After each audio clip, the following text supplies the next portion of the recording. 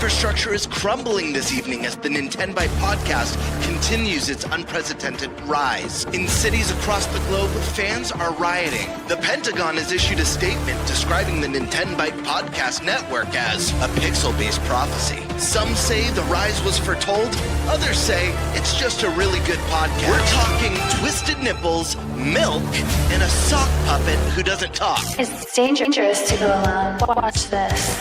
Welcome to the Nintenbyte Podcast, bitch. That's right, ladies and gentlemen, you're watching the greatest Nintendo podcast ever! Yeah! Is that a Joy-Con in your pants, or are you just happy to see us?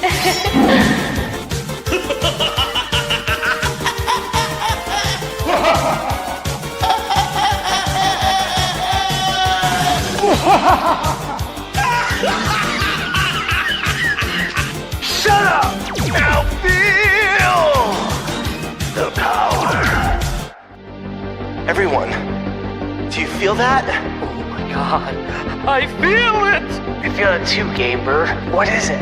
It's the power of our podcast. I feel it! This is rad, Nintenbyte. So rad. Power.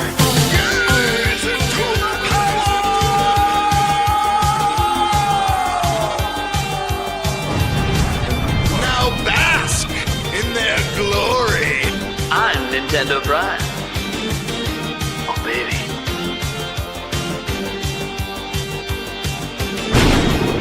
I'm ThunderStash.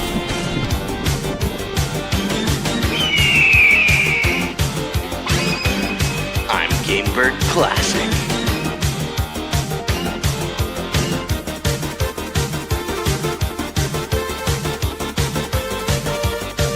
Nintenbyte rules. Let's rock. Hey everyone, welcome to the Nintenbyte Podcast. It is season 3, episode 56, and you just got the core 4 here, ready to maybe get our R-Wings ready to go. You know, there's 4 of us. Which characters are we in Star Fox, guys? Who's who? Who's the captain for starters? Who's Fox? I'm gonna have to be Fox. Yeah, I kind of figured. Stash was going to take Fox. It's fine. I was gonna put Prime as Fox since the Prime started Nintenbyte, and I was gonna put Stash as Peppy because he's kind of the old soul. He's been there. He's got the nostalgia. He's got the history. Nah, see, I'm more like Falco. See, Eric is Falco. 100% Falco. I don't trust Stash. I don't think he should be the leader. No. That's Falco. Falco's a dick. Eric's not, Yeah. so he can't. Yeah, Eric's be not a him. dick. Eric's like Well, Slippy. Eric's like well, literally. I use Slippy too. Yeah. Yep. It's the green shirt. No, I was gonna say Falco for Eric because Falco's like he's more of the man of a few words of the bunch, you know? Not in the new game. I guess so. I guess that's A true. lot more. Listen, guys, I should probably be Falco. I'm not a dick, but I am the Birdman. Yeah. Let's be real. Oh, There's geez. that. Yeah, Okay. that's true. Eric? That's true. You're Slippy. Okay. You've already So said that it. leaves me as the old man, the one that least acts like one. It's okay. I'm the old man. I'm Peppy. You know what? Maybe that's not the case. Maybe I supersede Star Fox and I'm his dad. I was gonna say, yeah, someone's got to be James, right? Maybe James McLeod. You know, the OG being replaced by the young gun. Maybe one of us is a Wolf O'Donnell. Ever thought about that? Maybe I'm Pigma Gengar. Maybe I'm just the Or wrong. maybe together. no. You know who Stash is? Stash is James McLeod with the aviators, Oh, like the the old aviators. school fair, yeah. badass. Yeah. Stash is James I'll McLeod. take that. I'll take that. Yeah. Cigar going in the ship. Like, what do you do? Smoke it, dude. There's Hey, nowhere yeah. for it to Jay- go. Hey, he- got the Yeah, there cigars you right go. here for the trip. There it is. Gotta get ready to celebrate. Oh, God, guys. All right. So we have a good show for you guys today with the Core 4. You guys know it's a lot of fun when it's just us. It doesn't happen often, but when it does, it's always a good time. We'll have guests back on next week. We got some good people coming on. We have actually a lot of really great people coming on through June. The rest of this month, Rogers Base and others. But this week, this podcast became much bigger very quickly. So we were already planning like weeks ago. We're gonna do a bingo, right? We're gonna do Summer Game Fest, Xbox Showcase, Switch 2 logo bingo. Basically, games not confirmed for Switch 2. We think will be shown at this event with a Switch 2 logo in the event, right? It's not revealed after the fact, like we got with all the Sony Showcase ones. So there's 5 games revealed for Switch 2 after the fact. So it was like just to make it fun, make it a challenge, right? We think this game's gonna show with the Switch 2 logo in these events. Then the Nintendo Directs rumors started coming around. First with Jeff Grubb a few weeks ago, being like, oh yeah, middle of June. All right, cool. Whatever. Right? Middle of June. Maybe the 18th. We'll worry about next week, maybe. Maybe next week we'll worry about predictions. Then Jeff Grubb starts to narrow it down. He starts to say, actually, I'm thinking it's like the 11th, 12th, or 13th. Okay. Maybe he's just guessing. Oh, then Attack the Backlog and Ash Weedle come out and both say they're hearing the 9th. Then Nate the Hate today drops a podcast with Modern Vintage Gamer. And on that podcast, he's like, there's a direct next week. And it's a general direct. Well, shit. So it's a general direct, which we didn't know for sure from anyone else. And it's happening on Tuesday. Now, Nate the Hate, to be fair, never said Tuesday. So if it's not on Tuesday and it's on Wednesday instead or something, just know Nate the Hate did not give a day. He gave a week. And Attack the Backlog doesn't feel very confident in his pick of the 9th. But I will say this. I have also heard it's a general direct happening on the 9th. If it doesn't happen on the 9th and it's on the 10th or the 11th instead, whatever. The whole point is there's a Nintendo Direct next week, a general Nintendo Direct. And that's really what matters. If it happens to be on a Thursday, all the more benefit for us, then you'll get a bonus episode. If it's on Tuesday, like the rumors I have right now, cool. We'll just do our normal episode on Wednesday, and that will be our reaction to the Direct. That said, because the Direct threw a wrench in, because we didn't know at the time that we were starting to plan this episode that there would be a Direct next week. Now we're like, well, we don't have time to do a Direct bingo if it's on Tuesday. Normally we do it the night before. So we're like, all right, well, then we got to do it this week. But we don't want to do 2 separate bingos because it's just too much to keep track of, and it just becomes a hassle. Too much bingo. And there could be crossover. Like things we're guessing for the Direct, like third-party wise, could actually end up in Summer Game Fest or the Xbox Showcase. So we're like, you know what? Why don't we just combine them all together for the first time in Nintenbyte history? 1 bingo card, 3 events, Switch 2 only, with the logos appearing during the shows. Which is really interesting because if you pick a third-party game, this is the fun thing about a third-party game. You pick a third-party game, you got 3 events that game could show up in for you to get it.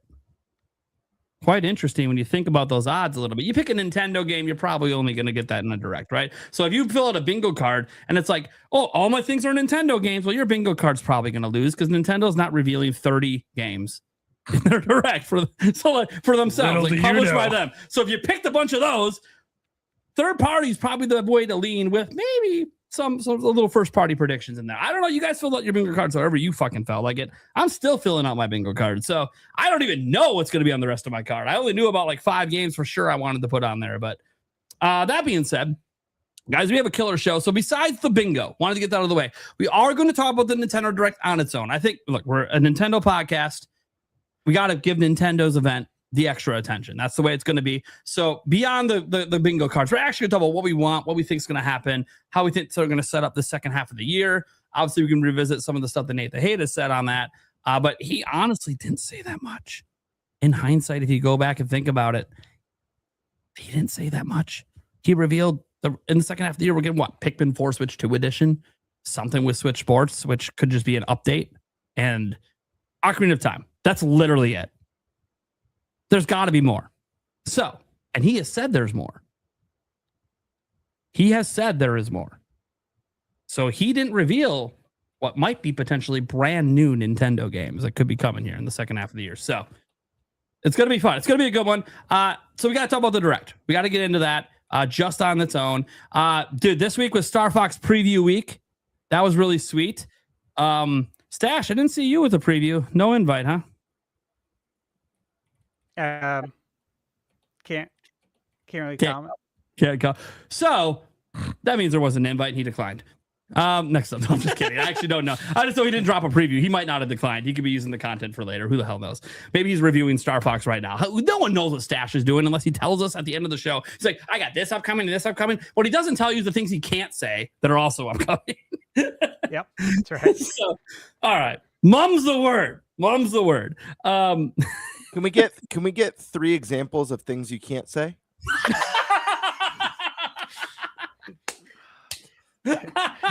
For the record. Definitely not.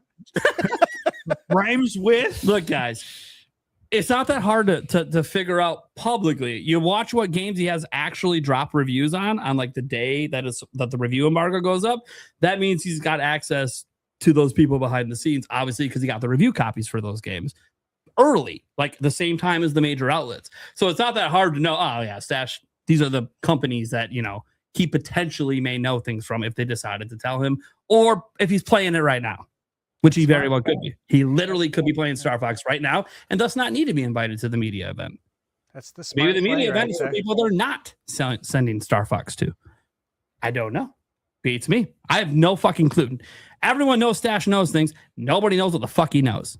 That's the way it goes. Remember last week? Wasn't it last week? Kiwi Talks tried to get you on that. I'm like, dude, he's a stone wall. You ain't getting shit from him. But nice try. Just because Kiwi Talks, you're willing to put stuff out there doesn't mean that he is. So, anyways, exactly right. So it'll be an interesting bingo card, interesting discussions. I've seen the speculation around what we want at directs and stuff like that. That's should I don't think he knows about what game Nintendo's releasing in January of 2027. I would be very shocked if you do that because nobody knows that.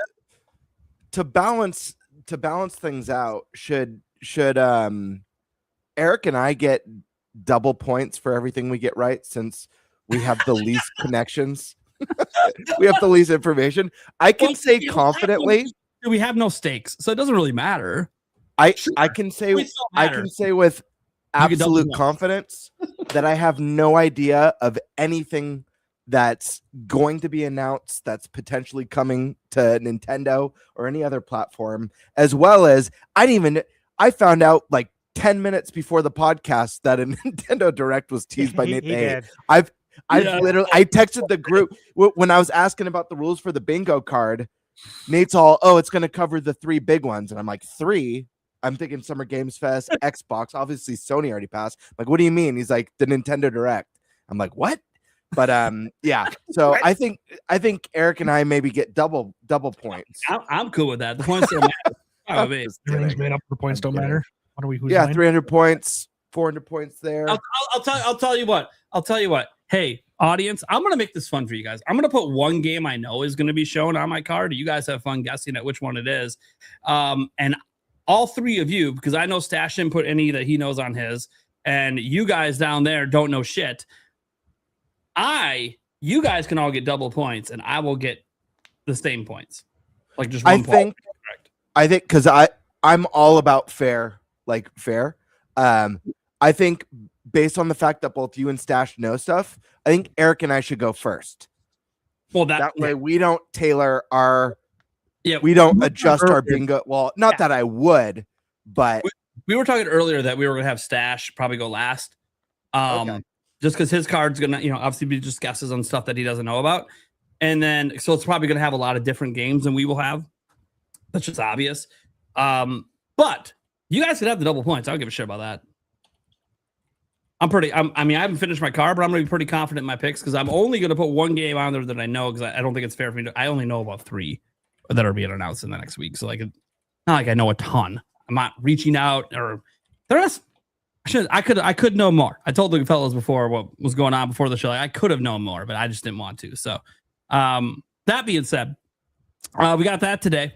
Bingo aside, we got to talk about the Direct. That aside, talking about Star Fox and all the previews. You got some new information from the previews, not unfortunately the overview trailer. The overview trailer was basically a complete repeat of the Direct. I don't know why they released it, but whatever. Then our other one is a dealer's choice at the moment, only because I ran out of time. Literally, I was still typing up topics, and it was like 5 minutes to showtime. So I probably could come up with one for that, but for now, we'll just leave it blank. It'll get filled as we go. One of us will come up with something. I'm not worried about it. That being said, we know for sure we're going to be saving the bingo for the end. So, who wants to go first, and what topic do you want? Here's GameBird. Here's Eric. Yeah, I'll take topic 2, Star Fox updates and thoughts. Sure, yeah. Start with Star Fox is good. Okay. Let's go to Eric. What one do you want? Direct guesses and predictions. Sure. That's a good second topic. Stash? What's left? It's dealer's choice and then the bingo. Bingo. Okay. Yeah, we know bingo's going last, so I'll be the third topic. I'll do dealer's choice. I'll figure out what the hell it is. All right. Well, then, fuck it. GameBird. What are we talking about? Right. Let me get the notes back up. All right. Star Fox. A lot of people got to play, guys. And we got some thoughts online. Let me look at the topic and read the notes we got here. So Nintendo, as Prime mentioned, dropped an overview trailer that's basically just an extended version of what we already saw in the Direct. There's about 15 seconds of new footage with some new dialogue, power-ups and multiplayer. And more importantly, as I mentioned, media got to go hands-on. I believe from what I heard, I did get to listen to a couple preview impressions. I believe people are saying they got to spend about 2 hours. Does that sound right? Weird. So some of them got 2 hours, some got 90 minutes, some got an hour. I think it just depended on, because these preview events were worldwide. So I think it just depended on like what country they did it okay. in. Dash and just overstay your welcome. I got to listen to 7 trips through all day. I got to watch and listen to a couple. I can't remember. I know one of them was Nintendo Life. I watched their thoughts on it. But from the notes we have on the topic, the general consensus was that the game is visually absolutely gorgeous. To the point, the media who hated the designs actually started to like them more and more as they played. The voice acting in the game is top notch and possibly the best voice acting we've ever had in a Nintendo game. I don't think that's a necessarily huge bar, but I do think that bodes really well. And honestly, I think was one of the highlights from the trailer. The voice acting did seem pretty primo from what we got in that little Star Fox Direct. Controls wise, it's very close to the original with refinements. I also recall them saying that, like, yeah, it just feels a lot more modern, feels familiar, but refined and more modern. The little brother mode isn't great, but playable. Second player uses mouse mode. First player flies. The in-game dialogue has been massively expanded and improved. Falco has a smidge more attitude added to his character. He literally doesn't trust Fox and tells the commander as such during a meeting, believing he is unfit. I love that so much. It's total making him Iceman, you know? Yeah. That's exactly what I was thinking about, dude. It's like Iceman with Maverick. Just thinks he's a total prick. You're just not even qualified. Like, oh, your dad was the king, Shabble. You're not. You're not your dad. Yeah, you just know they're gonna do the Top Gun thing where they become like best of friends by the end of the game. You know, probably super cool. Some reviewers found the multiplayer they got to play 4v4 mode. And that akin to capture the flag, and some absolutely loved it. Some didn't like it. It's weird. People who loved the single player seemingly didn't like the multiplayer, but those that didn't like the single player loved the multiplayer. Weird dynamic. So again, I team in the previews is so weird. I only got to, like I said, I only got to hear a couple impression videos on this. The Nintendo Life, I think it was Alec on there talking about how he didn't have very high expectations for the multiplayer, and he came away loving it, it seemed like, with his only concern being longevity. Other than that, obviously, it's wildly better than what we got on Star Fox 64. You know, I think that's a given considering the massive time leap, you know, since we last got to go multiplayer in the Star Fox 64 game. And that seemed to really exceed his expectations. I know for me personally, I'm really excited. I know this one's a little bit more divisive a lot of people don't really care about it, but that avatar mode where the players get to actually use the camera to be the crew, fully animated, the Star Fox crew or Wolf's crew, I think is really cool. But more importantly right now, guys, what are your thoughts and feelings on these Star Fox impressions? Or if you're in this podcast and you got to play Star Fox and you want to share your thoughts on what you got to play, feel free to share now. Let's start with a man who rarely starts us off, ThunderStash Gaming. Can we get some thunder in there, Primal? Oh, yeah. You know what? Yeah, we didn't get proper introductions tonight, so. Mm.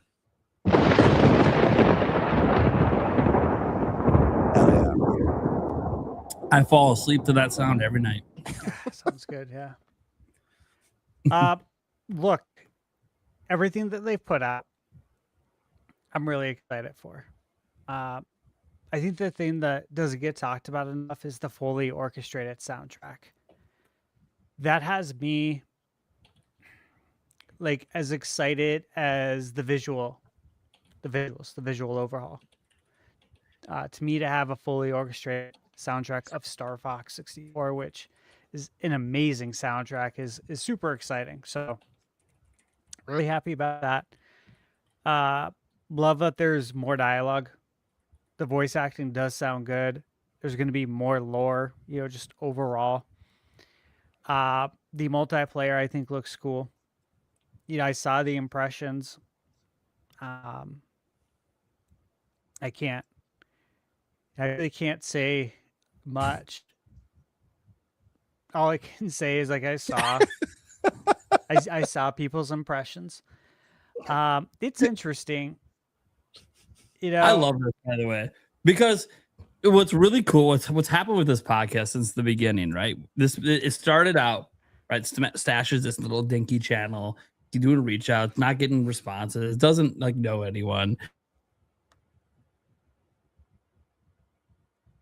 The anticipation is a little killing momentum. You, Prime. He starts to get all these connections. Next thing you know, the first of yeah, sorry, but the internet must have went out. Are we good? Are we good? Are we back? Yeah, we're good. Okay, yeah. I just thought refresh on my end. I'm like, oh my god, my internet's giving me problems. Of course. Anyways, so what happened is this podcast started out. Stash was had like hardly any followers, like 200 or 300 or whatever his subscribers were. I can't remember the exact count. He might not remember because he doesn't even pay attention. Actually, I do remember. It was 589. 589, yeah. So again, under 1,000 subs. Nobody really knows who this guy is. Companies really aren't responding that much to him because again, he's this little tiny guy, and why would they? He's got 500 something subscribers and like 50 views a video. Like, what are you gonna do? Like, it's not really worth responding to from a business perspective, right? He comes on the show. The show does help give him a little momentum, gives him a little bit of subscriber growth. People are loving what he's saying on the show. They're getting to know him more. They're loving the way his attitude. I know my community definitely did. I know a ton of you guys watching on my channel are subscribed to ThunderStash Gaming, and it's because of this podcast. So I'm really happy about that. It really gave him a push. He kept to the grindstone because it don't matter if you get a push. You got to have the grindstone going. You got to have the work ethic. You can get the door open, but you got to put the work to slam that thing open and make sure it never shuts again. And that's what Stash did. He took advantage of the little momentum he got from the show and took off. And next thing you know, we're at an event last year. I used to do private events with Nintendo. They don't invite me. They invite him. And that's how I end up getting in, is because of him instead of me, which is the first time, and I never thought that would happen in the history of this channel when he joined, that it would be him that gets us into the back-end Nintendo event and not me. It is what it is, though, because that's what happened. I'm on a review channel. So I'm not trying to reach out and get reviews and get chummy with all these developers. I just meet them at events, and some of them hit it off with me, and we end up talking later away from the event. That's usually how I find out anything. But I'm not a game reviewer, right? So I'm not doing the reach outs like Stash has to do all the time. I'm not keeping the constant contact with my Nintendo rep. I'm not constantly doing that like Stash is. And now, obviously, Stash has blown the door open, 200,000 plus subscribers, and probably the first of us to a mill, which is awesome. Really happy for him. Great success as a reviewer. And the funny thing is, some of his most successful reviews aren't even from these big boys. It's from some of those indie games. His most successful video of all time is an indie game. It's crazy. That's so cool. And the thing is, you never know which indie game's going to blow up for him. It just happens randomly. It's just sporadically. Why did this one blow up? I gave this one my Thunder, whatever thing, and I didn't give this one that, but that's the one that blew up. All right, cool, whatever. Some of them are more obvious. Stash I've noticed that some of your connections to more 80s and 90s IP retro stuff tends to perform pretty well on your channel. Like the He-Man game example, your preview. Like, yeah, did really. I'm like, oh, yeah, it's almost like you have an audience of people just like you. Right. So it's like, oh man, you really like that? Oh man, they know who He-Man is, Master of the Universe. They're gonna want to see that because they didn't get to go and play it. Anyways, so it's funny because we fast forward a couple years on the show to today. And this is no jealousy on my part. This is just Stash is now the most connected man on the show, can speculate the least on anything because he knows way too much. He's basically our Littlefinger or our Master of Whispers. Yeah, basically. You know, Basically.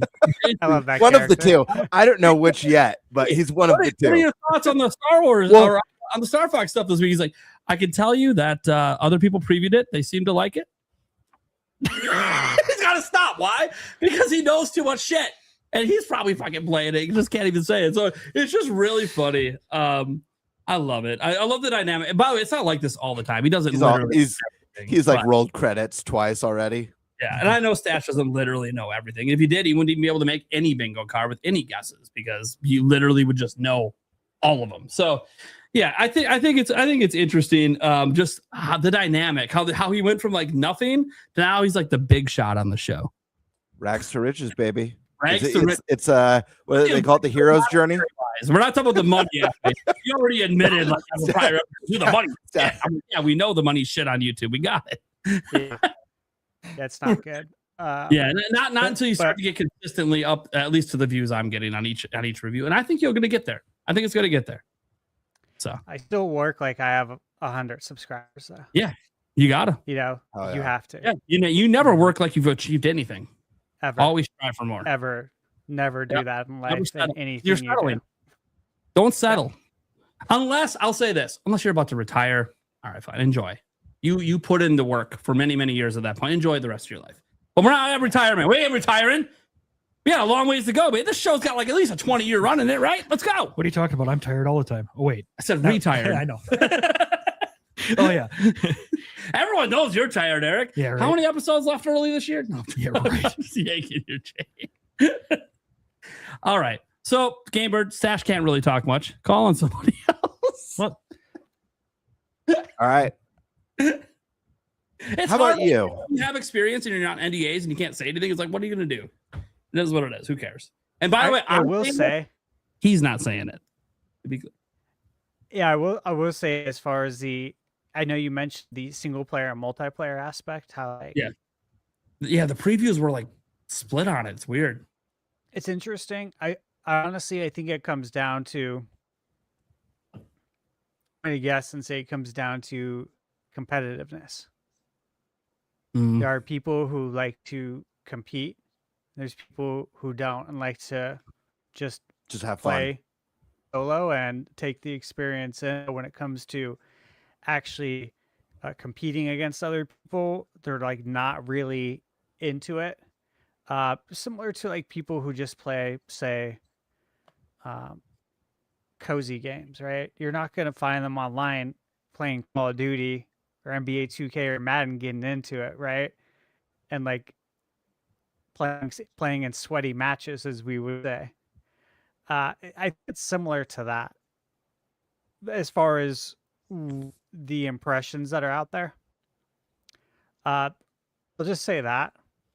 So if you don't fall into that category, if you like to compete and you like also to experience games, you know, like I like to do both. Love to do both. So if you're like that, then I think you have your answer. I've got a question that for you, Stash, and we could ask this to everyone because I think this, I don't know. I think the potential with this refresh for Star Fox is really wonderful for the character and for this IP coming off the heels of the Mario Galaxy movie as well. Do you think this will be the best-selling Star Fox to date?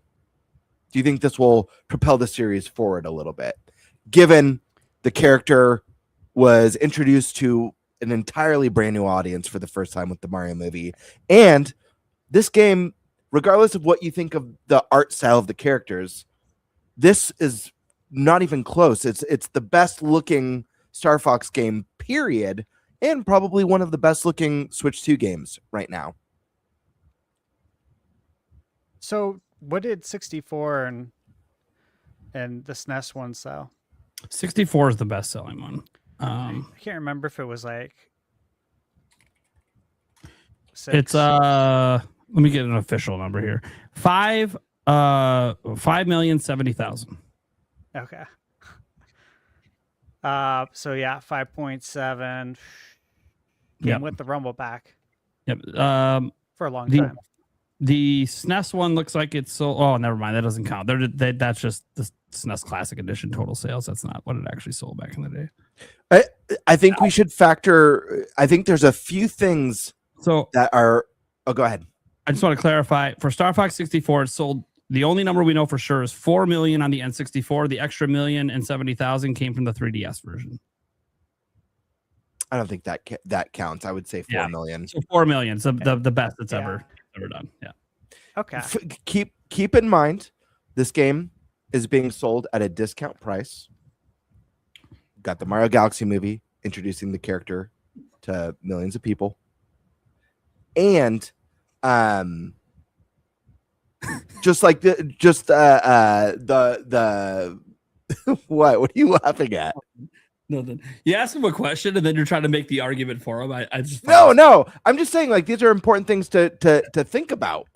Well, I think we already thought about that, so I would assume. Okay, fair enough. Stash, take it away.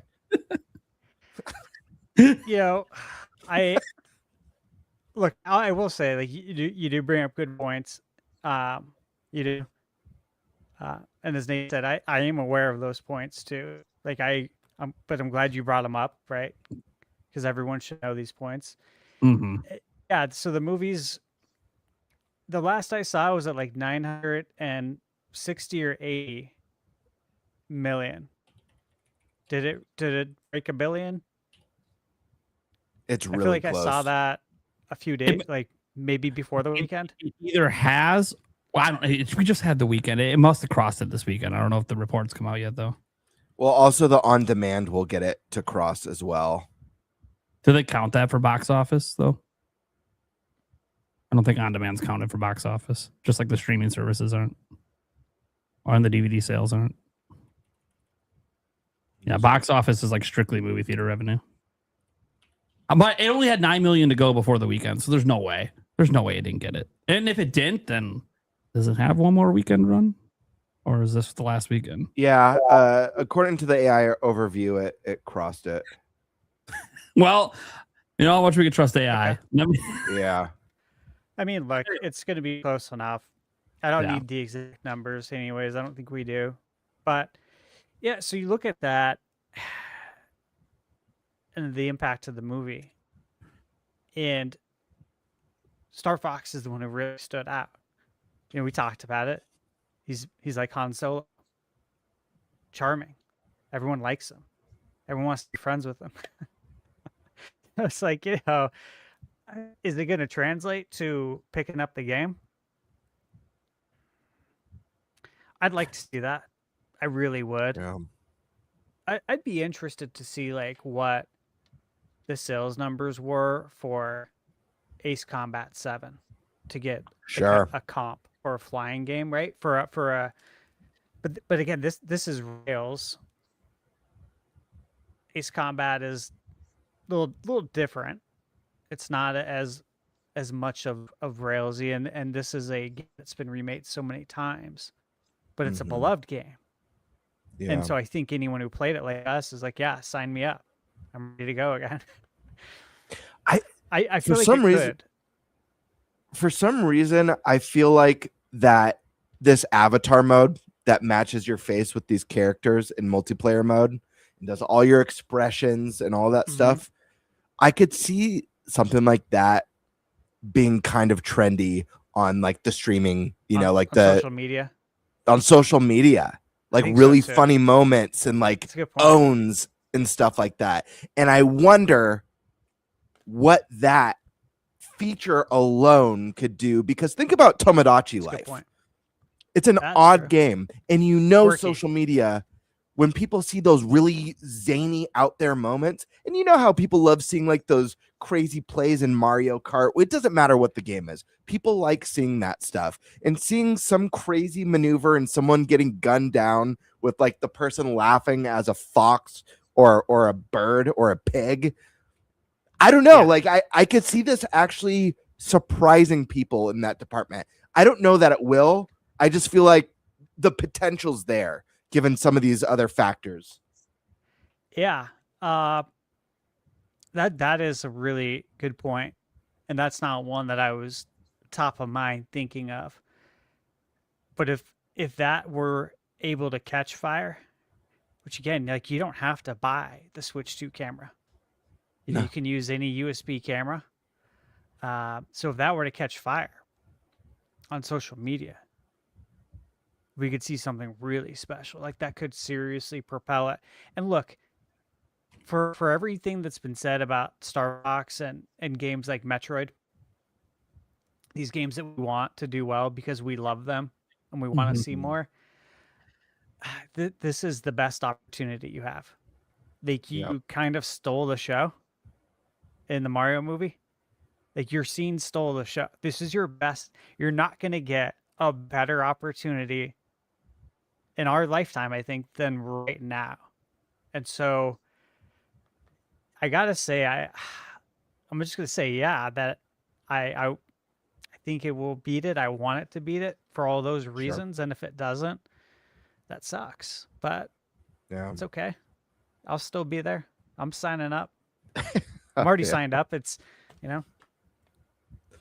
so It's downloaded on his system. I'm just kidding. Hold your screen up for I just mean I have the physical No. pre-order, because even if I get games, hypothetically, yeah. Nintendo To be games, clear, I'm I picking read up the Nintendo physical. send me codes early too, but I don't get invited to the preview events. That's like the big thing. It just doesn't happen anymore. I don't know why. Well, But for everyone in the audience, if you weren't already aware, first off, you should support this game. And if you're planning on and you want physical, there are pre-orders that are selling at the digital price physically. You actually save $10.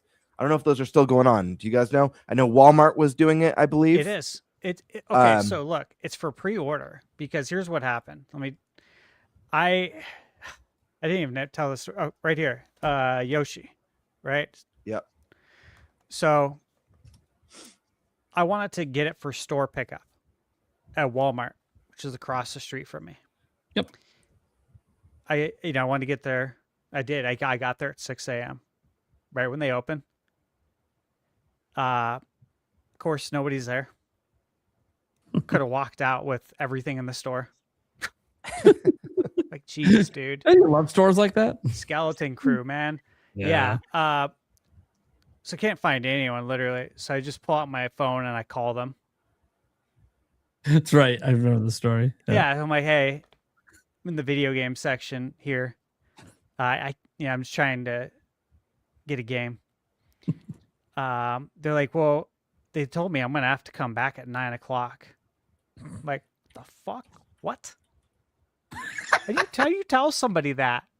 Fucking Walmart. Like, yeah, the person who runs the video game section isn't coming in till 9 today. I'm like, That makes any manager has a key to open it. What the fuck are we doing? right. And so I had my gym bag with me.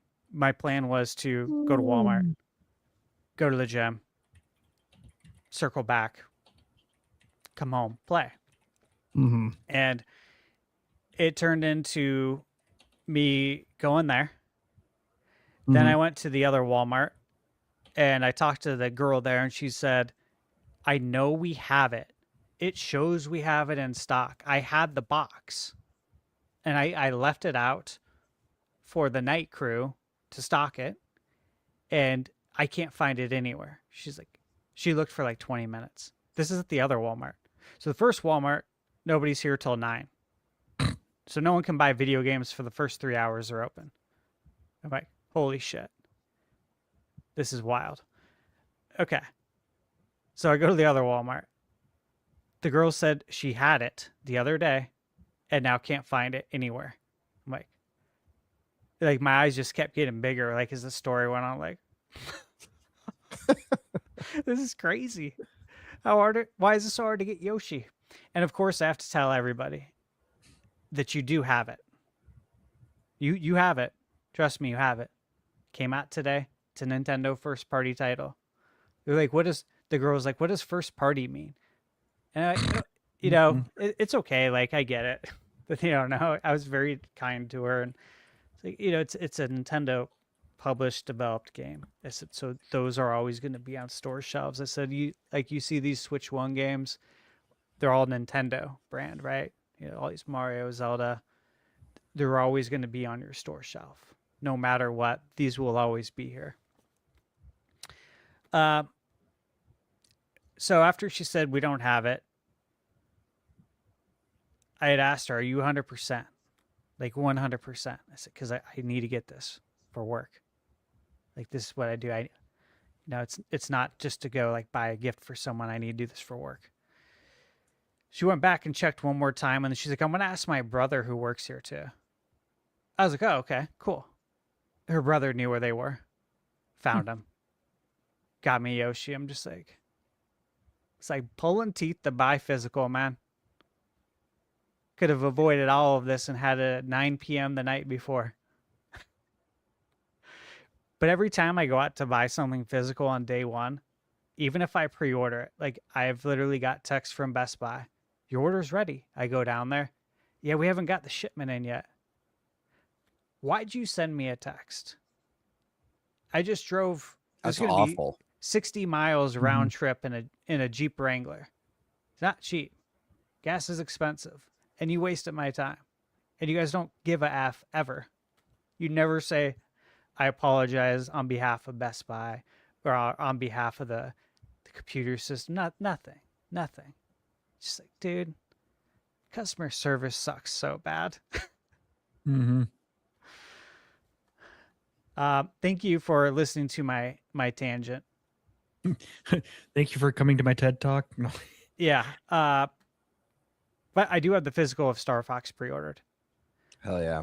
And point is about the price is it was $10 more because it wasn't pre-ordered. So it's only for pre-order. And when you pre-order, you can't pick it up. You can't select store pickup for pre-order. So I pre-ordered at Amazon and it says it's eligible now. My area is now eligible for day one. Launch day shipping, it said. Which is new. Because, I'm out in the mountains. I'm like, holy shit. Moving on up in the world. Hell yeah. I was pretty happy. But yeah, guys, support this game. This is a very special treat, and it's obviously a series that we all want to see thrive and grow with Nintendo, alongside the Marios and the Zeldas and the Pokemans, and save some money if you guys can, because that's a great deal. Or if you're going to do digital, support it digitally. That's awesome too. Eric, Star Fox thoughts. We went over some of the impressions. Obviously, we had the direct. What are your thoughts on this one? What do you think of what people are saying? Are you excited about this? Have you played Star Fox? I don't recall if you've played Star Fox 64, or is this one you're going to be playing? Yeah, no, I've played a little bit of it. Mainly, yeah. So, but no, honestly, I haven't really seen much for anybody's reaction for it. But I know, surprised as hell by the direct. I did kind of I watched most of the direct, if not all of it. I can't remember. I was at work in the very end of the day. But honestly, I thought it was a brand new game. So that's how much I missed of, it being a remake, but it looks phenomenal. Yeah. I do like the graphics updates, the stuff that they do. I do like the looks of the characters, things that they've improved, things like that. So yeah, I mean, it looks like it's going to be very, very good. Hell yeah. Yep. I guess Prime's away, so I'll jump into my thoughts until he gets back. But I'm with both of you guys. I think this game looks fantastic. I was unbelievably hyped when I saw that that announcement of the Star Fox Direct. Like you guys, I think the visuals are just stunning. Some of the best water graphics I've seen in a while. So I can't wait to be gliding over the ocean in that initial stage. I think the thing that has me the most hyped for this, and you touched on this, Stash, is the added lore, the story dynamics, seeing the crew hanging out and talking about the missions and talking about each other's pasts and all of that good stuff. These are such fun characters, and to see them build a more substantial history and lore and world around them, I think is extremely exciting. I want to know more about this Falco not trusting Fox. I want to know more about why Fox hired a freaking toad to be his engineer, you know? Right. And how If we how get the Peppy answer on that, that'll be cool. I know.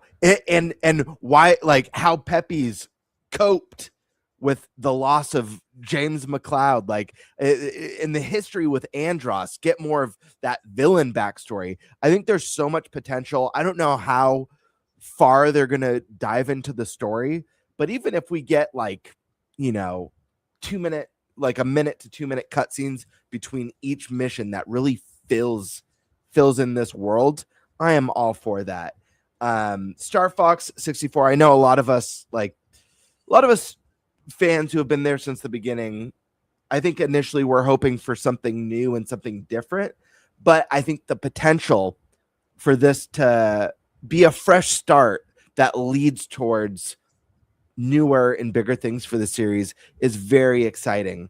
And Star Fox, to me, despite it being a very short and arcadey game, I do think it's one of the best Nintendo 64 titles. I think it's a flawless game with unbelievable characters. I love all the secrets and branching paths, multiple endings, and incredible music that we're going to hear that's being redone in the modern age. There's just so much to be excited about. Guys, if anyone in the audience who's never played Star Fox, I hope this one's on your radar, not just because I'm a Star Fox fan, not just because I want more, but I feel like this is one that Nintendo fans should just experience in general. It's a very important piece of Nintendo history being brought back in a way that we've never seen before. So I'm unbelievably excited hearing these impressions and hearing people really stoked on a game that, because it's a shorter experience, because it's more of an arcadey game, which, you know, I think even you, Stash, mentioned before Star Fox was revealed the difficulties of bringing back like classic Star Fox, just because that style of game isn't as popular in the modern age anymore.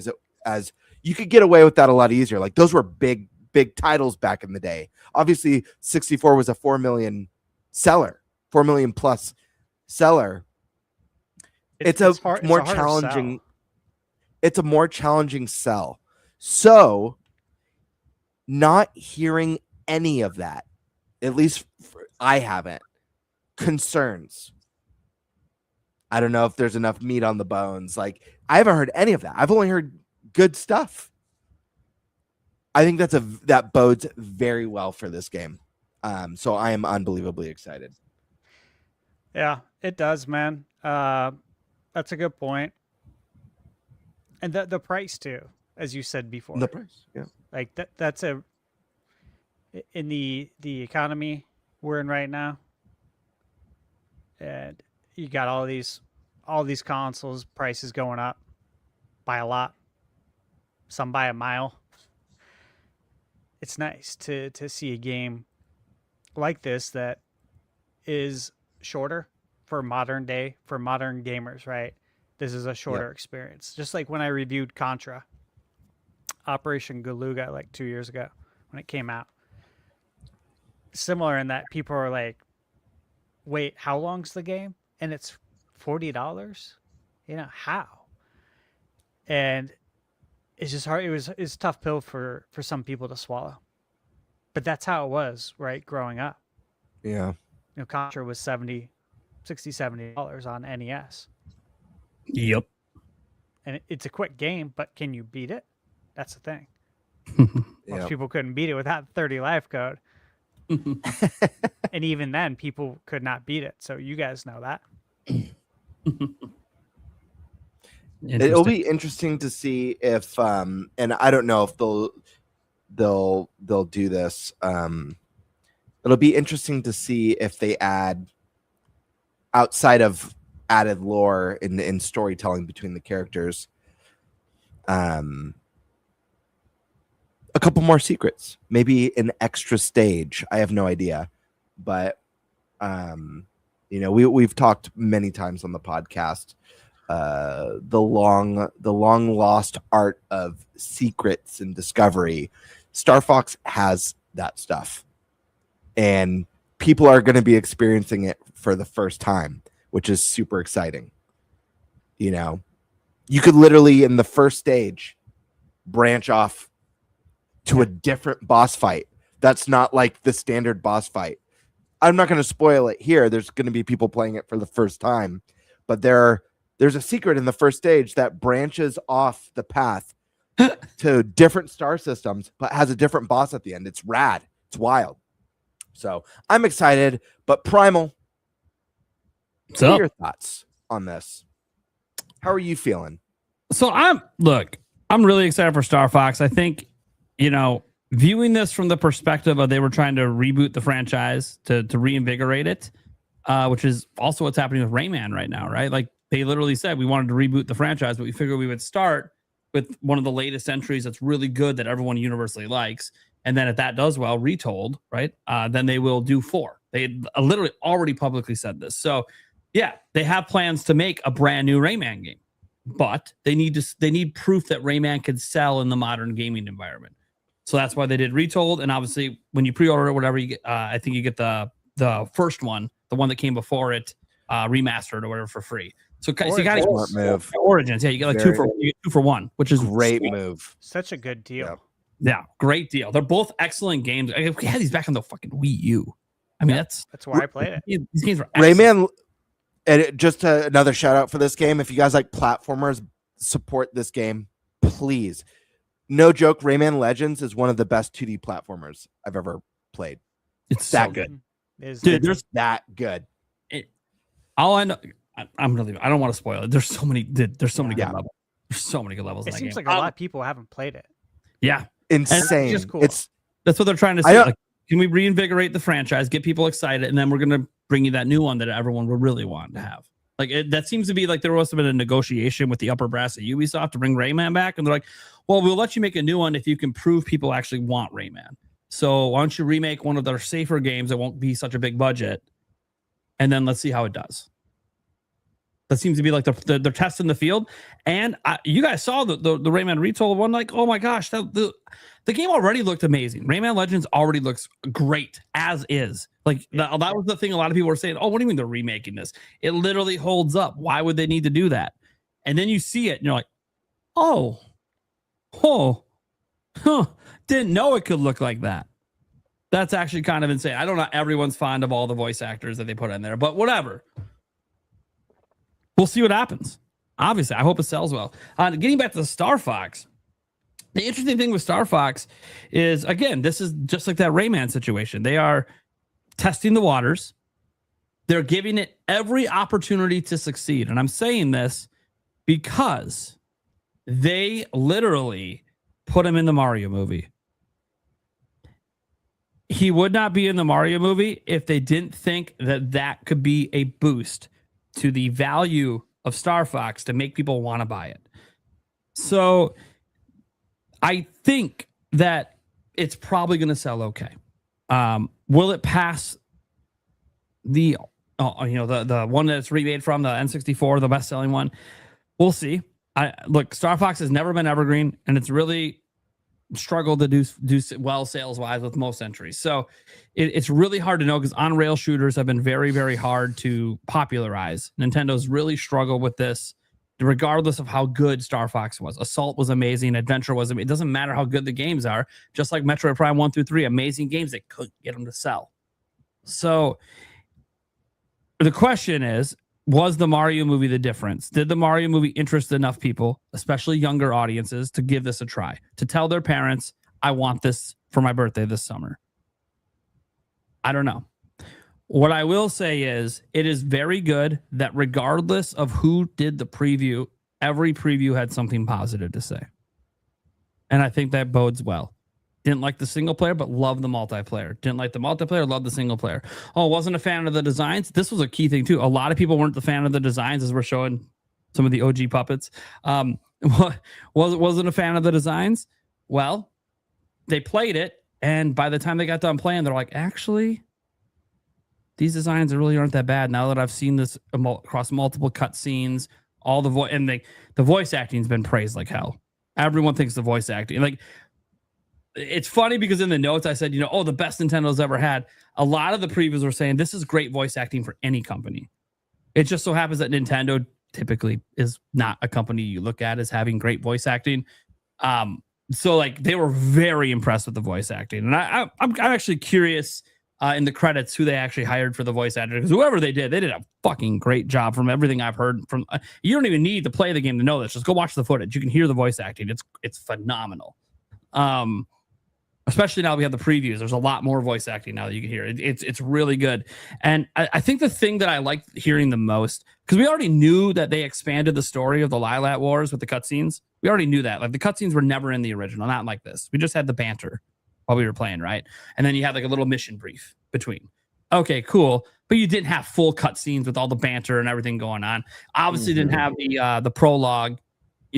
That's a whole new edition. We hear about what happens to Fox's dad, but we don't get to experience it and play it. Apparently, we're going to get to do that. They didn't get to do that in these previews, but that is, I guess someone asked one of the reps, and yeah, you are going to get to play the prologue. So it's like, yeah, that makes sense. Obviously, why include it if you don't get to play it? It's not just a cutscene.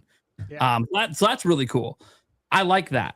But I think the interesting part here is they expanded the dialogue significantly during gameplay. All the banter between the characters during gameplay has been massively expanded.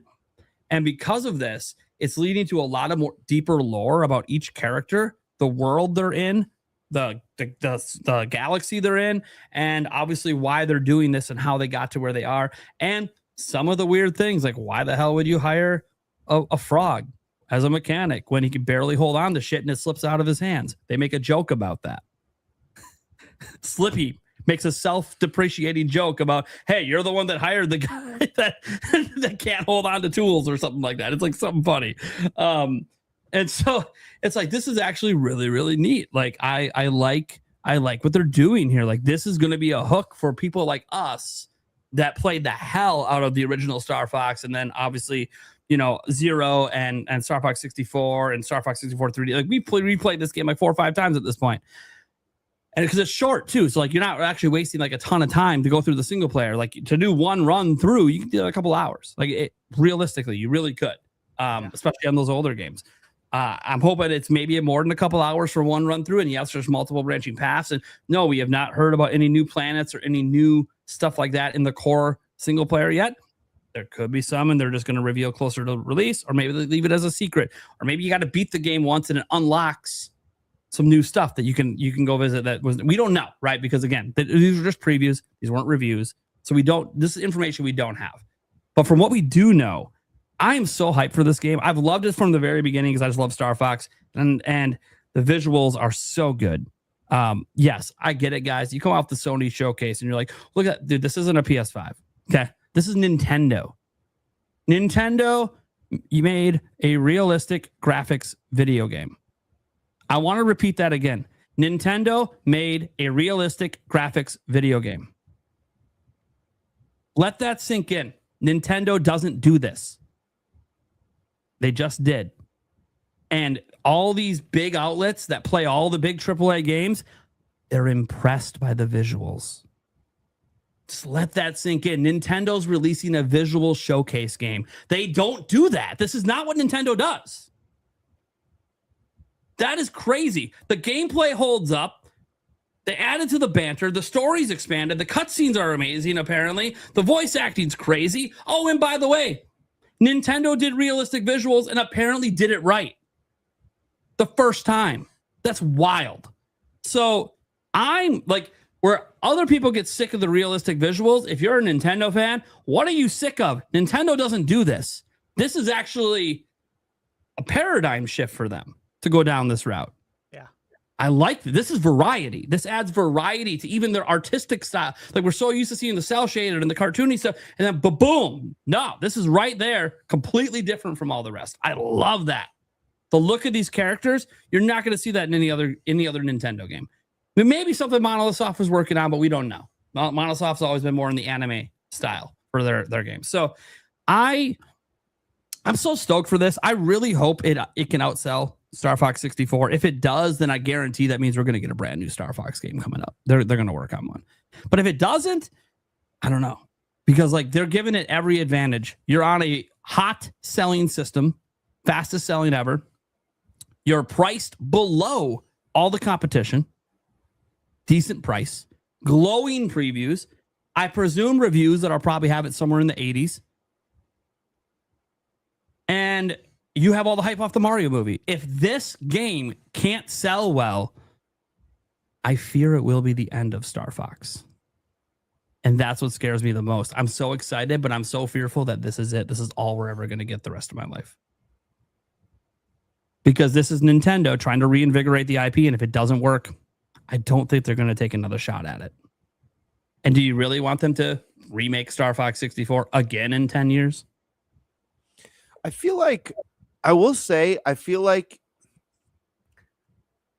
this game probably won't need to sell 4 million copies to turn a profit, just because of like the scope. You know? I don't think you need to turn a profit. I think it's more so to prove to Nintendo that there's an audience.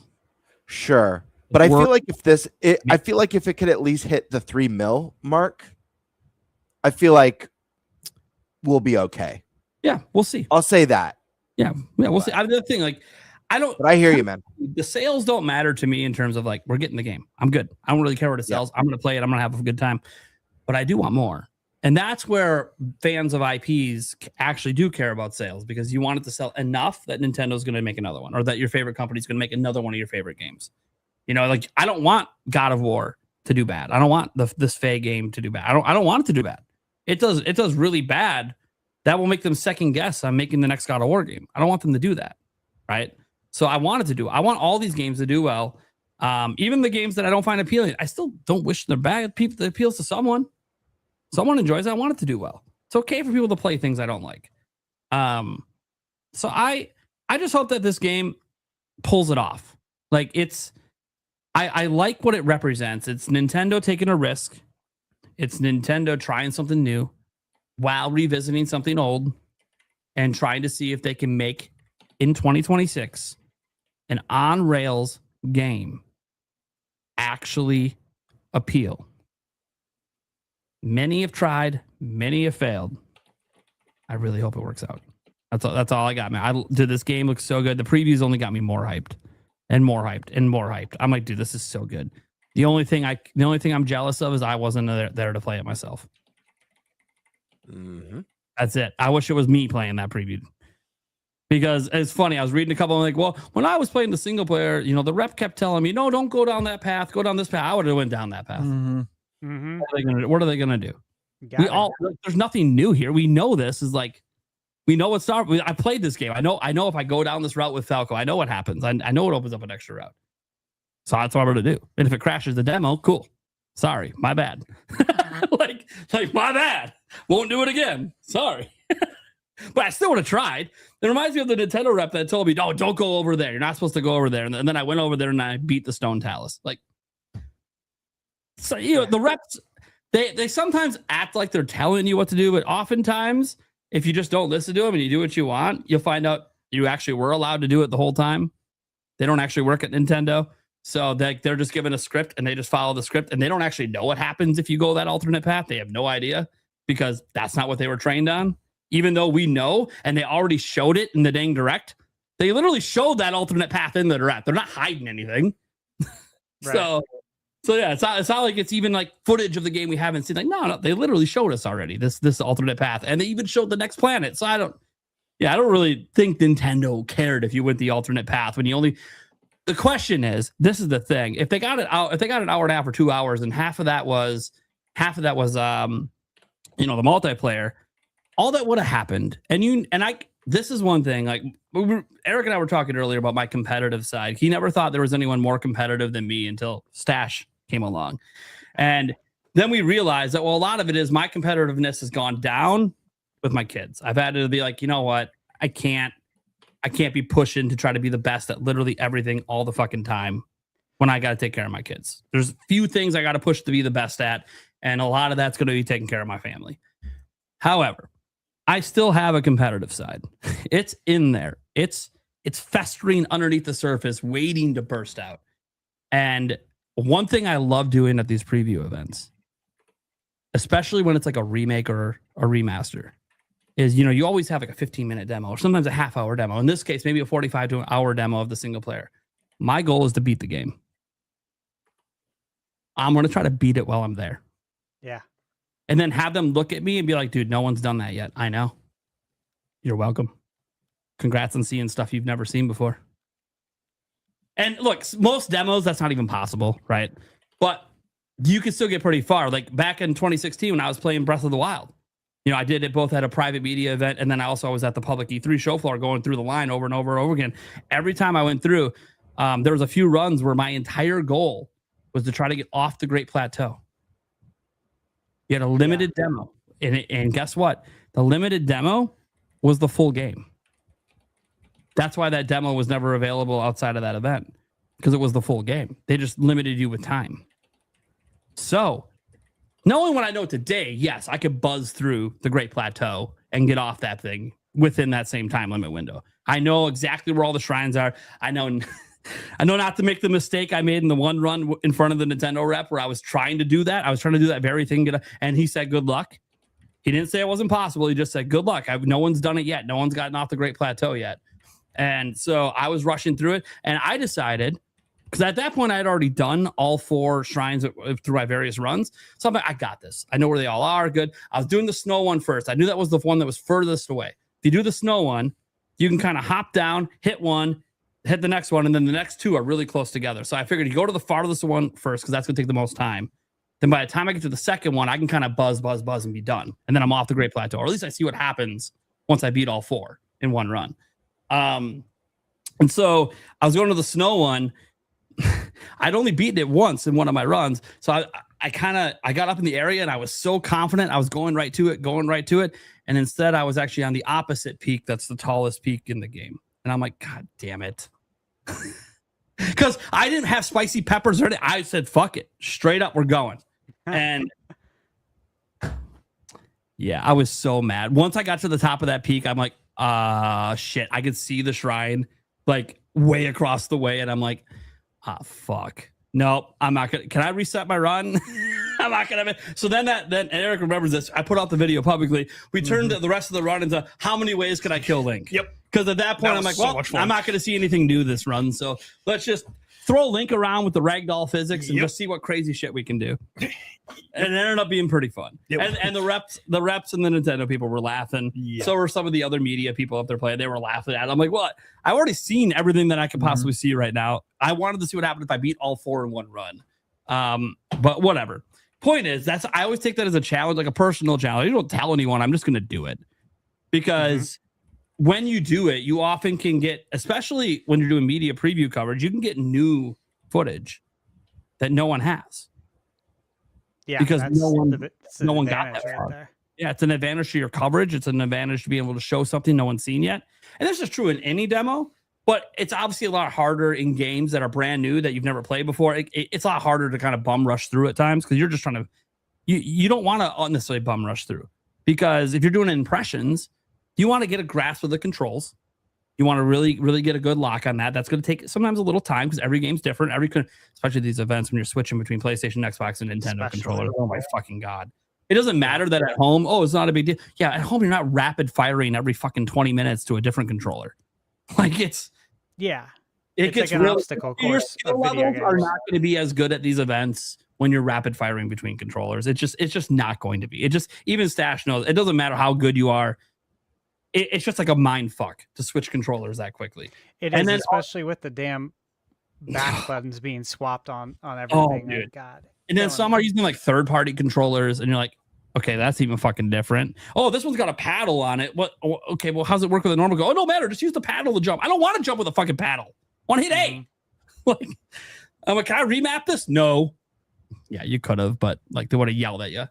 So I'm just like, it's not a great event to do. It's already what I'm saying is when you're doing coverage, it's already a really hard situation to try to present the best gameplay that you can. But what I find really fun about it though is that aspect of trying to get as far as I can into the game. And that's why I wish I would have went to the Star Fox event, because I'm not so sure based on, and I read like 24 previews. It didn't seem like anyone really tried to push. And I'm not surprised. That's usually not what media does. I would have wrapped my mind around the controls for a second on Corneria. And then boom, I would have just been, from there, we're flying. We're pushing. I'm not trying to get all the collectibles. No. I'm trying to get to the fucking end of the game. Because I know Star Fox 64, I can get to the end of the game in under an hour. I can do it. I've done it many times. I've literally completed all 3 runs in like less than 2 hours to get all the endings and all the planets. So yeah, so I know it's doable unless there's new content, which also would be fun to run into. Yeah. That would be fun to run into some new content. You don't know because again, so yeah, that's why I get sad sometimes when I don't get invited to all the events, just because I know I know the coverage I'm going to provide, and it's going to be different than most people's coverage. And I'm not going to reveal things I'm not supposed to reveal. There's NDAs sometimes. Like even when you go behind the scenes, like when we were behind the scenes with Nintendo at PAX West, there's NDAs. Certain things we can't talk about. Some things we can talk about on certain days. Certain things we can't record. And I'm always respectful of all that stuff because I just feel fortunate to have the access. Mm-hmm. And if I think the game sucks, I'm going to tell you it sucks. It just so happened that I don't think there was a single bad game. I mean, the worst game they had, I guess, behind closed doors was Borderlands 4, but they also had a public floor demo for that too. So yeah. And even then, it's not like, I'll say this. If all you ever played was a demo of Borderlands 4, you don't actually realize the game isn't good. It's the full release that wasn't good. So I don't know. Star Fox, I'm excited. Big game coming this month. I literally can't believe I'm living in a reality where Star Fox is back. Never thought I'd see the day. That's my thoughts. Anyone else gotta go? I had to step away from one of my kids' events. I don't know if everyone went. So that's it. That's all of us. That's the topic. Awesome. All right. Well, then we get to move on to the next topic. What are we talking about? I believe it's Eric. Yeah.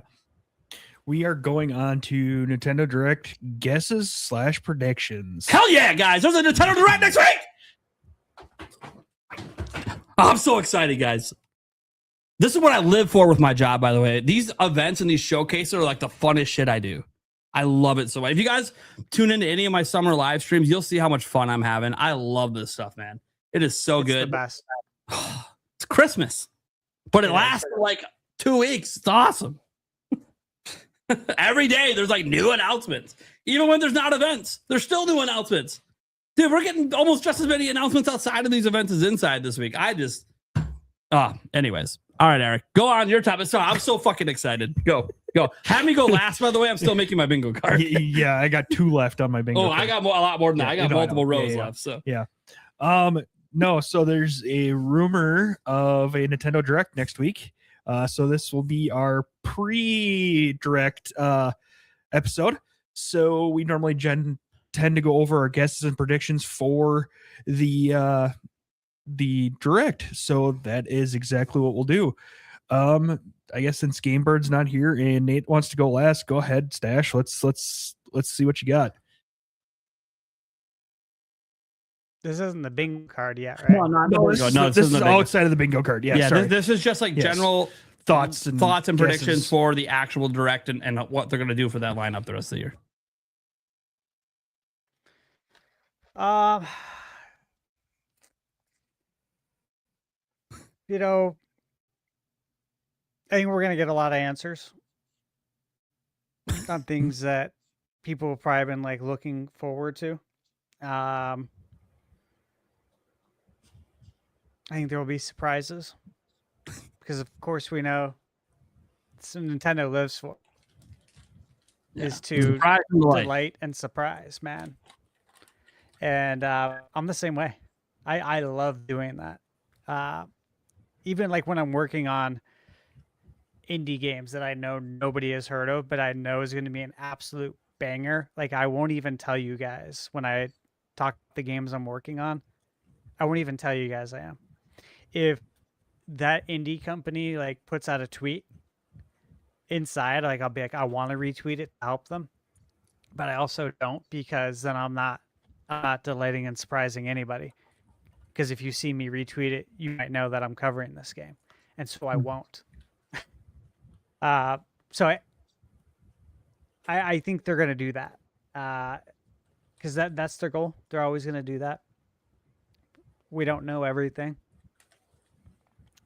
Far from it. And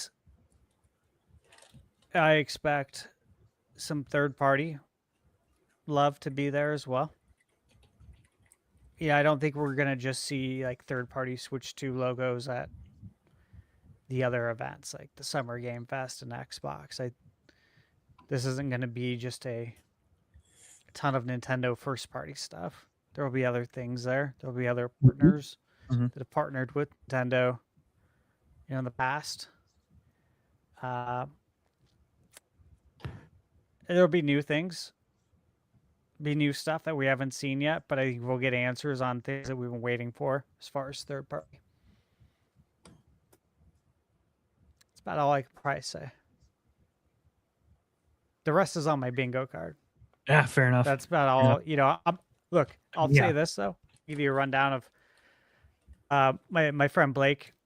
He's in chat. He's been watching the podcast for a long time. He'd asked me, he said, are you going to live stream it? Like, are you going to join Prime for the live stream? And I had said, we fly out. So we're flying home from LA at 10:30. Yeah. For some reason, historically, when we take that last flight, something always happens. Like, there's always some sort of delay. So hopefully that doesn't happen. But by the time I get home, we fly, get to Phoenix, drive home. We're going to be in bed by like 1, I'm guessing. It's going to be late. And direct would be at 6. 6 a.m. So he kind of assumed that, okay, so yeah, you're not going to do it. You're probably not going to live stream, like join Nate. I'm like, but despite not getting any sleep, I'm totally going to do that. Of course I want to live stream with you because this is like Christmas for us. Like I'm already going to have a hard time getting to sleep that night, knowing what's ahead. So I'm super excited for it. I won't get much sleep, and that's okay. And I'll have a lot to do because I'll be just getting back, and I'll have all my hands-on impressions to work on. I've signed a lot of NDAs. Some of those, are up like the following week. So obviously not this week, but between like the 10th and 15th, you can pay. Some don't have NDAs. So something I'll be able to talk about and be able to make videos on. No, I won't. And the point is, I'm going to have a lot to do. A ton to do. But this is always going to take precedence. The Nintendo Directs. Like, despite all the stuff that I have going on, I'm so excited for the Direct. Because there's a lot of stuff coming. There's a lot of things to be excited about. You know, this is the 1 year too. You know, Switch 2 came out June 5th. So this will be the first year. We're going into the first full holiday season. There's a lot of great anniversaries. There's a lot of exciting stuff. So that's where I'm at. I'm hyped, dude. Heck yeah. Mm-hmm. Yeah. I did. Sorry. I have one question, Stash. And I doubt you actually have inside information on this, so this might be something you can speculate on a bit. Do you think they're going to do Zelda's 40th anniversary in it?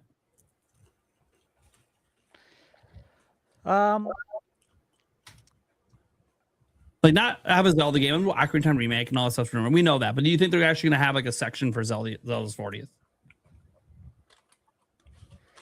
Yeah, the movie's coming out April.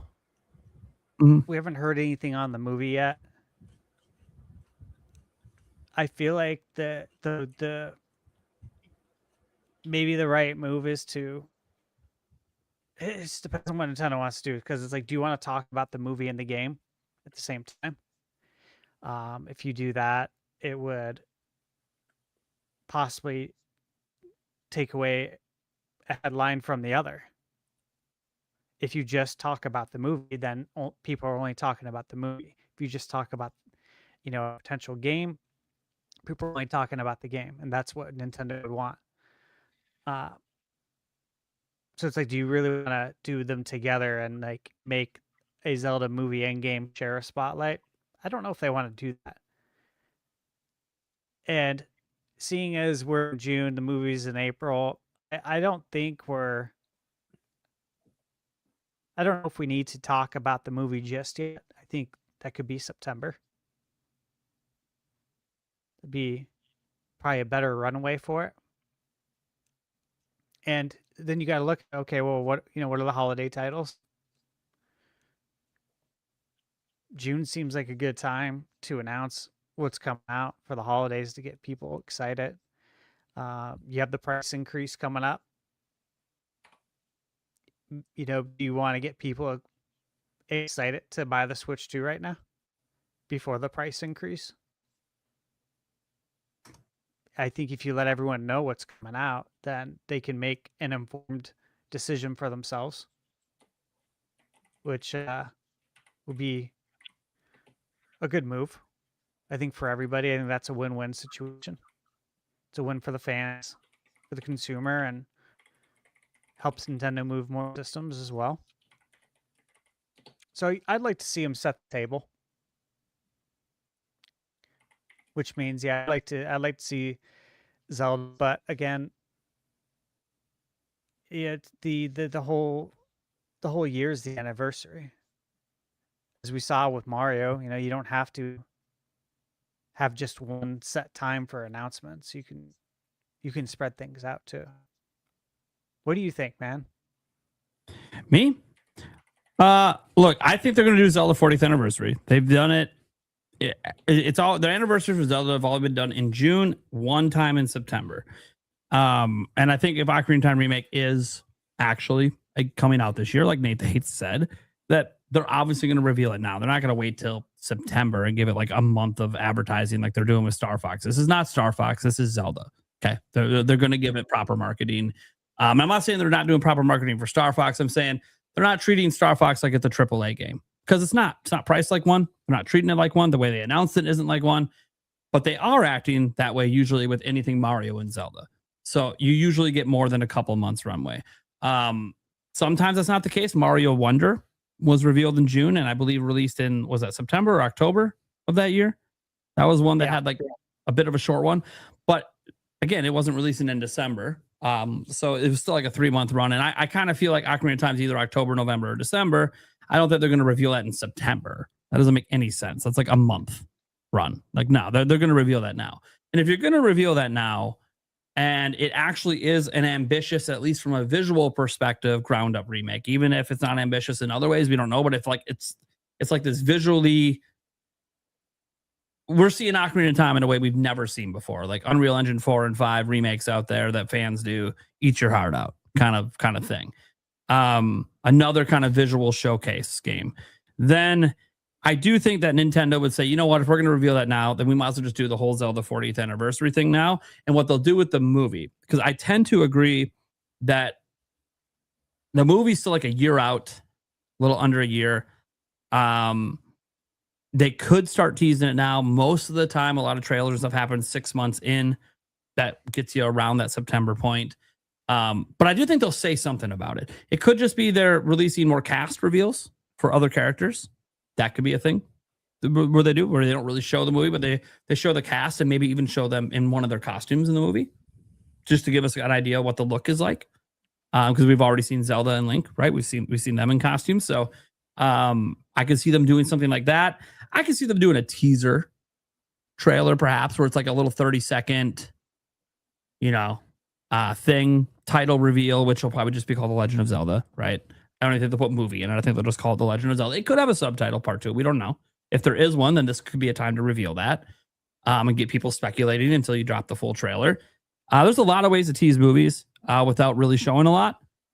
People do it all the time. The movie industry does it all the time. I do think a teaser could be there of some sort, but not a full trailer reveal. I think that would be later for September, or a potential dedicated only Zelda movie direct like they do for Mario.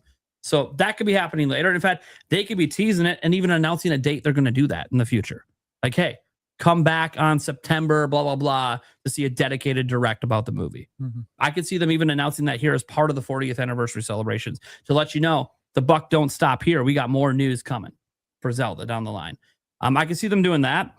One thing I could see them do, and I've been going back and forth on this for a while.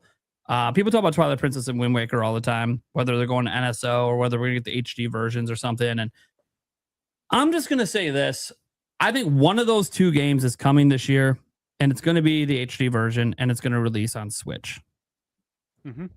It could have a Switch 2 upgrade pack for free, maybe, but I think their primary focus is we're just doing 1080p and we're putting it on Switch. Why? Because Switch is still their biggest platform, and Ocarina of Time Remake's not coming to it. Mm-hmm.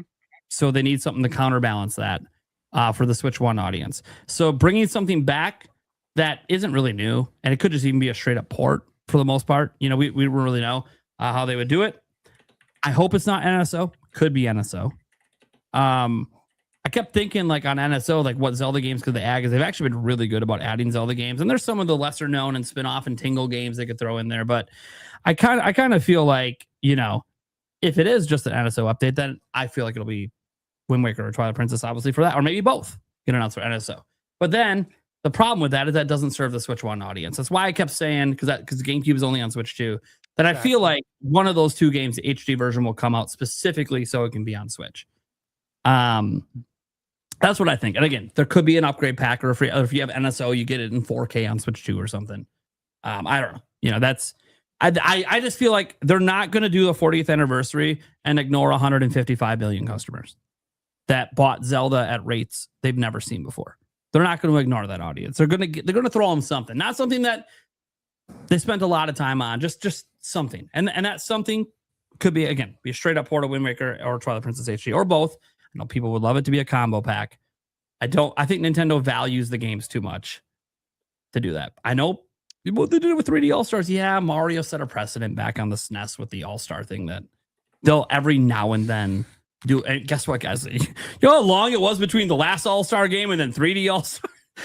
We got to stop acting like they just do this all the time. Nintendo doesn't do that all. They don't package their games together like that for, $60, $70 all the time. It's not common for them. I would like to see them do like $70 for both. That'd be sick. 35 a pop. I can get behind that. That said, I think there might be other surprises in a Zelda 40th being shown.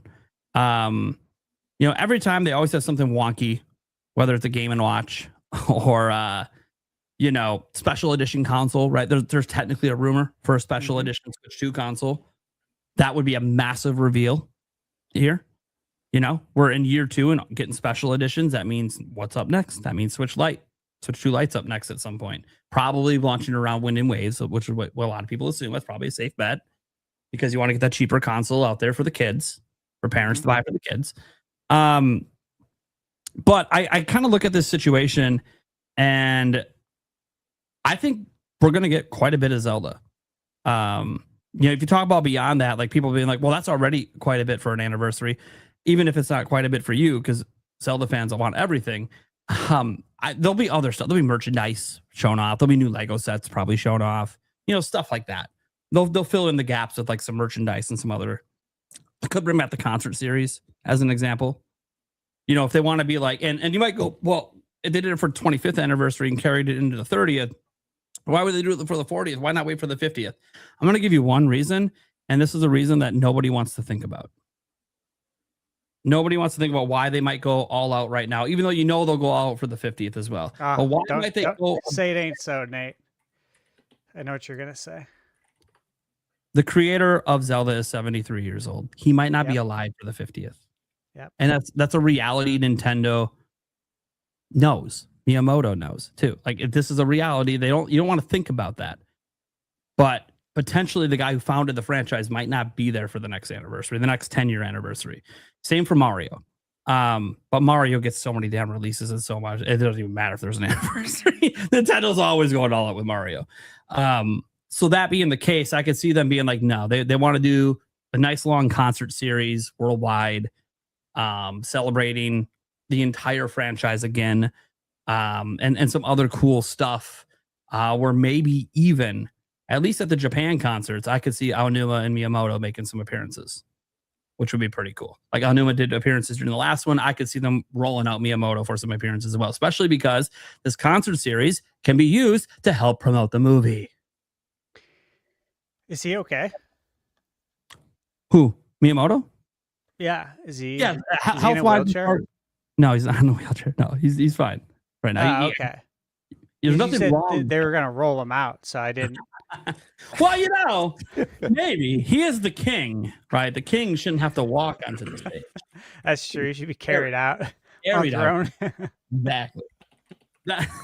Anyway, what I'm saying though is, like, because of that, I think they could do something special, and they will be thinking about long-term movie promotion. And what they could do is they could start the concert series this summer, and then as you get to the fall, suddenly you're slipping some of the movie music into the concert and showing the trailer that you've already revealed. And now all these concert series are advertising the upcoming Zelda movie in it. Yep. It'd be a great cross promotion. By the way, don't be surprised if they do something like announce the Zelda theme park expansion as well. We know that's been a thing for a while. We know Aonuma was out at the Universal Parks down in Florida a couple of years back. We know that's highly likely their next expansion after DK. Don't be surprised if they announce that next week. And we're not going to see anything. They'll just show like a drawing or like a concept of like what it's going to look like, with the ride they're planning to do or whatever. You'll just see a concept. I don't think you're going to see anything tangible. But if you do, cool. I'm not going to complain if they do show something tangible. That's awesome. That means it's made way more progress than we're aware of, because drone shots would have figured this out by now, and they haven't yet. So, anyway, so we'll, I suspect that to be an announcement, and then they'll be like, opening sometime next year or whatever, coinciding with the movie release. Sometime whenever it's ready, they'll launch it in Japan, and then one of the parks here will launch with it too. Probably the one down in Florida, since that was the one that Aonuma was at. And there's more room. They have more room at that one than they do at the one. I don't know if people know that. The one that they have out in California, they don't actually have as much space to expand. So we'll see what Universal decides, if they want to shut down other parts of the park to expand Nintendo further or what. And technically they had to shut down, was it Adventure Island? Something like that. That's where the Zelda section's going down in Florida. I think that's the one they shut down because they're replacing that with the Zelda section, supposedly. That I rumored out there, right? Nothing's actually confirmed. This is just, if you listen, like, the rumors don't just exist for games, guys. They exist for everything in life, and that includes theme parks. There's a whole community built around rumors on theme parks. Facts. So I lightly pay attention in case there's something super, super tangible I want to bring up in a video about Nintendo's parks. But for the most part, lots of speculation and chatter, but nothing like confirmed. I don't know if it's because Nintendo is making Universal lock things down more than usual. I have no idea. Because usually drone shots are the way things are got, but maybe they found a way to shut down the airspace. I have no idea. Because I know when the Mario section and the DK sections were being built, before Nintendo said a word, we were seeing drone shots. But that also could have led them to take extra measures to prevent drone shots in the future. So I don't know. I just know that I'm really excited for like the 40th anniversary stuff. I truly think there is going to be some magical things here, and Zelda fans are going to be eating good. The big question is, setting Zelda aside, do they reveal 3D Mario next week? Teased for 2027. That's my question. We know that Nate the Hate said it's 2027. Nothing else. We have like no rumors or real information on this game. We have no idea what they're doing, which is awesome that we don't know, making the reveal all the more like, holy crap, what is this? That's the question I have. Will they reveal 3D Mario and tease it for next year? Because they do often in the June Direct. I don't want to promise all the time because I didn't check every Direct they've ever done in June. They usually have at least one big reveal that's for the next year. They did it last year in the September Direct, right? They did Fire Emblem Three Houses. And technically they did it in the, was it April Direct? Yeah, the very first Switch 2 Direct before it came out. So they revealed Dustbloods. That was for 2027, right? So they do tend to do that where they give you one game that's in 2027. I think they might give us 3D Mario. Potentially. Because also that'll shut everyone up who's been waiting for Mario and Zelda. Here's a Zelda and here's a Mario. Shut up. And you got Pokemon coming. You already know. Right? So all the people that bitch and complain that Nintendo only ever has Mario, Zelda, and Pokemon, that now have been bitching that we don't have Mario, Zelda, or Pokemon, I think after this Direct, we'll just have all three. So that's a possibility. Just to kind of toss that out there. I don't actually know any of this. I have, guys, I don't know anyone directly inside Nintendo. I have no sources inside Nintendo. I don't know what the fuck they're doing with any of their games. So this is all just me speculating and guessing. There's rumors out there, but yeah, I don't know anything about what they got going on. Pikmin 4 Switch 2 edition. Again, this is stuff Nate the Hate said. Sure, if that's coming out this summer, it's got to be here. If it technically doesn't, they could do a Nintendo Today update for that, but I suspect it would be here. If they do anything with Switch Sports, probably going to be here, right?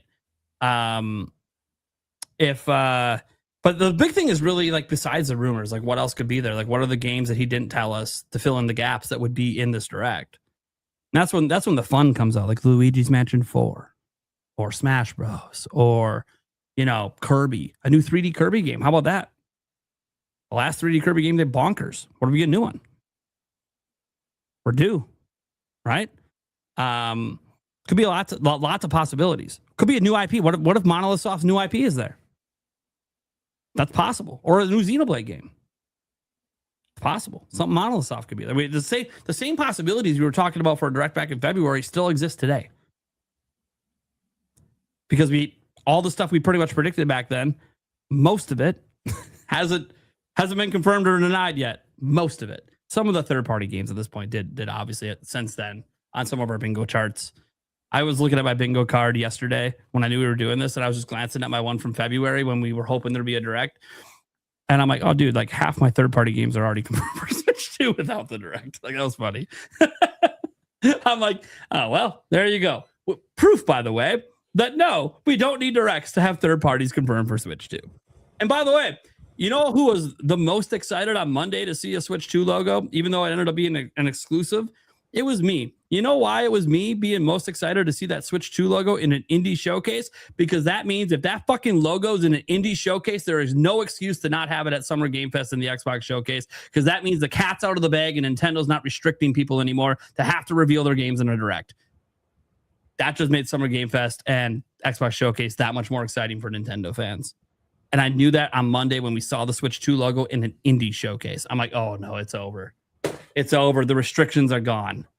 So I'm almost just as excited for Summer Game Fest and Xbox for Nintendo fans right now as I am the Direct, which is why we're going to be doing the bingo later, all about trying to figure out what the hell Switch 2 eyes might get announced in all three of these that we don't already know. Like on my list, I didn't put like I almost put Dustbloods on my thing, and then I'm like, dude, but that doesn't count. We already know it's coming to Switch 2. Yeah. That's not fair. That's how it goes against the spirit of the rules of the game we know. I'm not gonna put that on there. I'm not gonna put Fire Emblem or Splatoon Raiders. Like, yeah, those games are all gonna be in there. We know that. So yeah, it's gonna be.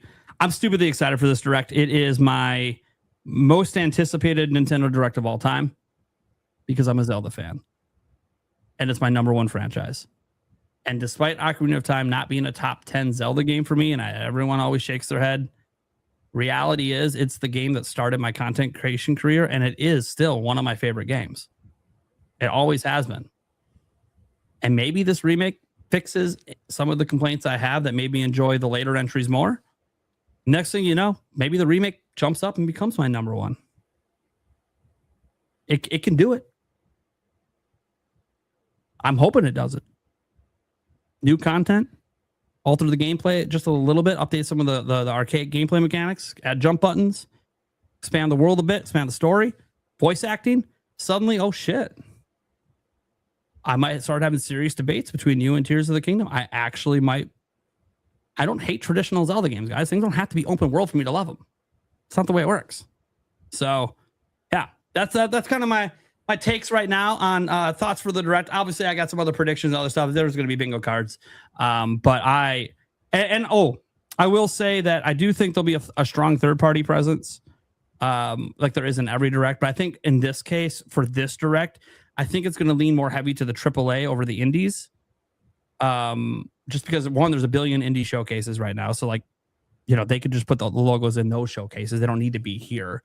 And there'll be a lot of AAA games that are like already released that will be coming to Switch 2 that literally don't make sense to put in Summer Game Fest or Xbox Showcase. Literally only make sense in a Direct, right? So those kind of games will be there as well. Like your Elden Ring that we already know is announced for Switch 2, but like something like that's already come out.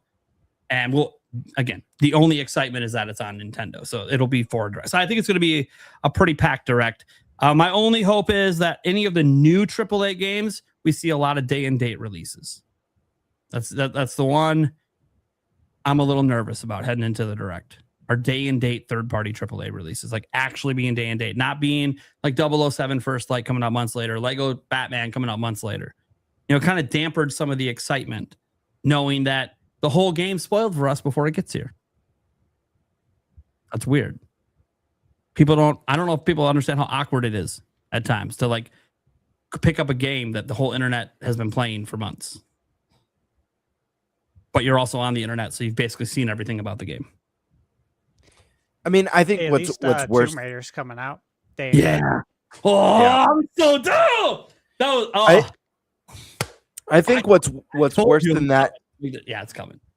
I think what's worse than that, Nate, is more than like people already playing it. Is a lot of people have two platforms. Not everyone. I understand a lot. There's a lot of people who have just one platform, but a lot of people have it either a PlayStation and a Nintendo, or an Xbox and a Nintendo, or PC and a Nintendo.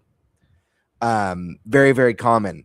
So if you're the thing that sucks is that if you're very excited for a title, you just might not wait and be like, well, I wanted it on Switch 2. That way I have the hybrid functionality, but I don't want to wait 3 more months to play it, or 4 more months, or however long. I'm too excited. I love Batman. I got to play Batman now.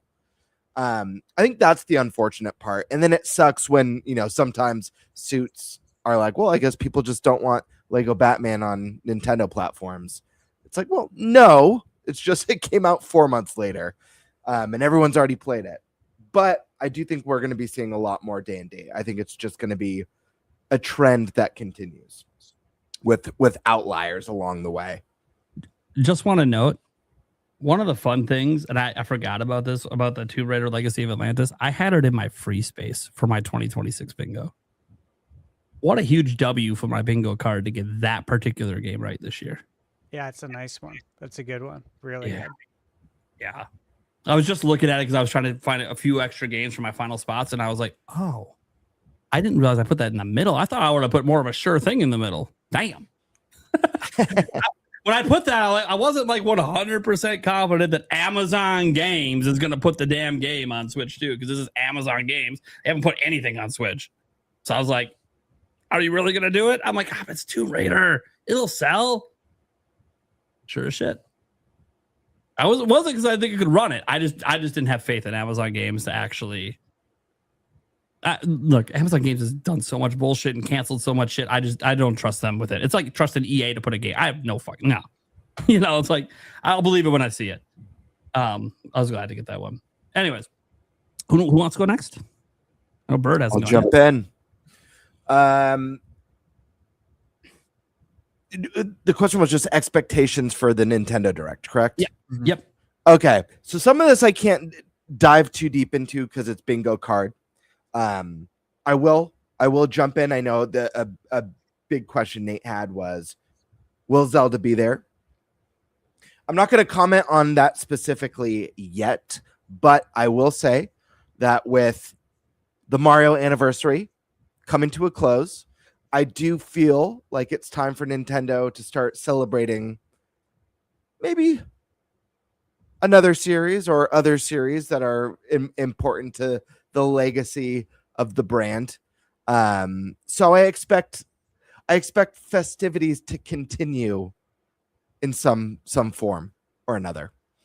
That being said, I think this is an insanely hype, and I don't mean to overhype people. Listen, I'm going to be hype train full steam ahead. It's not me advocating for the audience. I know people get upset when people are overly hyped. Hype is fun, guys. I've never gone into a direct or a state of play or an Xbox showcase or a Summer Games Fest or a Game Awards hyped and then walked away sad or angry or upset, because hype is just this high of the excitement of what could be. I don't have any inside information. I'm not telling you what's going to be there. All I'm doing is saying what I think is possible. And these possibilities, even if we only get one of them or two of them, are extremely hype for me. That being said, we've been waiting a long time now for a main direct. We've got the partner showcases. We've got the indie presentations. But it's been we've gotten the Twitter drops or the Nintendo Today drops. It has been very quiet on the general direct front. It feels like a storm's a brewing.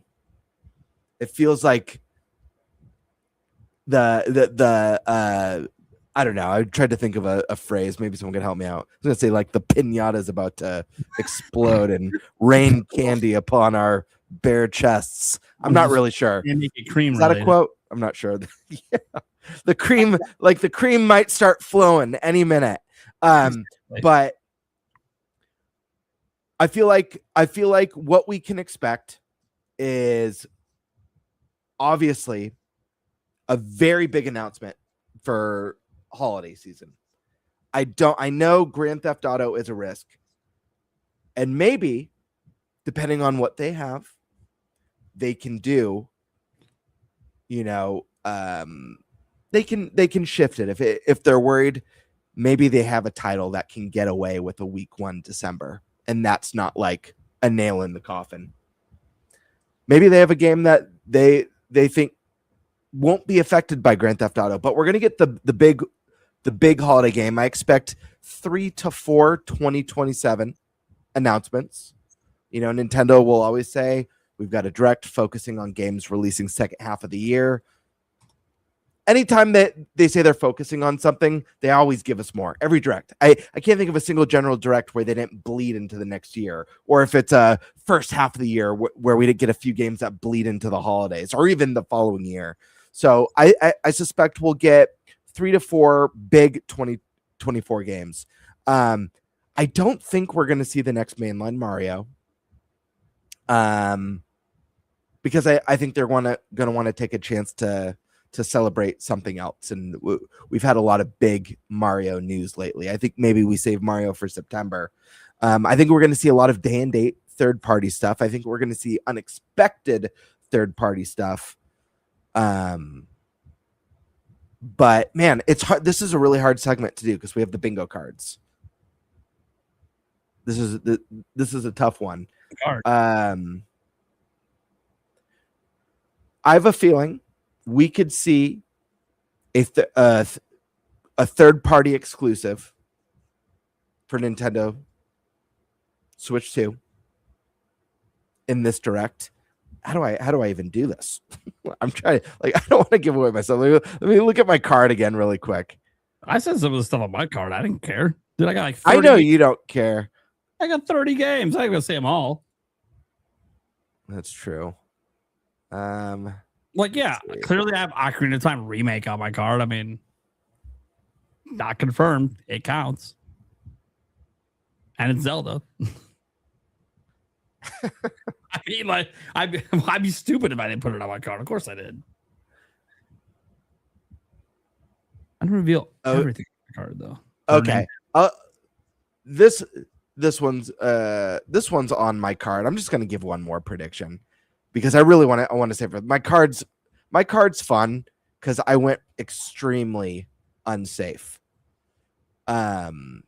I have a few things that I think all of us will be like, oh, that makes sense. Like that's very, very likely. And then I went bird balls to the walls with like 90% of my card, maybe 80% of my card. Because it's fun. I don't care if we're competing. I think first general direct of the year, it's probably going to be a beefy one. I think the sky's the limit. I really do. We have the whole second half of the year. We have probably first quarter 2027. So I'll say this. I expect an NSO update of some sort. And whether it's a new lineup of games, whether it's a new game service, whether it's something that's brand new to NSO subscribers, I think we'll be getting some sort of NSO update at this direct. I think it's a service they want to keep growing. They want to keep momentum. I think Virtual Boy was a fun little addition, but now it's time to maybe do something a little bit more purposeful and with the intent of growing excitement or interest in the service. So That's a good point. I'm glad you brought that up because I think so too. I think we need something substantial there because obviously they got plenty of games to add still for GameCube. Granted, it's going pretty slow. We're running out of games though a little bit on some of the other platforms. And again, as Nate reminded everyone too, that GameCube's not available for Switch NSO. Yep, that's why I went with the HD. I'm like, there's got to be something on Switch for Zelda. Has to. Yeah. So do you add a system onto NSO that is also available on Switch? I don't know. But I think you got to do something. Yeah. It's also possible, and I'll throw this out there. There's some faint rumors out there about a top-down Zelda potentially next year. What if that's shown here? What if it's teased?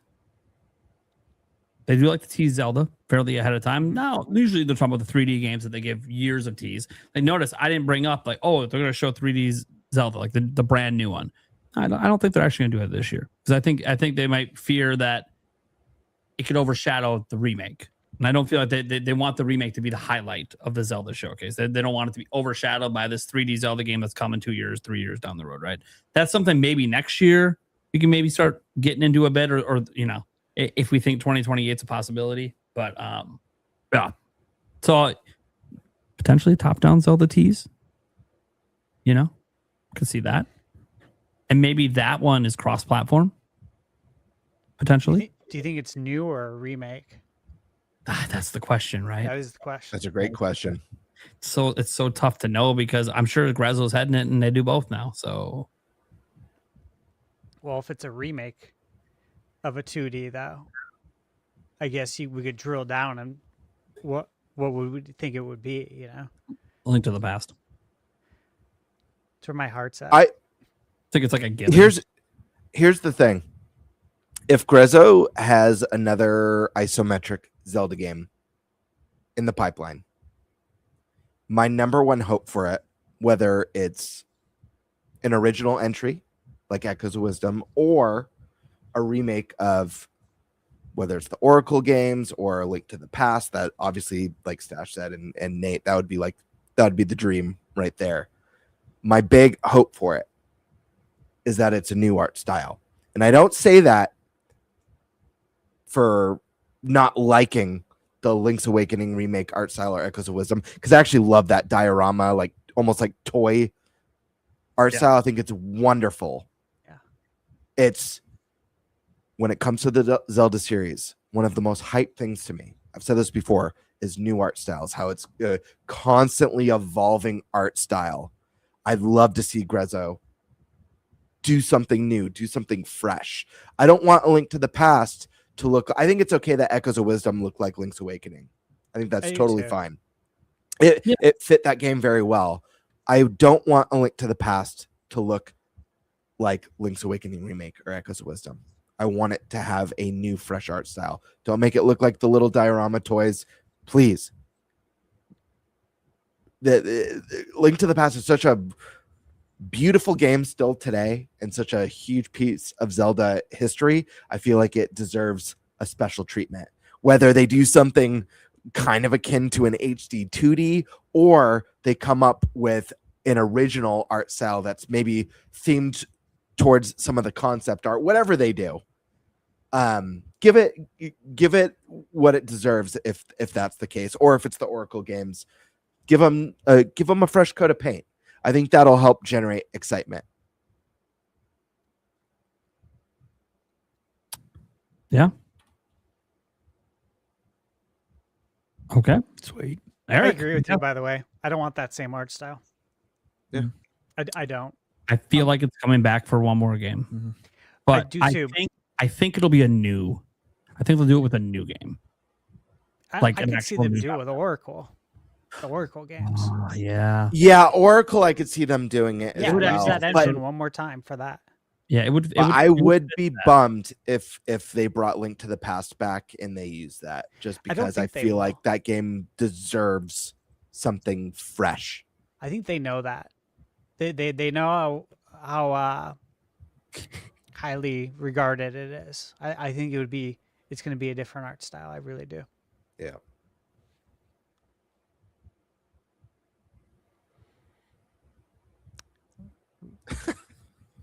Sorry, I just came up with a surprise thing for our final topic. Yeah, I like it. For the bingo cards. Yeah, I like it. I'll surprise you guys. I don't want anyone else to know. Yeah. So you guys are shocked when it comes up. Eric. Yeah. Predictions, thoughts? They're gonna show Nintendo games. Maybe. I don't know. Maybe. Maybe. No. Yeah. I mean, it's hard to say. What we're actually gonna see. I think for Zelda wise, I could really see them having the one more thing, being join us in July or August for a Zelda themed direct where they go over, everything Zelda. They go full force on the 40th anniversary. Maybe even show the first trailer for the movie. Things like that. Man, there's gonna be about 4 scissor reels. No, kidding. There's almost always a scissor reel. So yeah, a sizzle reel, jeepers. Yeah, it's without going to like bingo stuff.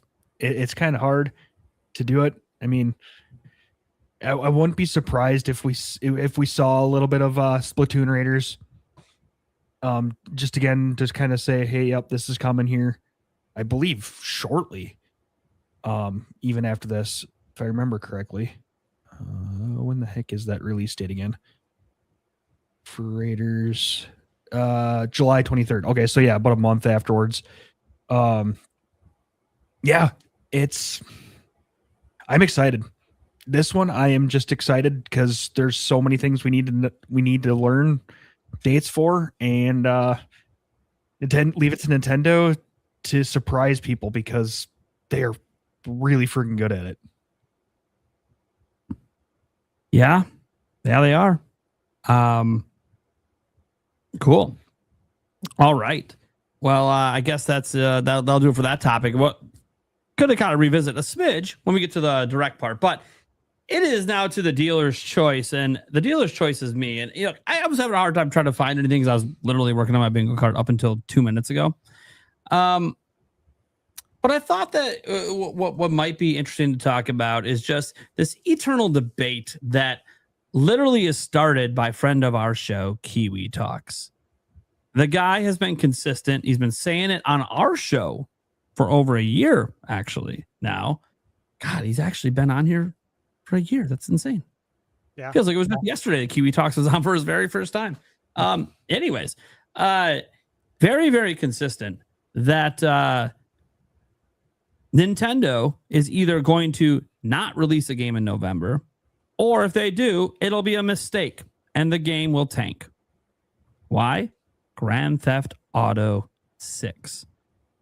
So I want to read his post he made on it today, and then I want us to discuss, because it is trending, it's blowing up all over, and it's literally him. He is the one pushing it. He's been pushing this for a long time. He's pushed it on our show. Him and I went back and forth on this a while back, how I massively did. Because originally on our show, he was saying Nintendo won't put anything out because it'll get crushed by GTA 6. And I kept saying Nintendo doesn't care. Nintendo doesn't care. Now he's backed off a little bit and thinks, oh, Nintendo might put something out, but it's going to be a mistake because it's going to fail. So I want to use his words so you guys know what's up. I'm going to share this, and then we're going to discuss. And that's going to be this topic. I don't know how long it's going to be. It doesn't matter because we have the bingo coming up. That's hey, the best for last, baby. So here's this really long tweet. So he said, I just want to explain something to Nintendo fans. So he's talking to us. We're Nintendo fans, right? Yeah. Talking right to us. That seem to live in some delusional mindset where they think Nintendo won't be impacted at all by GTA 6. GTA 6 will be the biggest launch in entertainment history. Period.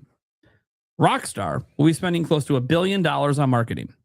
You're going to see the game everywhere, before release and even after release. It's going to be all over TikTok, streamers, YouTubers, website publications will be covering it nonstop. Word of mouth will be all about GTA 6. Now, obviously, Nintendo diehards will buy Nintendo games regardless of this. But Nintendo isn't just thinking about them. They have to market to people outside Twitter, Reddit, gaming forum bubbles, etc. Now, you can't do that when a single game is dominating the conversation everywhere. This is part of what Nintendo fans fail to realize. This is why publishers would rather risk cannibalizing each other in September than go ahead and go head-to-head with GTA 6. Xmas is the most important time of year for Nintendo, and they will have to spend 3 times as much in marketing to even be close to piercing through the noise of GTA 6, especially in the US, their largest market. Nintendo will have to release something for Xmas, period, no doubt. And I'm sure whatever it is won't flop, but they will definitely be impacted in some way by GTA 6, despite it not even being on the platform, because at the end of the day, attention is the fundamental currency of the entertainment industry. Something to think about. Who wants to discuss first? I have thoughts. I'm sure some of you guys have thoughts. Who wants to go? I'll say this. I cannot wait for Grand Theft Auto to release. That way we can get on with normal game announcements and game releases. I've seen that Second, complaint. Yeah. Second, dude, it's been so annoying seeing all the placeholder 2026s all year long. And then to get a state of play where half the games are releasing in September, and now everyone's got to figure out do we stay in September? Do we move to next year? Do we squeeze into October? It's super frustrating. I wish, listen, if what Kiwi says is true and Rockstar knows this, it would have been nice for them to have the decency to just launch in December instead of November. Yeah, since they could release under any conditions and be the biggest selling game of all time. Yeah. They don't need, it would have been nice to at least November. Let the companies that, you think about games like Control from Remedy, or I don't know, whatever else. There's a number of them where these games flopping could mean the end of the studio shutdowns or massive cuts or huge layoffs, So I don't know. I'm not 100% that Nintendo is an exception to this. I do think that there are IP under Nintendo, like Pokemon. I think if Nintendo had a mainline Pokemon ready this year, I think they'd be totally fine. And maybe that's naive of me to say, maybe that's ignorant, but Pokemon, like Grand Theft Auto, is one of the best-selling series or IP of all time. It has an insanely dedicated fan base that even under the worst conditions, games that look like complete ass, that are bugged and have stop-motion students in class, will sell 24 million, no problem. That their entire marketing run has been complaints about how this is unacceptable and the game looks like shit and we're being taken advantage of. We'll do 24 million in sales. So I do feel like there are exceptions to this. Pokemon probably being the strongest, maybe also an Animal Crossing. But I don't know. I do worry about an Ocarina of Time launching in November. Maybe Zelda's gotten to that caliber where it doesn't need to be afraid. But I don't know. It like this is a tough one because I think there are good arguments on both sides. I do feel like Kiwi's right in that Grand Theft Auto is like the biggest threat to your game's success out there. And I wouldn't want, like, if I was working at Nintendo, I wouldn't want to launch a big game within a month of GTA's release. But I guess it's really going to depend on what that game is. We know it's not Pokemon, but if it were, I'd say I'd give the green light. I think like that's the title that like it doesn't matter because at the end of the day, I think people would just buy both. Worst case scenario, people would want both so bad and they could play Grand Theft Auto on their PlayStation or Xbox at home and they'll have Pokemon when they're in bed or when they're on the go. Okay. Anyone else want to go next? I can jump in here real Sure. quick. Yeah, I mean, I don't think any company, or I think every company is going to be affected by GTA 6.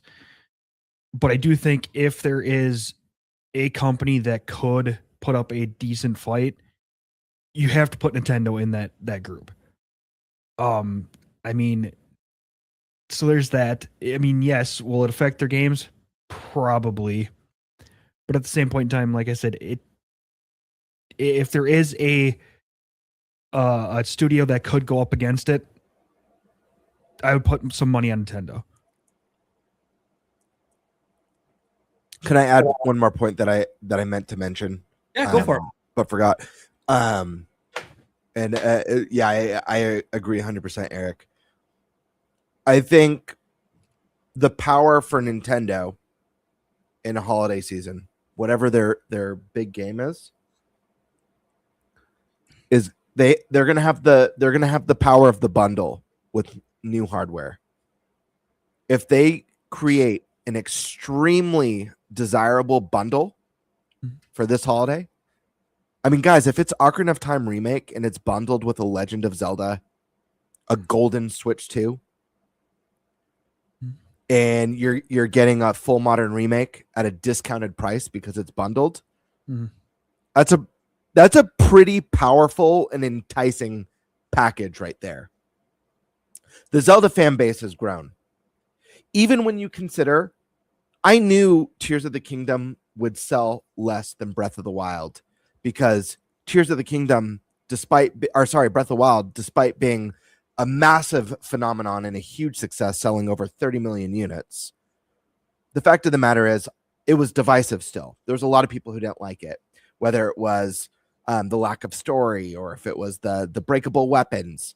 There are people who are like, Breath of the Wild wasn't for me, therefore I will not be getting Tears of the Kingdom. Ocarina of Time welcomes back people who were maybe put off by some of those mechanics, but also welcomes all the people who are onboarded for the first time and loved those two games. So I think Nintendo has, like I said, the power of the bundle that works in their favor in a way that maybe not so much for PlayStation announcing a bundle with, one of the like Wolverine or something like that, where there's already how many PlayStation 5s out there? 95 million or something like that. Yeah, so it's like how much more could that maybe move the needle? But yeah, I just wanted to throw that out there because I do think bundles matter. Sure. Stash, what do you think about this whole GTA versus Nintendo in November?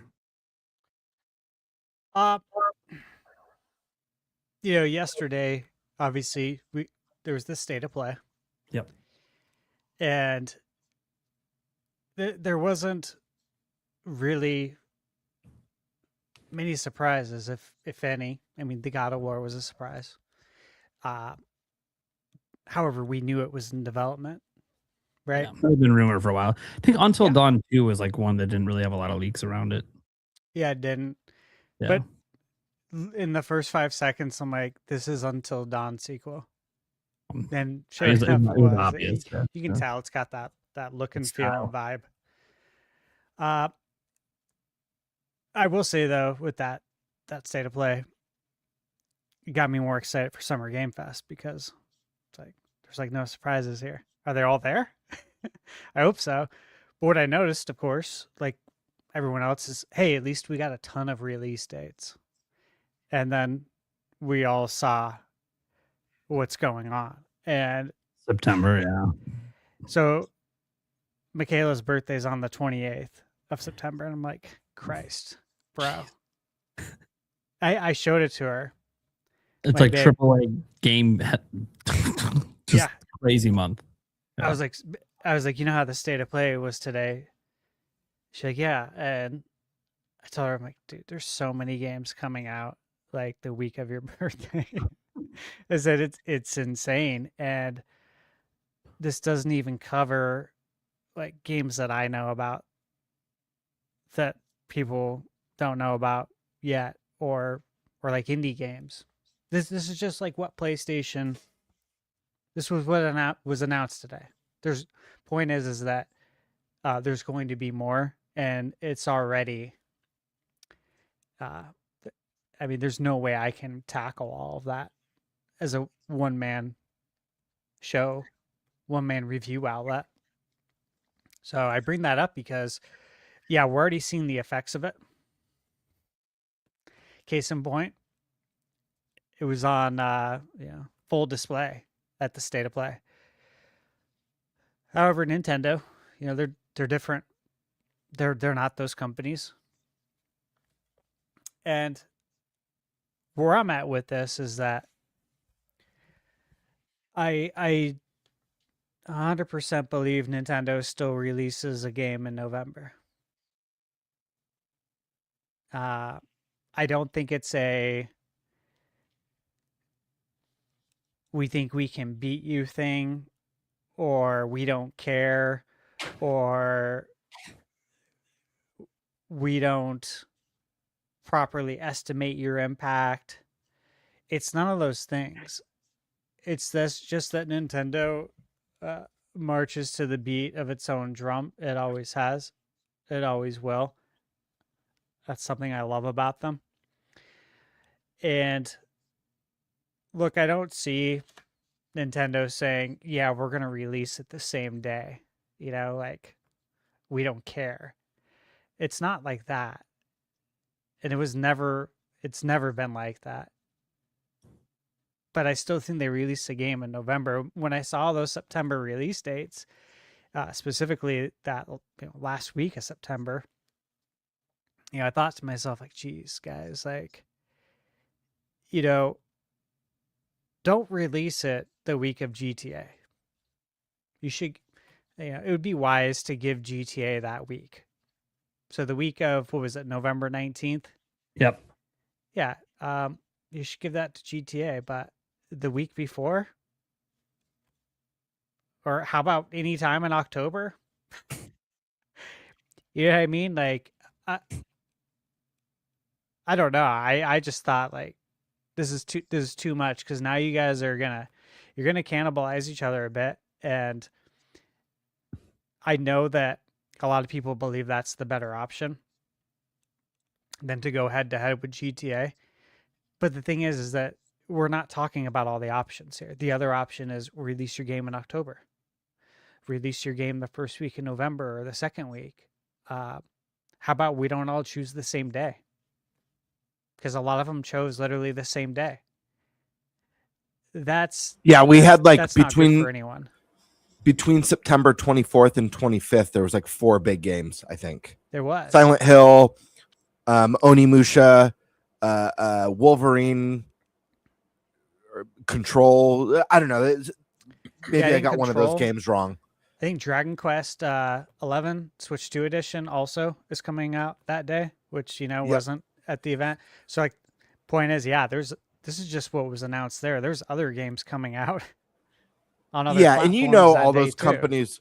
All those companies saw those dates and they're like, "Damn it, like shit." Yeah. Phantom Blade, like literally the same day, changed their release date. They pushed it to October. Literally within like a couple hours. Very smart. But plant your stake, because everyone's already doing it. October, like I said, is pretty barren right now. So that would be my suggestion, is that based on Kiwi's tweet, obviously people's opinions that I've seen on social media as well about this, that Nintendo doesn't care, they got brass balls, and I don't think it's any of those things. I think you just release your game in November because that is what you have planned, but you don't go head to head with GTA either, because that wouldn't be smart, and they know that. They're a very smart company. So it's not that hard, and it's not that cut and dry. Does that make sense? Sure. Yep. It's like pretty easy. Makes a lot of sense. Is it my turn now? Everyone go? Okay. Kiwi Talks. I will happily join delusional Nintendo fanboy land. I got some stats for you. 45% of people bought GTA more than once. So you have 220 million sales. Guess what? Now chop it in half. That's the actual user base of GTA 5, because people bought it more than once. Some people bought it up to 5 times. 40% of the users of GTA 5, 40% of the purchases of GTA 5 are on PC. Okay, so you have 100 million. 40 million of that's PC. Now you're down to 60 million per console. Now that you have the real numbers of the actual audience that could buy this game day one on Xbox and PlayStation, right? Potentially 60 million. 40 million being PC players. What the fuck is Nintendo afraid of? The people who play GTA are not the people that play The Legend of fucking Zelda. It's just, when I say people that play GTA, I mean the people that are obsessively playing it. The ones that keep this thing alive, the hardcore, that are playing that online, making them $1 billion, buying all the microtransactions, need to buy it day one with the $100 special edition digital deluxe Maestro Masterpiece Stroke that includes a future PS6 edition or whatever bullshit they sell you. The audience is not actually as big as the sales indicate. It is still fucking massive and pretty much bigger than any game but Minecraft. Okay? There's no denying that. It is going to shatter launch day record sales like crazy. Another stat, just to bring this up. How many, and again, this one I don't know. This is a speculation. Those other stats are things you can look up and verify and debunk or whatever you want. The other interesting point to bring up, Switch 2 is in it's entering its second year, right? Not technically yet. We're going to celebrate the first year anniversary. We're going to celebrate that next week, and reminisce back on the first year of Switch and kind of do a review of that. That's a tease. We're going to do that next week on the show, in addition to reacting to the directs. Those are kind of like our 2 big topics we're going to do. But what I am focused on here is this idea that GTA is suddenly the entire video game industry. He talks about they're going to spend $1 billion on marketing. Yeah, they probably will, because this game's going to make them like $50 billion plus long haul or more. But here's the thing about that marketing. It's an M-rated game. Where does Nintendo market their shit? Nickelodeon, Disney. You ain't seeing GTA on Nickelodeon and Disney. You're not seeing it on family-friendly channels on YouTube. You're going to see it on channels that cater to the people who actually play GTA, not the people that actually play Nintendo. So how does Nintendo market it? By literally targeting their audience. which GTA will not be targeting. It doesn't make any sense. There's almost no crossover there at all between how these games will be marketed, because they're not being marketed to the same audiences. They're not being marketed to the same channels. They're not being marketed on the same channels on TV. The only thing you could argue about is in-store marketing. And you know what Nintendo already has locked in place? Shelf space. You just put the marketing on your own shelf space. So they will have in-store marketing. They already probably have deals in place long before GTA set a date for marketing for this holiday at things like Target. Look what they did for the 40th anniversary of Mario, right? They took over the Target malls and they put the Mario wrap on it. Yeah, that could probably be happening again because Nintendo has long-term deals with these retailers on this shit. It's not a short-term, one-term. Like Target's not looking at, oh, they're going to give us, $100 million to put this here. Yeah, but Nintendo might give us $1 billion over 10 years because they're going to keep marketing in different ways there. Okay. In addition to that, this is what's crazy to me. It's like GTA 6 is an M-rated fucking game. They have to market it to adults. That's not how Nintendo markets their games. So I failed to see how the marketing really is going to matter. He acts like if GTA buys a fucking commercial, Nintendo can't buy a commercial on the same fucking channel. Does GTA just own the entire 3-minute slot between when you're at the 3-minute break on a show? Do they own that entire? No, they own one 30-second commercial slot. Well, how does that prevent Nintendo from running commercials? How does that make any sense? He's acting like GTA will literally just buy every commercial slot in every channel. But they're just going to buy all the ads on YouTube. My channel is going to be entirely funded by GTA 6 in November. There will be no other ads running on my channel. You heard it here first. Get the fuck out of here. Like, that doesn't even make sense. It doesn't matter how much money they spend. There's only so many spots. They can't just buy them all. $1 billion does not buy them all. So and they're marketing worldwide. That $1 billion isn't just in America. They're marketing worldwide, right? So it's literally impossible to buy everything. Now, if you want to talk about the social media aspect, because he does always note social media, word of mouth. They're going to buy a lot of ads on socials. Sure. So will Nintendo. They run more than one ad on social. This concept that only one game can be advertised in November is fucking crazy to me. And look, everyone else is running away. There's going to be more advertising slots than ever. Is this going to make it into ThunderStash's ending? Dude, the current one's it's so hard funny to replace. Yeah, every time I edit and I put that in there and I see it, I laugh again. I was like, I don't even know what you're talking about. He has you going off the wall at the end. I've never seen it, so it's good. It's good. Hey, guys, after the show, link me to one of his videos that has it. I got to see it now. Yes, it's hilarious. You got.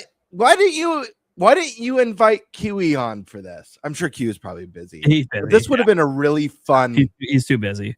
Yeah, if he had made this, I wish he would have made this post before his last appearance. Sure, this would have been a fun, really fun topic. Been like, dude, $1 billion doesn't buy every ad. What are we talking about? Whoa, the social media. Okay, who in Nintendo social media, which is where most Nintendo things are shared, is talking about GTA fucking 6 right now? Nobody. And they're not going to be talking about it in November either.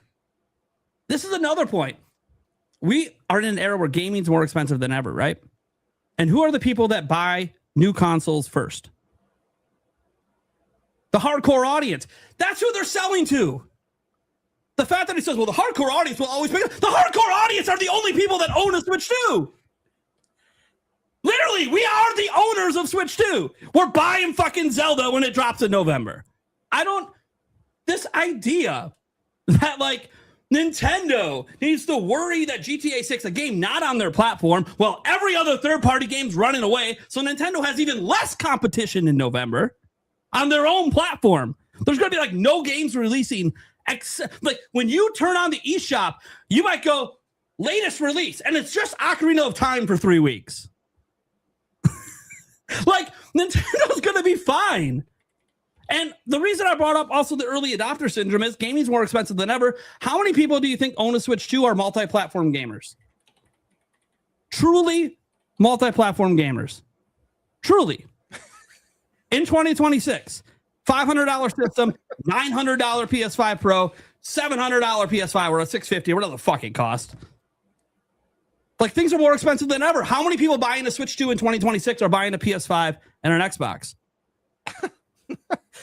And let me give this a stat again. There are 60 million more people that own a Switch than a PS5. Those 60 million people, guess what? Don't own a fucking PS5 and have no interest in one. You know what they probably have interest in? Mario, Zelda, and Pokemon. Nate, I wish you lived in an apartment. I wish you lived in an apartment and your neighbors thought your neighbors thought you were talking to your wife about like screaming about it. No, if I lived in an apartment, I wouldn't even be doing the podcast at night. So yeah, because you get yelled at and then the cops show up and it's like quiet time. I live in a house where like my closest neighbor is that way and they don't care, and they also can't hear me in the basement, but they also don't care. Yeah. And then my other neighbor is like so far away. I might hear a blowhorn. Maybe if I did a blowhorn, he might hear it. Probably would hear the blowhorn. Just because we have one and it's very loud. So I'm like, okay, yeah, they probably hear that. But no, I'm making all these points and I'm being impassioned about it because he's very clearly impassioned about this idea that GTA 6 is going to affect everything.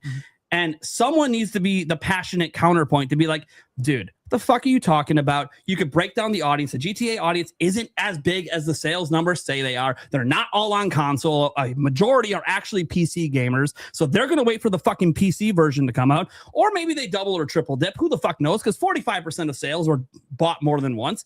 And I don't even know what the percentages are for how many people bought it 3 times or 4 times because it released on the fucking Xbox 360 and the PlayStation 3. Right, so people and bought it for PS5. Is Grand Theft Auto coming to Game Pass? Is that a thing? No, not at launch. Maybe someday, but I doubt it's ever gonna. Yeah, that's what I figured. I was just curious if like Xbox snagged that deal somehow. There's no way. I mean, I'm not saying they can't afford it. I'm saying the cost of the deal wouldn't be worth it for the money they're gonna snag. It'd be better if they threw $100 billion and tried to make it exclusive, because then they might actually do something with it, and it would be to try to swing it on Game Pass. Anyways, so that's kind of like my point. Like, it's not obviously that the hardcore Nintendo fans aren't going to show up. It's that GTA literally can't dominate everything because there's too much to dominate. They can't own all the commercial sites. They can't own literally every inch of a store's marketing. It's not going to happen. The stores won't even allow it. They have limits on how much they can offer each company for marketing space. Okay. On top of that, and I just noticed when I worked at Walmart, we used to set up signage. There's like limitations on how much they could sell for each company. The reason they don't want their whole store taken over by one company. You know what that's called, Kiwi Talks? A monopoly. And you're claiming GTA 6 is going to have a monopoly on marketing in November. You're full of it. It's literally not even allowed. Now, on social media and word of mouth, yes, GTA is going to pop off. No fucking doubt. Not with people that own Switch 2s. They're not leaving the Nintendo conversation just because fucking GTA 6 came out. What if GTA 6 is day and date Switch 2? And by the way, GTA 6 is great. Nintendo's games are evergreen. It's not just about launch month. Like, what are we doing? Zelda, Mario, and Pokemon are evergreen. So it's not even just about that month. Oh, a GTA 6 player that is multi-platform decided to buy GTA 6 and they were playing it so much they didn't buy Ocarina of Time. They might buy it in December. They might buy it in January. It's evergreen. Nintendo's not just worried about any single month with their biggest games, because their biggest games sell a majority of their copies outside of launch. And they sell them at full price 8 years later. or charge $20 more for some 4K updates and a little phone app for Zelda, but don't include the DLC. Thanks, Nintendo. I don't know, Breath of the Wild should have the DLC included for that $80. I don't know what they're doing. So yeah, I just don't know why anyone. I mean, I don't know. Look, when I see all these third-party games, these big AAA ones, all being scared. September, and I bet you now you're going to start seeing October, right? For a lot of these other ones that don't have dates yet, they're going to be, okay, it's October. Or it's 2027, like Tomb Raider. Cool. You're just clearing the slate for Nintendo to have only GTA 6 to worry about. And GTA 6 literally can't do that. Like he just pretends that nothing else can exist when GTA 6 does. But if everyone else runs away, then you know what this holiday is?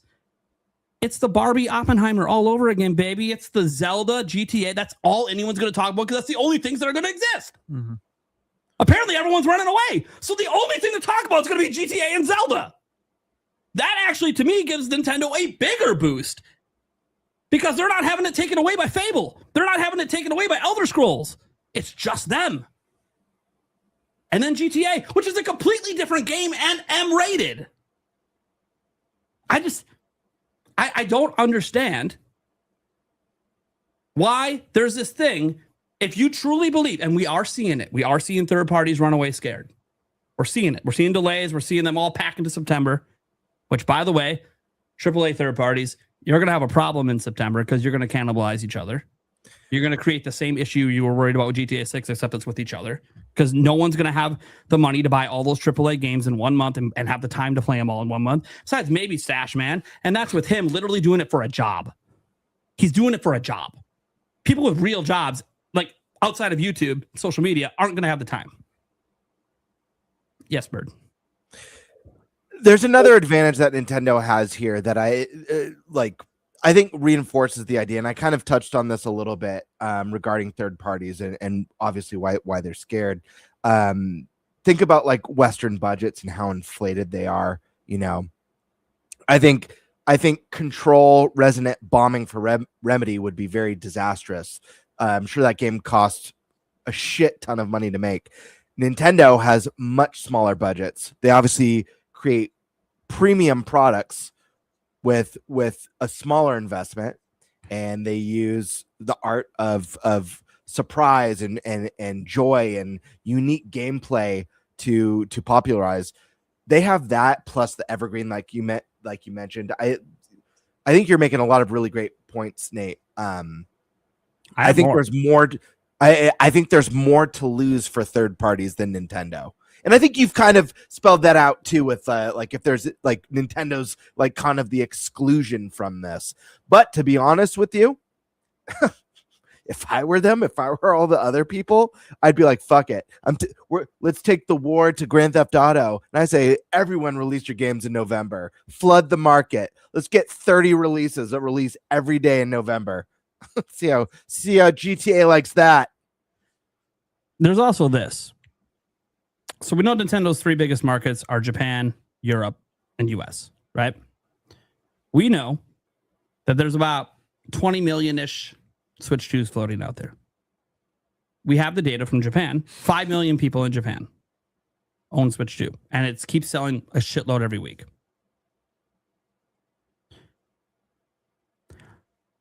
In Japan, GTA 5 sold 1 million copies across all platforms combined.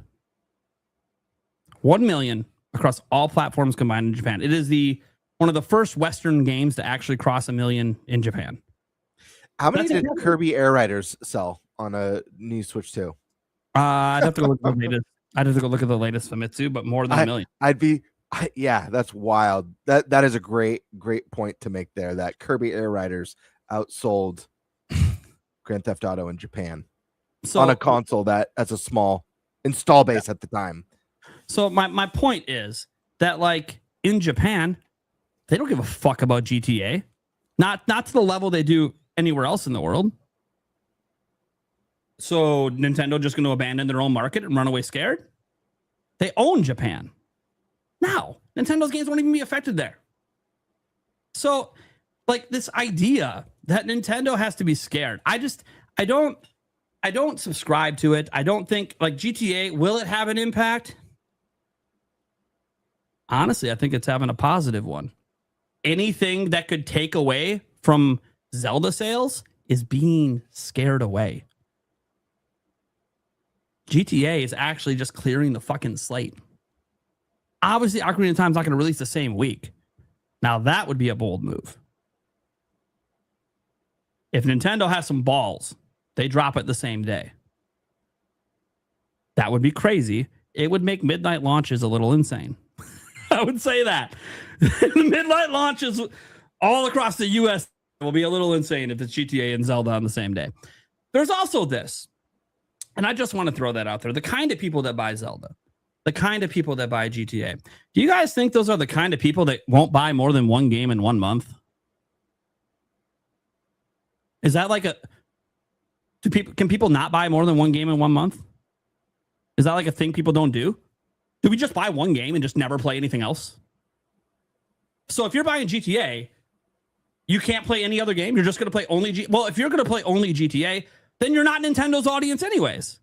You're the audience that plays Fortnite, and that's all you play. You're the audience that bought GTA 5, and that's all you play. You're a one franchise fan. You're not Nintendo's audience anyways. So those people weren't going to buy Nintendo's game even if GTA wasn't coming out. So why can't we buy more than one game? The AAA third party sure as fuck think we can shell out $70 a pop for like 7 fucking games in September. But now we can't buy 2 games in November? Like this idea, and I get like the social media. I don't think Nintendo is the company that could tweet out the word Zelda and they will be number 1 or number 2 on trending for like a week. Yeah, maybe GTA is number 1. Someone's got to be number 2. Like, and if no one's showing up to the party, like I find Kiwi Talk's take to be hilarious because all it's doing is all the games are running away, and I don't think Nintendo's going. And obviously, we're assuming it'll be Zelda. We don't know what game they're going to put in November. Obviously, it could be something. Maybe it's Luigi's Mansion 4. You know, it could be something. We'll get to our direct bingos here in a moment, but I just find this interesting. You know, as Joshua Collins, the future comment says, you know, Kiwi Talks will prove me wrong. Kiwi Talks can't prove me wrong. The sales data is what proves you wrong. Kiwi Talks has nothing to do with it. He's just like me or you or anyone. He's guessing.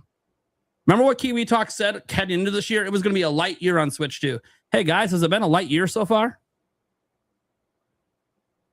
Seriously, I'm asking you guys on the panel. Has it been a light year for Switch 2? No. Nintendo's dropping a game every month. We're getting big AAA games every month. I've been slammed.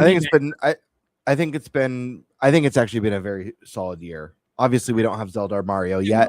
Despite that, yeah. we've had great releases. We've had very high rated releases. We've seen incredible third party support. Game of the year. I mean, just look at what's that?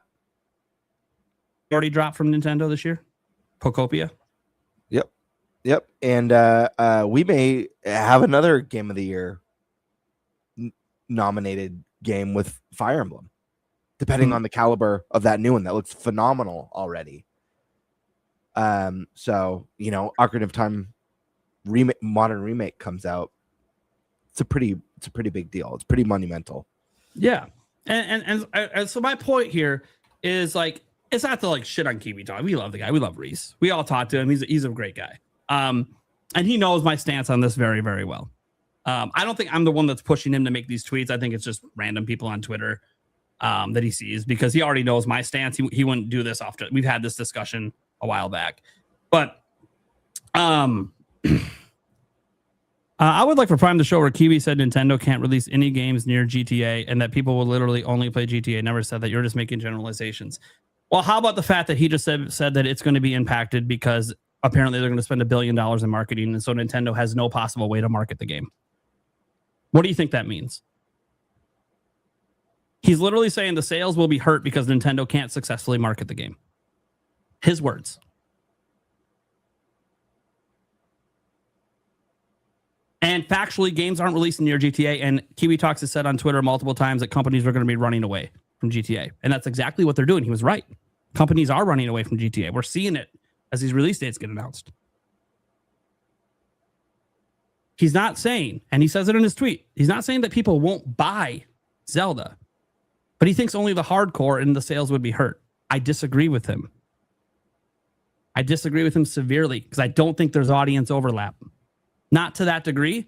And that the ones that are overlapped, they can buy more than one game in a month. They're going to buy GTA and Zelda. Just like going to Barbie and Oppenheimer.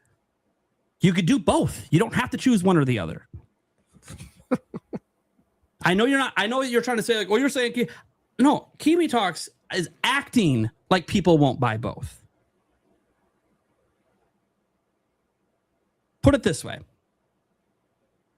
He's saying GTA will hurt Zelda. I'm saying it won't. Or any game released that month. Now, I do agree, Nintendo can't drop, well, I don't even know. I'm trying to think of like, they'd have to drop a system seller in November, you would assume. Like if they dropped a Kirby, I still think Kirby will do Kirby numbers. It's just Kirby, right? It's not really gonna move the needle, right? Like Kirby Air Riders, last November, it didn't really like move the needle in terms of like system sales or any of that stuff. So I do think they'll have a system seller. We assume it's going to be Ocarina of Time. The game that I do worry about is Dust Bloods. That one I don't think could be your November release. That one I'm a little, where are they going to slot that? That one's M-rated. So it's got to market to adults, and that's going to have the hard time competing, in the same marketing spaces as GTA. That one I don't know what the answer is. I hope it doesn't get delayed. I hope that's not what the answer. I don't like game delays if they don't need to be delayed, unless like they need work done. It's going to be a shadow drop. Yeah, it could be that too. They could shadow drop it in the direct. That'd be weird, wild, but okay. I hope they don't put. Look, Nintendo hasn't announced their September game yet. I swear, if it's Dust Bloods. I feel like it's. I think September is going to be Fire Emblem, personally. Yeah, watch it be Dust Bloods in September. Or actually, maybe they moved that to October. It releases the same day as your wife's birthday. Just to screw you over for more games that week.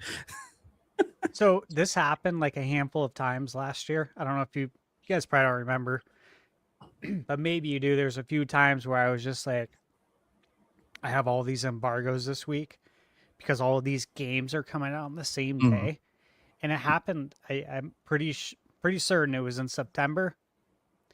It was in November, and then it was in December. Like December 4th, I remember like Metroid Prime 4, and then like 3 or 4 other games. I'm just like, what are we doing? There's wide open dates, but that's the thing is that you have to stake your claim and then hope nobody else puts their game there. Yeah. These companies don't always know when other companies are releasing things too. They don't. You got to start pre-orders. You got to start your marketing, and you just got to hope that someone didn't pick that date too. And what keeps happening is everyone keeps picking the same date. It's like, dude, we can't keep up. Yeah. So we'll see. Obviously, guys, we have no idea what's going to happen, and we don't even know if Ocarina of Time's coming out this year. We don't even know if it exists. Technically, it hasn't been confirmed. We don't have any stuff. It's just pointing out that like Nintendo of all the companies has like the least crossover of like any of the platforms of GTA players. Like just the least crossover. The last time Nintendo got like a full like actual like day and date GTA game, I'm not like we can talk about the trilogy. That was garbage. But in terms of like a new game, was it DS? Chinatown Wars? Yeah, DS.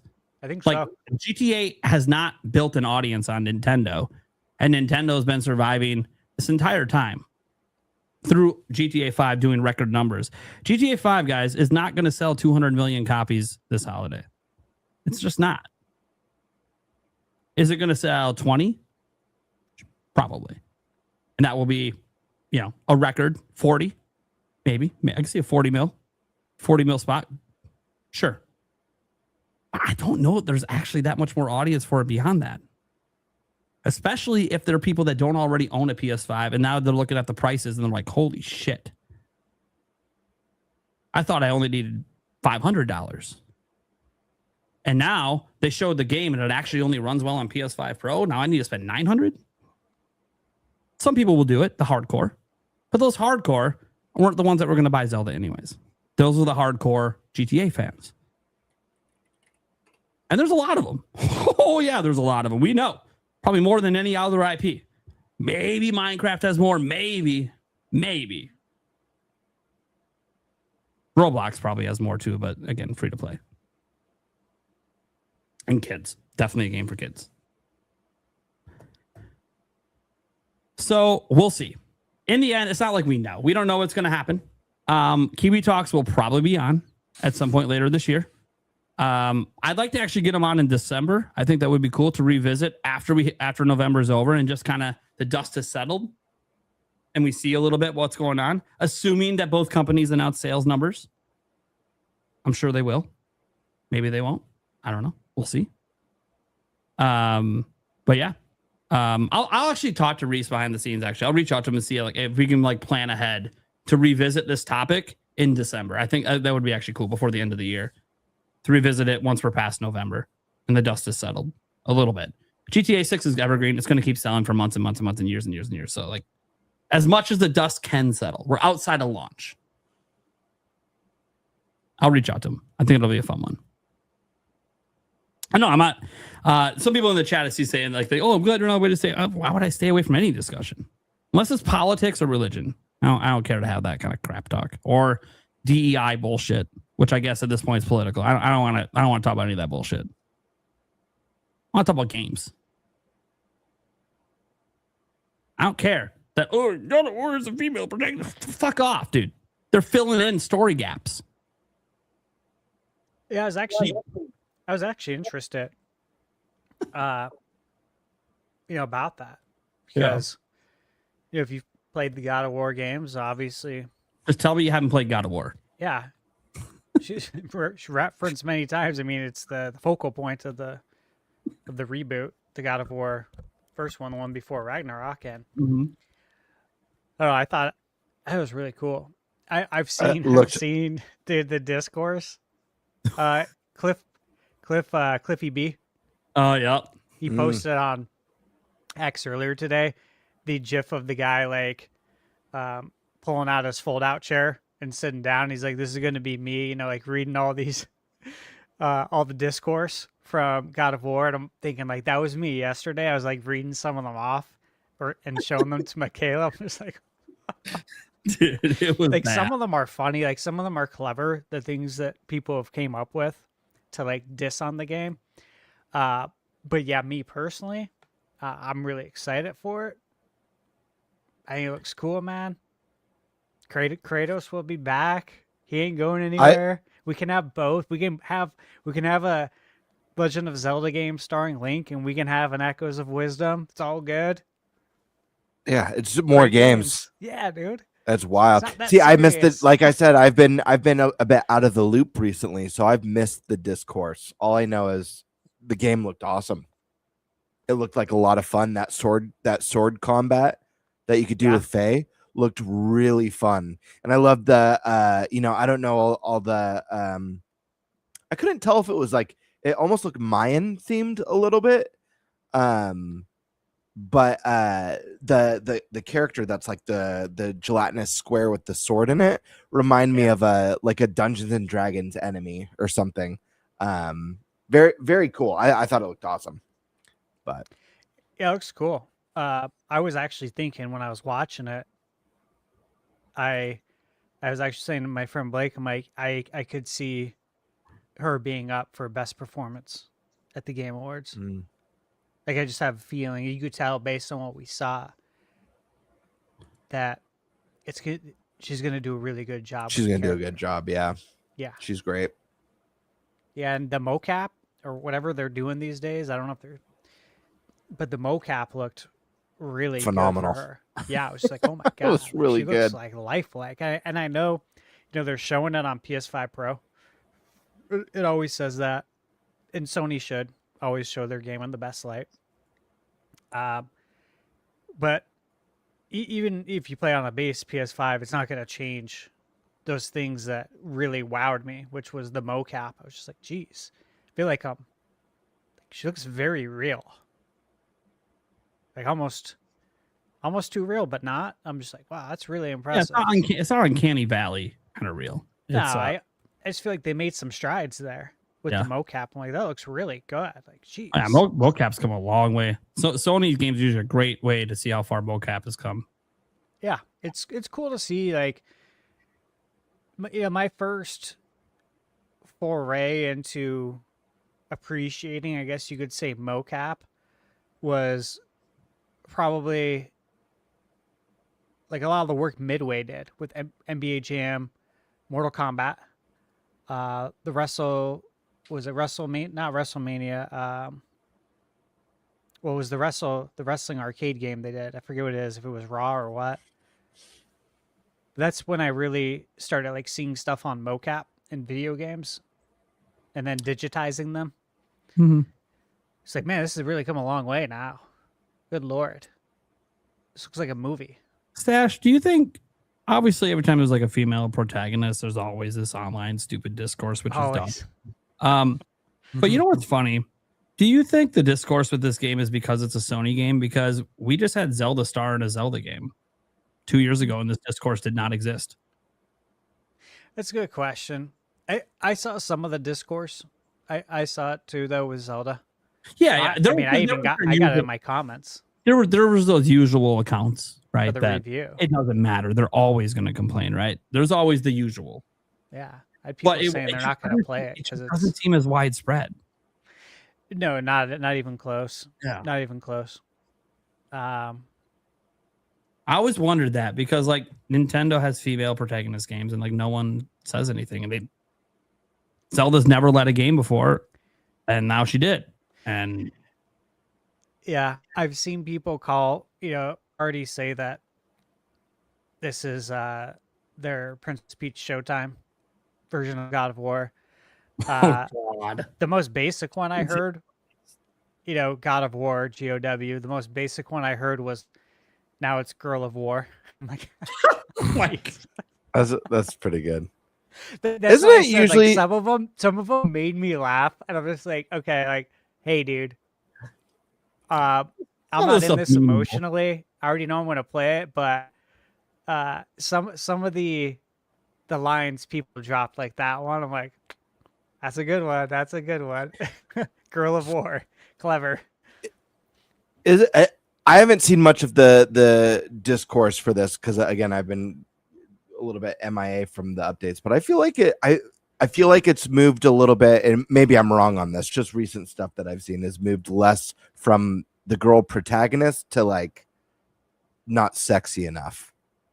Like I feel like that's usually what I see is like this character's not sexy enough for me. Well, a lot of the comments were bringing that up too. And people have memes for this showing like the female protagonist and what's happened to them basically, and how they went from being attractive to not being attractive. It's just like it's all the same discourse every time. It's like I've seen this meme so many times before. People just have it ready to go, locked and loaded for when the next. I think here's what some people say, is that they don't mind that it's a female protagonist. It's that you're taking a guy from the role and replacing it. Like if you give us a new IP, or if you give us both, a God of War Kratos game where you actually play as the God of War, and you also give us this, great. And it's like, well, I mean, that is what's going to happen. Kratos is that's literally, You guys are being totally like, well, that's just being a sensationalizing baby. Everything, and it just seems like, you're all acting like NPCs right now, which is typical. But it's just like Kratos isn't going anywhere. No, but they want God of War right now, and they feel like they're due for God of War right now, and they're getting Girl of War instead, and it just goes in this whole thing because they see it in movies too, where, what's this? What's that movie coming out? Are you talking about the Odyssey? Yeah, it's stuff like that where it's like you're taking a role that, but this has been going on like nonstop. People joke about it all the time. Yeah, with like Netflix stuff. Mm-hmm. If it's a documentary about a African American guy, they're going to get a white guy to play it. And if it's a documentary about a white guy, they're going to get an African American guy to play it. It's like they're running out of ideas to like make things unique and different. And I think people latch onto that and don't let go. And it's like, it's not that deep, man. This is just entertainment. It's like when I hear people complain about some even like what I even think is a little bit of forced inclusionary stuff at times into some games. You know, if you just play games for the game and you stop thinking about politics and religion all the time and you actually just play the fucking game, yeah, it actually isn't that bad. That's the thing. Give it a shot. You know, like Harry Potter. Michael Gutman in chat just said, Harry Potter. Yeah. Right? The again, snake like, is a big controversy in that one. Yep. Yeah. And they're like, it's not how he's described in the book either. It's like, yeah, I know. And like, hey, dude, these things happen. This happens all the time in Hollywood, and it's in video games now. It is. It has been. However, is the game fun to play? Is it a good time? Did you enjoy yourself? That's what matters. It's just like the Harry Potter show. Yeah, I'm gonna watch it. I'm a Potterhead. And you know what? I'm gonna watch it. If it's good, cool. Like, look, the guy can be whatever race he wants. If he can act, he can act. That's what matters to me. Who said adaptions have to be 1-to-1 with a book? They haven't been 1-to-1 with books in a long time. They haven't. It's always inspired by. Always. Based upon. Creative liberties. Not 100% the same. I just care that the acting's good. The script is good. The storytelling's good. I think people are upset that a lot of their favorite things they feel like are getting injected. Like the Star Wars, the Acolyte. Yeah. People were really upset about that. Like, why does this exist? Yep. But they know why it exists. And so that makes them more upset with the direction that. Meanwhile, I didn't know any of this discourse. I just watched it, and it was good. That's the thing, man, is that if you go in with an open mind to really anything in life, you might be surprised at how you feel when you walk away, what the results are if you go in with an open mind. If you go in listening to what everyone else has to say, same reason why when I review games, I don't watch anyone else's reviews. Mm-hmm. Yeah, when you're reviewing games, you don't want your review shaped by anyone else too. Well, yeah, I don't want any of my experiences shaped though by other people. I want to go in first and see for myself. Yeah, I just like I agree with the sentiment that like it's like, dude, it's video games. Play them, have fun. Don't get worked out. It's literally video games. Who cares if the protagonist is a male, a female? Who cares if the protagonist is sexy or average or ugly? Who cares? It's about the game. It's just a weird thing to review or base an opinion on a game on, in my opinion. And I know a lot of people feel like that stuff's been really, whether it's like politics or ugly or attractive characters is like a kind of a newer thing, but it really has been around. Like all this stuff has been around in games for a long time. I think people just didn't mind as much before. Like even like obviously Samus on the NES, that was a huge deal back then. Isn't this all like really? And there's been other awesome, Tomb Raider, Lara Croft. Wasn't a lot of this. No one was losing their shit back then. Real quick, Nate, and then even like the politics side. Politics have been injected in video games forever. We talk about a game that we all love on this podcast that's being remade, Final Fantasy VII. That's an entire game that literally has to do with big corporations and like the cons of capitalism and the impact it has on the planet. like literally about Yeah. pollution and capitalism and great, like this stuff. I mean, look at all the Metal Gear Solid. Metal Gear Solid is so deep in anti-war messaging and politics. Like this stuff is like, those are just a few episodes or few, geez, I can't think, a few games off the top of my head, but I'm sure you could do a Google search across all generations, and this stuff has always been there. So at the end of the day, this stuff's always been there. It's always going to be there. Maybe some generations it's more or less.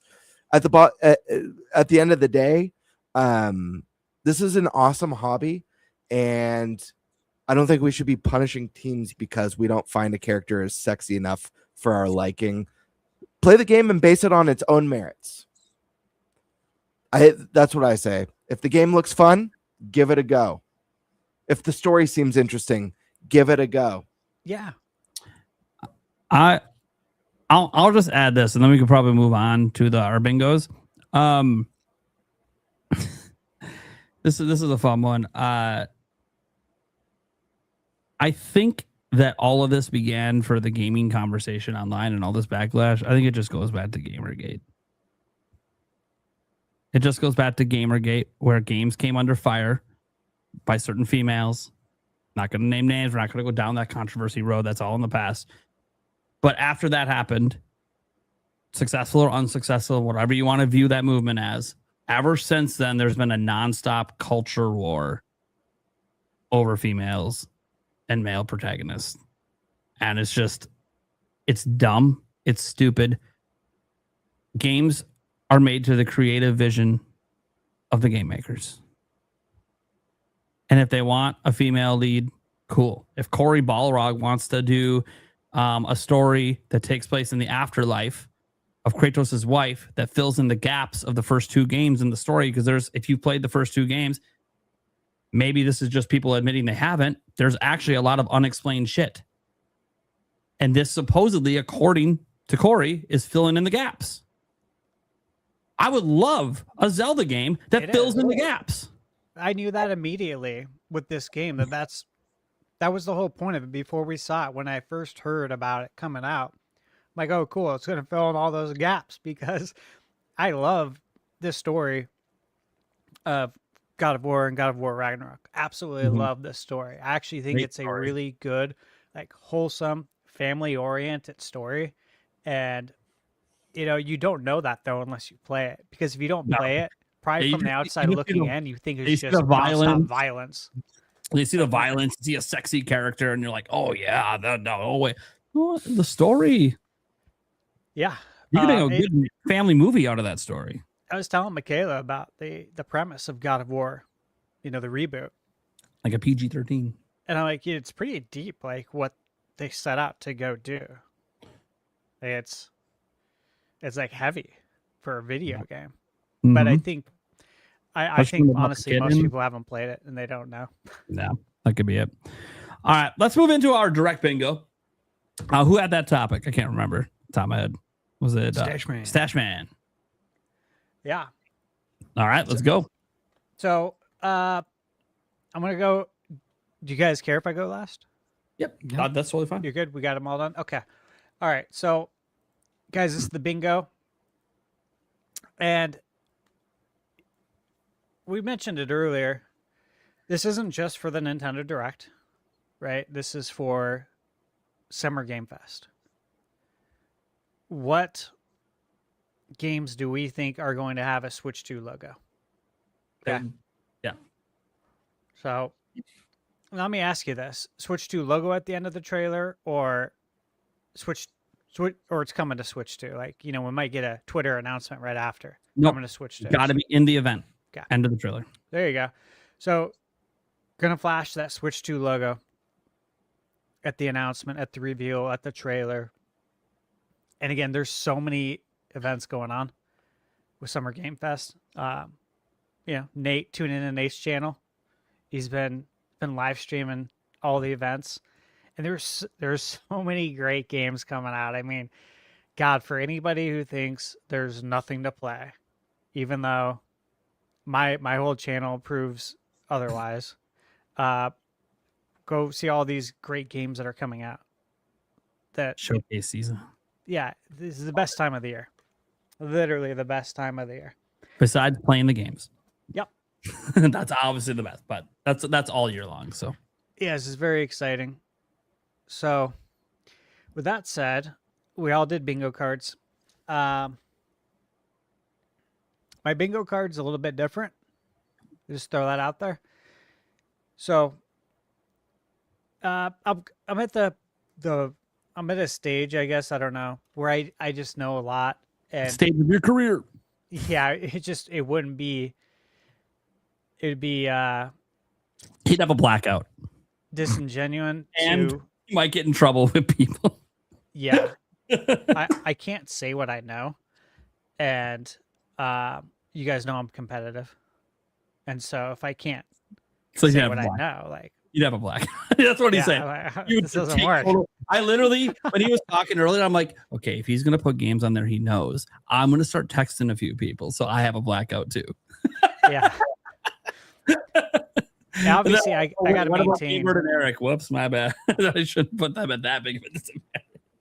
Yeah, anything I know, I always have to.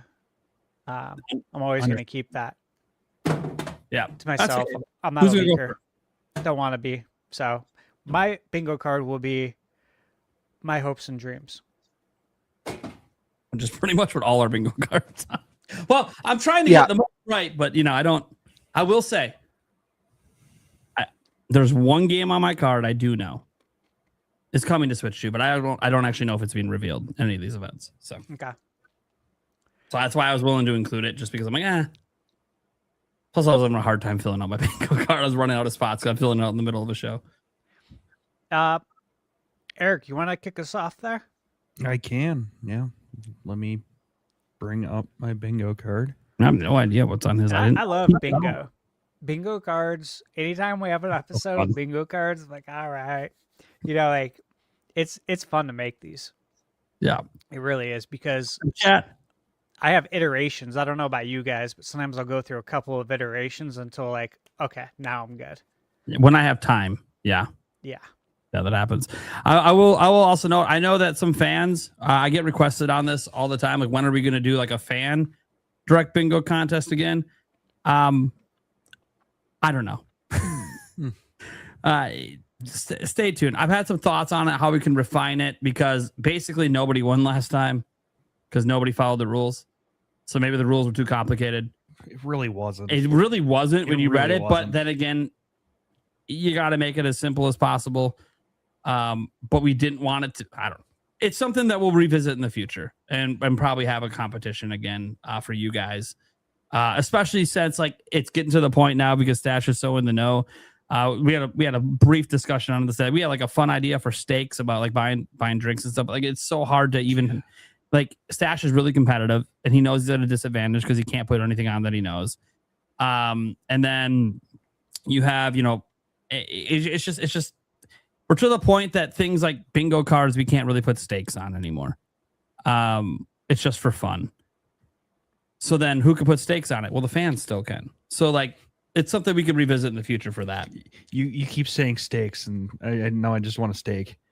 Yeah, I was thinking the same thing. Well, I do Yeah, have man. a steak and cheese sandwich here that I have to wait till Yeah, after the there's show that. to finish, because I think it's rude for me to munch down on this 6-inch on screen. As Stash starts digging into his bowl of food.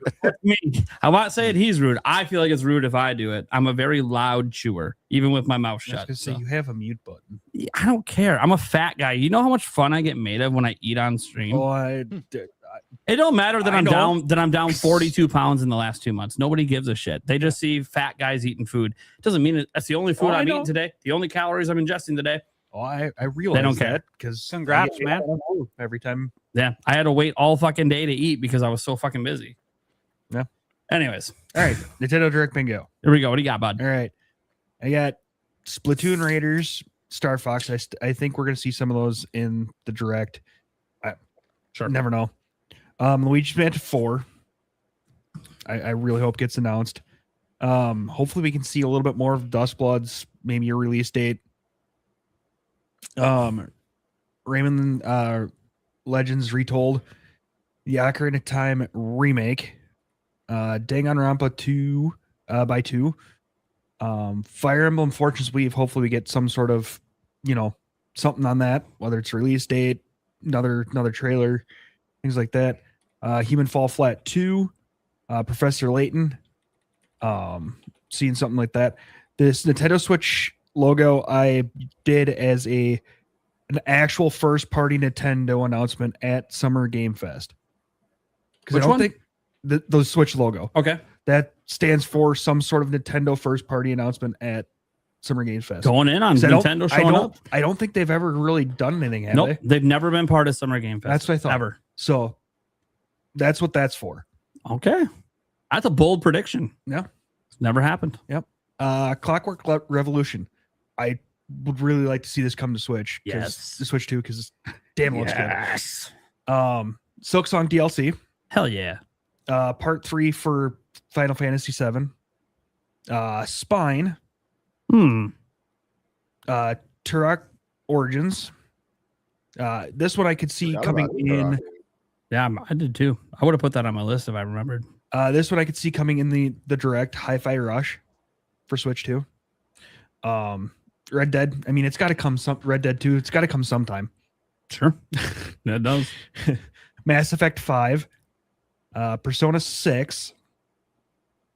Diddy Kong Racing coming to NSO. Hell yeah. Golden Sun, either remake, new game, something like that. Same with Kid Icarus. Remake, new game, something. I'd like to see Super Mario RPG 2. That'd be fun. And Mystical Ninja. I would love that, Eric. Coming to NSO. I'm just going to That'd say be so Mystical sick. Ninja is not something I thought would ever appear on anyone's bingo card. That's such an awesome pick, though. I love It is Mystical great. Ninja Goemon. So it is a great game. let me ask you guys, do you love the intro video for that game as much as I do? The song? You know what I'm Especially talking for about? the time. To that bop. For the time too. It Yeah. was like, oh my God, this intro video. I just want to keep watching the intro video for Mystical Ninja. Oh, yeah. I can hear it in my head now. And I don't even know the language, but I know every word that they said. Dude, It's I crazy. love his bingo. His bingo card is so different from mine. I love it. It's great. Funny enough, we do have some. I have a couple of his, but dude, I love it. That's a Have good one. card. I like it a lot. Yeah, it's a good card. I A lot of put this- variety. I had I like. my fantasy league. I think. There you go. There you go. I think I like your card more than mine, to be honest. Well, Yeah, that's a good one. all right, Stash, who's going next? Bird. Now, Perfect. Whoa! Full screen bird. Accidentally clicked with the I was gonna Yeah. pick you anyways, but yeah. Yeah, it's Birdman's all time. right. Let's see. Sorry, that was the wrong one. There we go. All right, let's get this popped up here. You guys gotta remind me to do the sound effects more. I have a whole board and I never use it. All right. NSO update. I mentioned this in the predictions. Pretty self-explanatory. I think Nintendo needs to introduce a new feature, a new console generation or set of console generations, just to really entice people to stay subscribed, but also to grow that subscriber base and keep interest in the service. We talked about Zelda. I didn't want to say too much, but I fully believe we're going to be getting some Zelda 40th anniversary announcements here. I think the Mario anniversary has officially come to a close with the release of the Mario movie. And now it's time for Zelda to really take the spotlight and shine. With that, I do see Zelda hardware or accessories being a part of the announcement. I put Zelda controllers that could include Joy-Cons or a special Pro controller. But I think there's a good chance to see some sort of Zelda accessories coming, or at least announced this year. Zelda movie tease or trailer. I'm leaning more towards a tease on this one. I kind of feel like we'll be waiting later in the year for a trailer. Nate made a really good suggestion about how they could do a bigger cast reveal, but I also think they could do something really exciting, probably more exciting than a cast reveal for some people. And that's teasing a set piece, maybe Hyrule Castle that they built for this movie, showing like a still of Hyrule Castle on the Hyrule landscape. Could be really exciting with the mention. Stay tuned later this year for the first true reveal of the Legend of Zelda movie. And kind of teasing that the trailer is going to be coming in the near future. But I think this one's likely, again, I less believe that we'll get a trailer. I think it more would be cast or some sort of a still teaser. Theme Switch 2. I think we're going to get the first Theme Switch 2 this year. I think the most likely candidate would be Zelda. It is the 40th. Regardless, I do think we'll see a theme switch in time for the holidays at the very least. Here's a wild one, Chrono Trigger.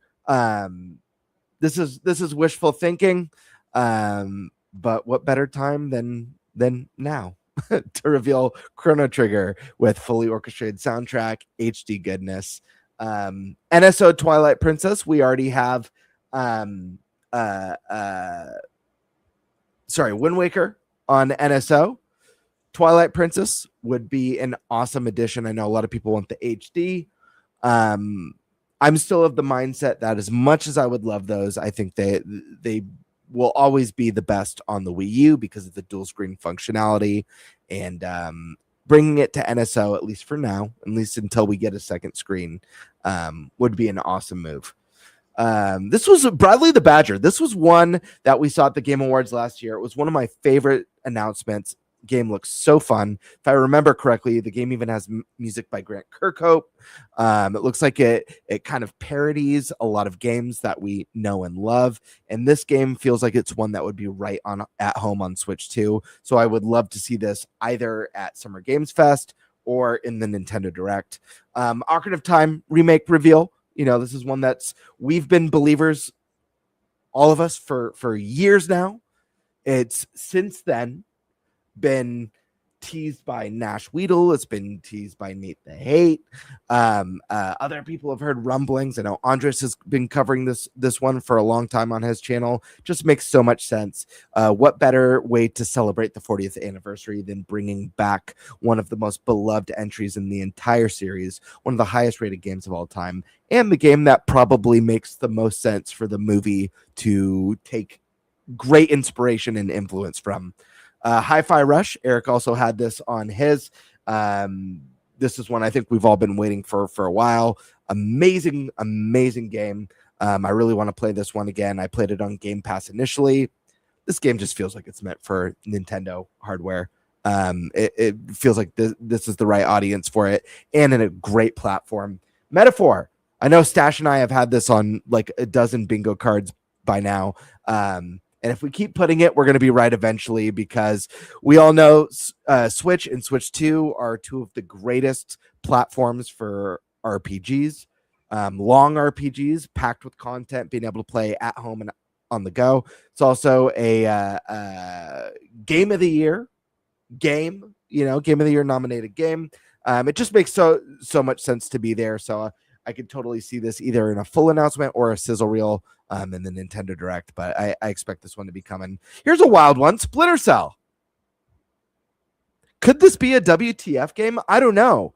Ubisoft has not been doing well, but they earned a little bit of grace back with not only reimagining of the greatest Rayman game ever made and one of the best 2D platformers ever made, but you can get a 2-in-1 where you get an enhanced version of Rayman Origins. What a freaking deal. People, go support this. These are the type of moves that Ubisoft should be making. Ditching this live service, this quadruple A crap. Splinter Cell is one that fans have been asking for so long. They're sitting on an amazing IP. Maybe Splinter Cell is a WTF game. I don't know. But it definitely would win some grace with people who have been down on Ubisoft. So who knows? New Platinum game. This has been on my bingo card for like six prediction videos. But we know how great the relationship is between these two. We know Platinum does games like Bayonetta or Astral Chain. We could definitely get sequels to those. Or maybe Platinum's working on something new for Nintendo, a new IP, or they've working with a Nintendo IP we haven't seen in a while. Either way, I think it would make sense to see something Platinum. Switch 2's has a year under its belt now. Maybe we get something from that. My safety is Dustbloods. I don't know if this game is going to release now because of how crowded the second half of the year is. Maybe it needs more time, more polish as well. It is an online multiplayer game, but I do think we're at the stage where we need to see it. I could actually see this one being in Summer Games Fest and having a bigger showing there than the Direct. Jeff Keighley, he's a big FromSoft guy. He's friends with Miyazaki. It's always, they got the Armored Core reveal. I think Keighley had the Armored Core reveal. I know Elden Ring was like the big Summer Games Fest end of show reveal its first year and really carried that whole show. It was such a big announcement. I could see Dustbloods being there. Guys, I need to take a little pit stop right now. Onimusha. Before I give my reasoning, we're going to do a little segue. Guys, if you watch this show regularly, I've talked about Onimusha and how much this series means to me. It means a lot to me.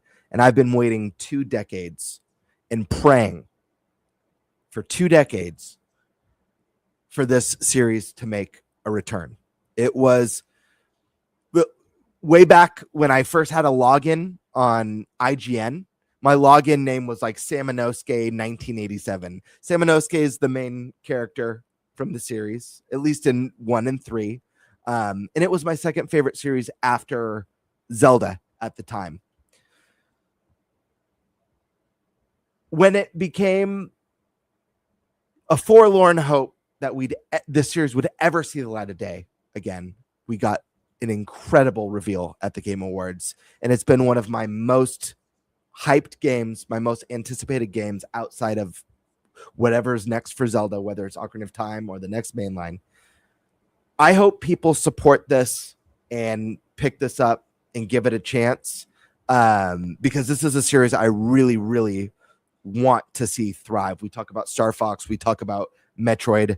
This series is so important to me. It is such an awesome game. And Capcom has been absolutely crushing it. Look at their lineup from Resident Evil to Pragmata, now to Onimusha. This year has been insane. I have full faith in Capcom.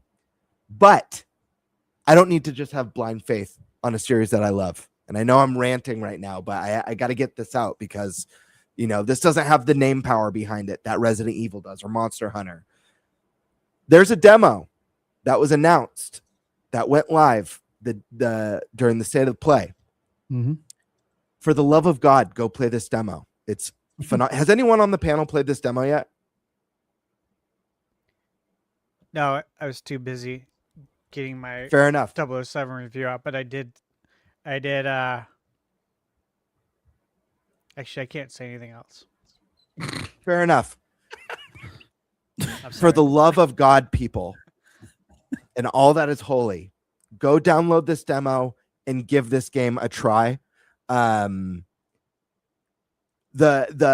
blast from the past, it literally feels like seeing a friend that I haven't seen in 20 years and just picking up where things left off. And that is the best compliment I could give. Obviously, there are changes and there are some things that are going to be missing from this that were staples of the past that I'm going to miss a lot. That being said, this was some of the funnest swordplay combat that I've played in a long time. I'm not the biggest parry fan. I'm not a parry expert in games as much as I love the Souls games. This parry system is so fun. It's pretty forgiving, but it's multi-mechanicked the way it works. I don't want to give away too much. The demo is very linear, and I believe the game is going to open up beyond that. Not fully open world. I don't expect that. These games were more akin to, at least back in the day, Resident Evil, but with action samurai combat. Really cool. And a lot of stuff from Onimusha inspired Souls games. The whole sucking the souls of your defeated enemies and using that to power yourself up and level up and stuff is classic Onimusha. Anyways, I've ranted long enough. I just really want to push this game because I believe in Capcom, and this game was beautiful. The combat was amazing. The music was great, and the demo ends in a boss fight that was challenging but very fun. And I hope most of you, if you have a PlayStation or PC or Xbox, you go out and try it and show this game some love. It's got that GameBird Classic seal of approval. Segues over. Onimusha I'm putting on here. Capcom has consecutively delivered on bringing their big IP to the Nintendo Switch 2. We got Resident Evil day and date. We got Pragmata day and date. Baby, give me that Onimusha. I don't know if it's going to be day and date, but what I will say is if anyone's going to make this game run well and look fantastic on the Switch 2, it's going to be Capcom. And I think this game will thrive being across all platforms, at least enough to keep the series going. Classic Sega reboots, my friends. This is something that's been teased, and we've gotten screenshots. We know they canceled their Super game, whatever that was going to be, but we know they've still got their reboots of iconic series like Crazy Taxi and Jet Grind Radio and Golden Axe and much more. So I feel like now's the right time to see some classic Sega stuff reborn. New Monolith game. What's Monolith working on? I think we're going to find out very soon. Deca Police. It's been delayed. It's been added to other platforms. I think we're going to see a release date for Deca Police. It feels like if we don't, something is very wrong. This was a little bit hopium, but also like the timing feels right. Luigi's Mansion. I think we're ready for that Christmas scare, that Christmas Halloween haunt. Doom is a staple for Nintendo platforms. We need Doom: The Dark Ages. This is where I get a little bit more third-party-ish. Diablo, it's another one that's been on multiple bingo cards, but it just fits so well with the hybrid platform. I think this would be a huge win, huge success. Metroid reveal. I forget who it was, but I remember we talked about once that there may be some rumor about a Super Metroid remake. So let's go for it. I'm here for it. I don't even remember Prime 4 came out, and I said that's right, that I could see a Super Metroid remake coming out next year. And then a couple months later, someone named Nate the Hate said there's a Super Metroid remake coming out. That's right. That's what I remember. And now that you say it, I remember you mentioning it too. And what better way to celebrate Metroid's history and anniversary than by bringing back, again, just like Ocarina of Time, one of the most beloved entries in the whole series, if not the most beloved. Mm-hmm. Witcher 3 Switch 2 edition. Cat's out of the bag. We got that DLC announcement. Well, we need a Switch 2 update for Witcher 3. Get people pumped up for that new DLC. The game ran fantastic on the Switch 1. Let's get that boost going. Orbitals. I know we've seen a lot of this game by now, but this is a new IP coming exclusively to Nintendo. I think it's smart to let this game shine a little bit. The game looks fantastic. It has lead designer from It Takes Two, and maybe as well as Split Fiction. I'm not sure if the person was around for both games. Either way, it looks like a ton of fun. It's 80s iconic, amazing art that is a full throwback to classic anime. Pokemon Gen 10. I know Pokemon usually does their own thing, but we've already gotten the full big reveal for this one. Maybe we'll get some more details with a window this time. And then the last one, this is my crazy ass prediction. Banjo-Kazooie 3, getting jiggy with it. That's right, folks. Dude. Time for a good title. I love it. I'm serious. It is a really It's good title. Very good title. It's goofy enough, but like it works because of the game. Mhm. That Hell I think yeah. it could do really well, actually. Yeah, dude. You guys know I'm a banjo believer. I know Kiwi said, Wait, I where'd think it go? Kiwi said on one of his episodes for me to let go because I asked him what the odds were of Don't let banjo go. making. I can't let go and I won't let go. It's like we don't And, let go of NBA Jam. We do not let go. We of don't them. let go. it- Band. Rare. Vice If anyone grip from Rare until we is get it. listening, if anyone from Rare is listening or watching right now, do you guys really want to be the Sea of Thieves guys? Actually, Sea of you Thieves know what we guys need to for do, the rest guys? of your life? Hold on. Microsoft has a new head of gaming, right? We're talking about Asha. She's very responsive on socials. We need to start a movement to get her attention. We Amen. love Rare. I even have the Rare Literally. controller. That's how I'm not much I even- love them. I'm not even joking. I think if we start a movement, it'll get her attention and she'll say something. I Let's know. do it. She's I'm very in. active. Like she's very I active. I am in on it. And so again, Rare, if you're listening, do you really want to be the Sea of Thieves guys for the rest of your lives? Or do you want to take a chance on something magical, something that brings the community together, something that lets us relive incredible memories from our childhood with Banjo-Kazooie 3, getting jiggy with it. And that, my friends, is my bingo card. Okay. Let me make some comments on your card. I think we should comment on these cards. Go for it. Zelda controllers, love it. NSO update, yes. Theme switch to Chrono Trigger, yeah, great. Bradley the Badger, I'm glad you brought up Bradley. I want to see gameplay Yep. from Bradley. Yeah. I've reached out to them to like try and get some info on the game. I don't know when it's releasing. I don't even know what year. I don't know. There's really no word on it, and we haven't even seen gameplay. It would be hilarious I if- will say I'm excited about the premise. Yeah, the premise is great. I'd love if they sent you a message back. We're sorry, Bradley's not in right now, but as soon as he gets back, you know, like something stupid. I wish they would too. DECA Police, yeah, we're due. Orbitals, yeah, you got a lot of good picks on here. I like it. Splinter Cell, man.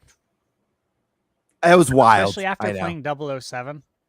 Like, because 007, did you ever play Mission Impossible on Nintendo 64? PlayStation 1. Okay. Like, you do a lot of spy stuff in there, like spycraft. And in the new 007, you do a ton of that. And when you said Splinter Cell, I was like, oh, man. You know, that would be like the 007 I just played, but on steroids with all the really cool spycraft.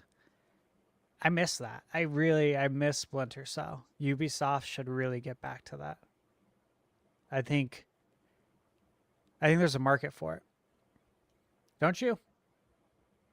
Yeah. We don't have Absolutely. any spy games, really. No, they used to be so big. Right? All right.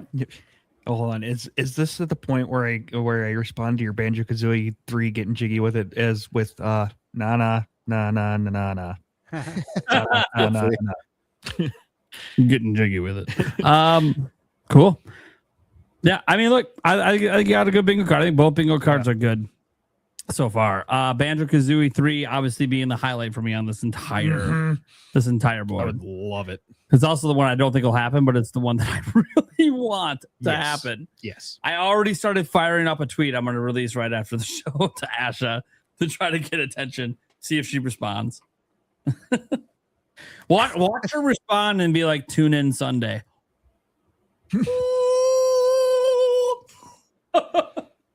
Right? That would be awesome. There's no way she's going to do that this close to the showcase, but that would be funny. Yeah, good list, man. All right. I think that means it's me because Stash is going last. One thing I want to note before I bring up my board, I will be the first bingo board following the rules as Super Chatter Reaper, BM points out. I thought the bingo card was just if they have a Switch 2 logo in it, not games that already are coming to the system. That is correct. That is the rules. But here's the thing. There's no stakes, so it doesn't matter. So rules are made to be broken. If there were stakes, then we'd have to be like really super strict on enforcing rules.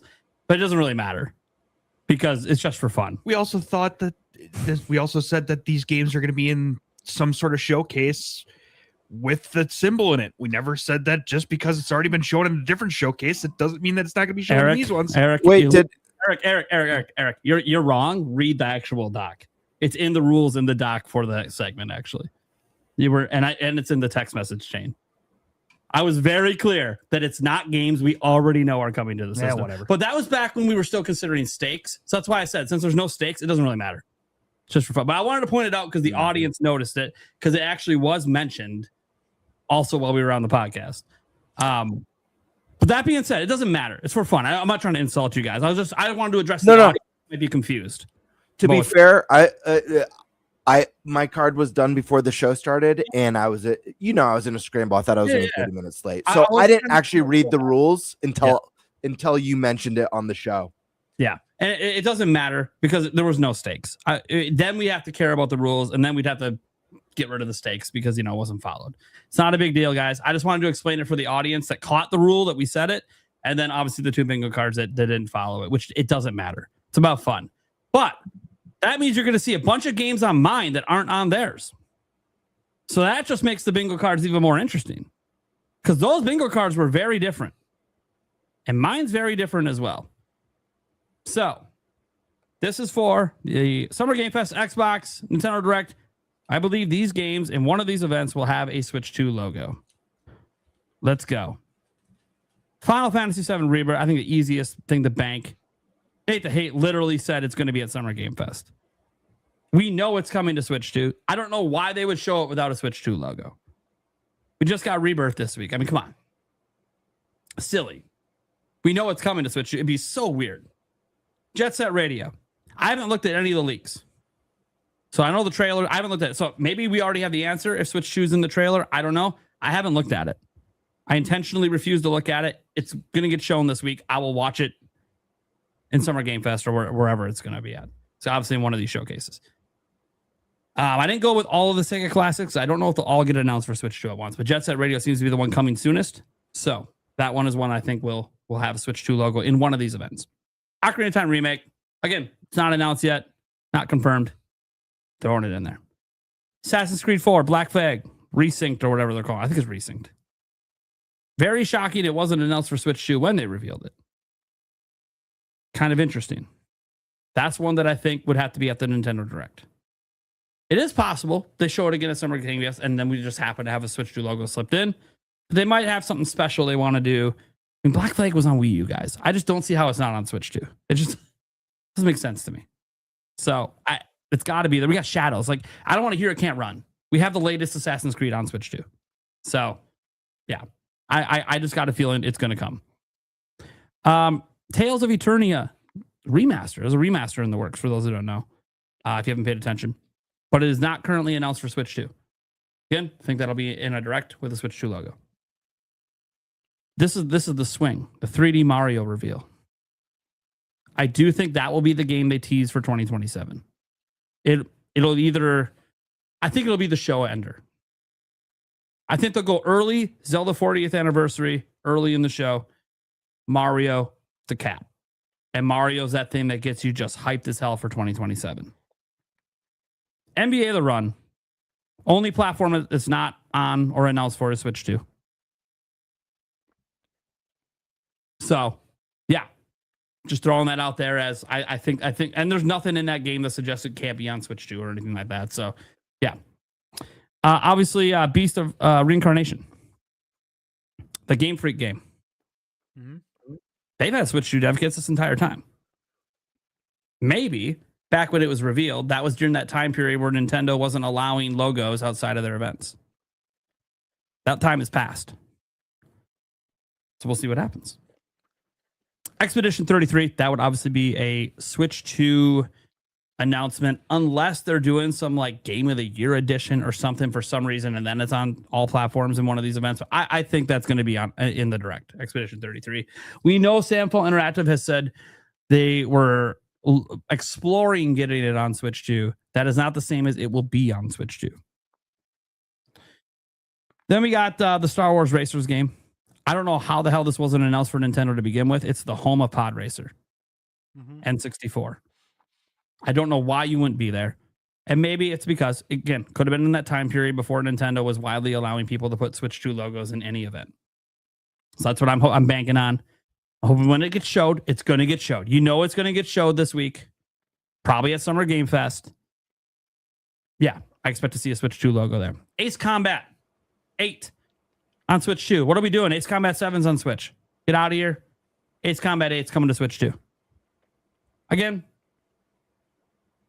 it was in a PlayStation event or something like that. So, like, they only show PlayStation logos. You'll see the Switch 2 logo during the Direct. Gothic 1 Remake. I have no idea why this isn't announced for Switch 2 yet. There is nothing about this game that screams, hey, let's just avoid the most popular portable platform in the world. I don't understand that. I think we're going to find out during one of these showcases, maybe even a sizzle reel, that it's going to be coming to Switch 2. Pikmin 4, Switch 2 edition. Technically not announced or confirmed yet. Zelda 40th anniversary. This is just them doing a celebration at all. It doesn't mean what it is. Just them uttering the words Zelda 40th anniversary. And nothing's confirmed. It's just something we think will happen. Castlevania Belmont's Curse. Surprisingly not announced for Switch 2 yet. Why? That is the audience. It's a good pick. That's a good pick. It's the audience. I don't know why it's not announced for Switch 2. Maybe it's the same reason as some of the others. He-Man, Masters of the Universe is Switch, but not Switch 2. Till we find out that it's got a Switch 2 version coming. It was delayed, shockingly. And maybe that's part of the delay, is they wanted to take advantage of some of the Switch 2 hype and make sure they had day and date Switch 2 updates. I have no idea. I have no contact with the developers. I have no inside information. It's just, hey, if you're going to delay it, well, if you got it on Switch, of course it can be on Switch 2. So why wouldn't you use part of that delay to get a Switch 2 version going? Lords of the Fallen 2. This was on my bingo card at the very beginning of the year. Still on my bingo card. I still believe this game is coming to Switch 2. And I think we're going to see it at one of these 3 events, and you will see the Switch 2 logo. Clockwork Revolution. I know Eric had that on his. That is one of my most anticipated games Microsoft has shown off. I'm anticipating it the same way that I was anticipating Expedition 33 when it first got shown off at a Microsoft event. This looks like a sleeper game that everyone's going to love, and it's going to review very high. And I think it would be a perfect fit on Switch 2. Fallout 3, this is the remaster. Been kind of rumored out there for a while, not announced. We got Fallout 4 on Switch 2. There's no reason to think Fallout 3 remastered wouldn't be on Switch 2. Absolutely no reason to not expect that. So if that's revealed at Summer Game Fest or Xbox, probably the Xbox Showcase, then I suspect it'll be on all platforms, including Switch 2. Mario Kart DLC, no one had this so far. A little shocked that nobody took a shot in the dark that Mario Kart DLC could get announced. So throw it in there. That was for my 2026 bingo card. And I'm like, you know what? Yes, this might be the time to announce like some holiday plans and rollouts for DLC for the most popular game on Switch 2. Anything Kirby. Kirby has something every year, and there's nothing announced yet. So I assume something Kirby's coming. Could be a free-to-play game. Could be a new side-scroller. Could be the 3D Kirby. Could be a remake, remaster. Maybe it's Robobot HD. I don't know. But something Kirby's coming. We just don't know what it is. I like to see a Kirby brawler. Call it Sure. like They had one. on Kirby Switch. get curb checked. Could be M-rated. Get curb stomped. I was gonna say technically there is a Kirby fighting game. It's on Switch. That was I think a free to play, right? Something like that. Yeah. It was okay. I mean, like, it's free. It's hard to really complain about a free game. A Kirby zombie shooter. Dune Awakening. I've been on this game coming to Switch 2 since it was announced. I truly believe it's happening. This one is one that would be in the Xbox Showcase, showing off the Halo Combat Evolved campaign. that they're working on, that supposedly coming out this year. Supposedly, I have no idea. Maybe it got delayed to 2027 because they're avoiding GTA. But I believe that we're going to see more of it, and the Switch 2 logo will pop up, and this will get everyone hyped because, again, Halo coming to Nintendo, Halo coming to PlayStation. It's going to be big. Both logos are going to be there, and people are going to be hyped. Xbox, this is a commitment before Asha Sharma was there. Who knows if they're going to go back to exclusives, but I think this game is going to everywhere. Luigi's Mansion 4 seems to be a popular pick. I think we all know it's time. This year or next year, we're getting Luigi's Mansion. I don't think there's any shot it's released after that. I think Luigi's Mansion 4 is either this year or next year. So pretty safe to throw that one out there, especially if you think 3D Mario is in 2027, right? Then it feels like, okay, if Mario's next year, then we should probably do Mansion this year. And again, it's about the right time for that development studio to release a new game. It's also about the right time for Luigi's Mansion to have been cooking for a bit. So, and then Toys for Bob. Technically, we think we know what they're working on, but there has been no announcement from them other than that they're working on a game and they're working on it for Microsoft. Ironically, after Microsoft tried to close their whole studio. But now they're independent, but hired for their very first game as an independent studio by Microsoft. Again, this is a really weird scenario to make a game. We assume we know what the game is. We think, obviously, the chat's already all over it. Spyro, right? We assume it's Spyro, but we don't know. But I think that game's getting revealed and it's coming to Switch 2. Whatever it is. Probably at the Xbox showcase, I would assume. Although Xbox will have something at Summer Game Fest because PlayStation and Xbox always do. I just think that something will be something that's already known, a known quantity. I think they'll save the Toys for Bob for their showcase. Could be wrong, though, because they're an independent company. Maybe they'd rather be in Summer Game Fest. I don't know. But Microsoft will have a say because they're paying for the game to be made. And that's my bingo card. Very different from your guys's, of course, because obviously it's all games that have no confirmations. What do you guys think? How'd I do? Pretty good, man. Mm-hmm. Yeah, I like a lot of these picks. NBA, I got the runs. Yeah, it's not even because I think the game's good. It's just I like it. Do you? It looks fine. I did a video on it. I played in the playtest. Yeah, that's what I watched. I watched your video. I played in all 3 playtests. Gotten better every time. Oh, good. We'll be reviewing it. I'm actually supposed to get the game tomorrow. Perfect timing. Can't play it. Can't play it on right. PS5. Yeah. If it was on Switch 2, I could play it on the plane and start working. What, you don't want to remote play on your phone on Wi-Fi on a plane? Absolutely not. Controls aren't very good. They're not very responsive. No, I'm really excited for that. But yeah, Beast of Reincarnation, good pick. I agree with the Star Wars.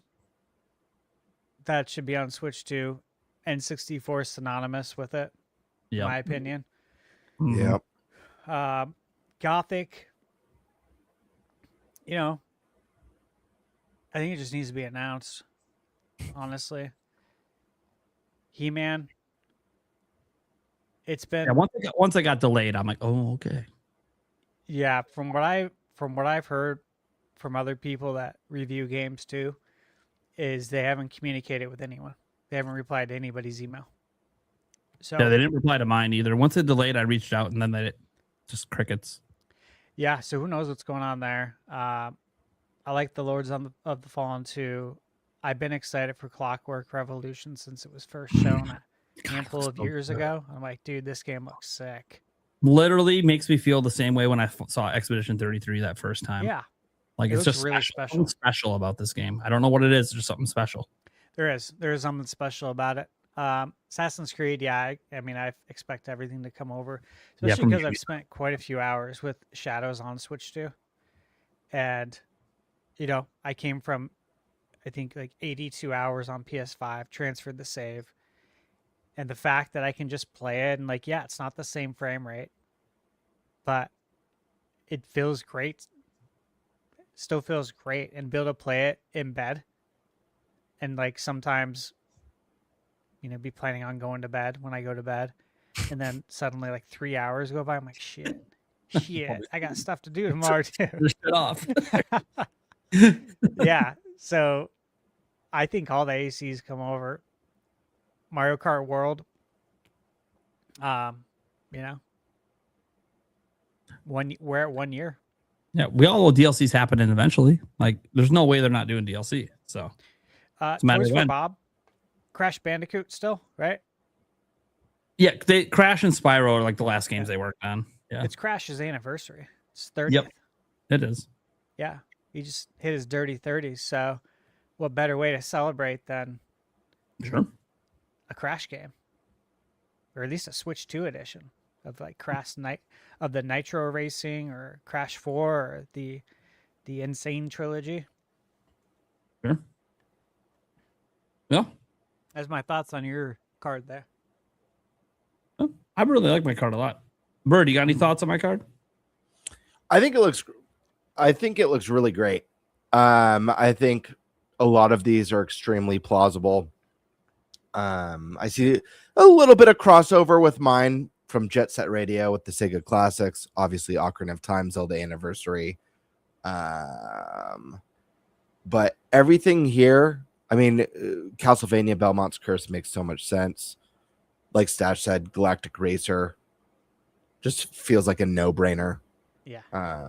Yeah. I mean, I think this looks great. Nothing here feels impossible.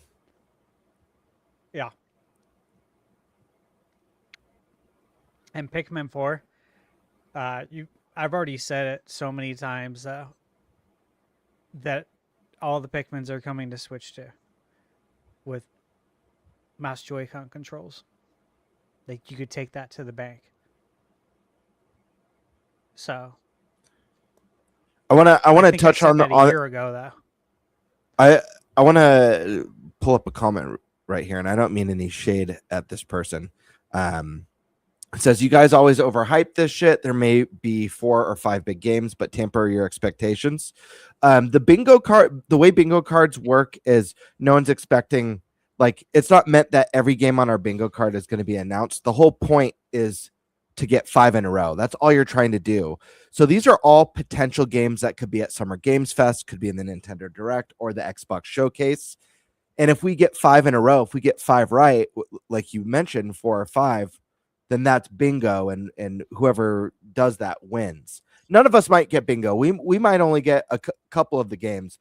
But just to be clear, the way bingo works is that we're not expecting all of the games on the card to be there. We're only hoping that we get 5 in a row. If that makes sense. Yeah, no, it totally does. Yeah, it's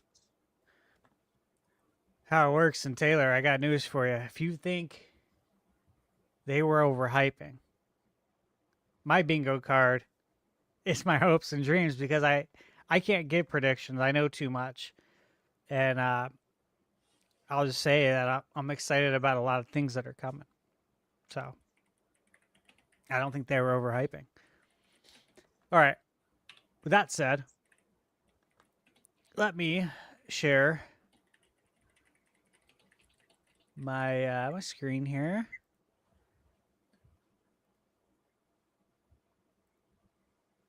There we go. All right. As you can see here, we're kicking it off with Dragon Quest. Now, we know we're getting Dragon Quest 11. Switch 2 edition. But hey, Dragon Quest is 40 for the whole year. And I'm not done celebrating the 40th birthday. I don't think anyone is. So I expect more from Dragon Quest. Same thing could be said for Castlevania. I just put Simon's Quest here as the placeholder. I don't think we're going to get a new Simon's Quest. Mm-hmm. However, I think we're getting more Castlevania than just what we saw. And Konami's even said it. they've said they have more coming for Castlevania. So this isn't like some bold prediction. This is if you read and you take in the information, you can make this assessment. Super simple. All right. Next up. Sheesh. Again, placeholder, Legend of Zelda. 40th anniversary. Obviously, I expect stuff. There's going to be some more Zelda on this. Okay. Stash, real quick before you keep going. Yeah. If we got an HD 2D original Legend of Zelda remake, and it had that, like that was the box art for it, I'd be like, I would bring tears to my eyes. Oh, dude, That same. Switch 2 case that you made is a thing of beauty. Like to me, thanks. like I'd want it on my wall. I'd want the game on my wall. Thanks, man. Yeah, it's awesome. Look, I love the original Zelda, so yeah, we just never know what they're gonna do, how they're gonna pair things up with the movie, how many games we're gonna get. All right, so I got Banjo-Kazooie here, and again, I do think Banjo's coming.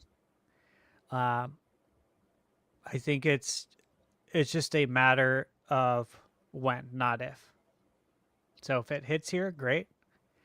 If it doesn't, no big deal. These are my hopes and dreams. Ninja Gaiden Master Collection. It's on Switch 1. I think we see a Switch 2 edition. I think they get that out there. That way they can get the other Ninja Gaiden games out on Switch 2. Like Ninja Gaiden 4. Which is a great game. Metroid. I think we see more Metroid. Again, I talked about it in December before anyone else, honestly, before anyone else brought up Super Metroid. But again, it's just logical. We received Metroid Zero Mission already. We got Metroid 2 Samus Returns. The next up is Super Metroid. So based off logic alone, we should get another Metroid, right? And it should be super. Maybe this time we'll find out why Metroid can't crawl. Yeah, right. Yes. Hell yeah, dude. All right, now I'm going to explain this one. Again, this is my hopes and dreams. Maniac Mansion. I have some reviews that I've had uploaded to YouTube, but I haven't scheduled them yet for a while. And I just reviewed a game from Ron Gilbert, who is the creator of Maniac Mansion. And I was doing some research on Ron. And in the past few years, he's been trying very hard to acquire Maniac Mansion. Or at least make a new game. And I think this is like one of the last things he probably wants to do before he retires. And so I do think at some point, because of those reasons, that we will get a Maniac Mansion. And I also say that because there's been quite a resurgence in point and click games. And you may not be aware because they don't all come to console, but there's been a big resurgence on PC. And again, some of them have come to Switch too. And some I've reviewed on my channel. And between that and the fact that Ron Gilbert is trying his hardest to get a hold of Maniac Mansion and make another one, that's why I think that. Tales of Eternia. I do expect this. I don't want to say anything else. Resident Evil. I do expect more remakes to come over. Code I'll leave it at that. I don't want to get specific. Yeah, that was one of the ones. There was some I was going to put on mine, but I was like, yeah. I feel like Code Veronica needs it the most. Like that game should be remade. I know some people say Resident Evil, but that game, man, that GameCube Resident Evil looks gorgeous still. I think modernized controls / gameplay would help with that Resident Evil. But as far as looks, dude, still looks so good. Dude, stunning. Insane how good it looks. But no, for Resident Evil, I'm talking like 2, 3, 4 coming over to Switch 2. Code Veronica is coming though. Halo. Again. Been expecting that. Hey, you guys know there's I've been double talking wham. about this. Obviously, I saw that on yours. Eric, it was on your card, right? Yeah, I was happy to see that because, look, I know Square is releasing their games on all platforms now, rightfully so. I think that's a great move. However, there's a relationship in place already with Nintendo. They worked together on Super Mario RPG in 1996. And, they did it again with the remake. I think they brought the remake to Switch to pave the way for Super Mario RPG 2. Like, this is going to be something that they continue to collaborate on. That is my belief. I won't say that's my understanding, but that is my belief. Mm-hmm. Now, look, if we can bring back Star Fox 64, surely we can bring back Wave Race 64, right? Mm-hmm. Hey, man, this is my hopes and dreams. And look, Star Fox 64, Legend of Zelda: Ocarina of Time. If we're digging into the 64, you got to pull out Wave Race as well. We want it. I didn't think about it like that, but that would be absolutely wild if Switch 2 was a vessel to bring back the glory days of Nintendo 64. Seriously. We get Ocarina of Time, we get Majora's, we get Wave Race, we get Star Fox. Microsoft brings Banjo back. Banjo. Yeah. That would be absolutely nuts. I have a feeling things Maybe might work Perfect out Dark good for gets us. rebooted. I want Wave Race so bad.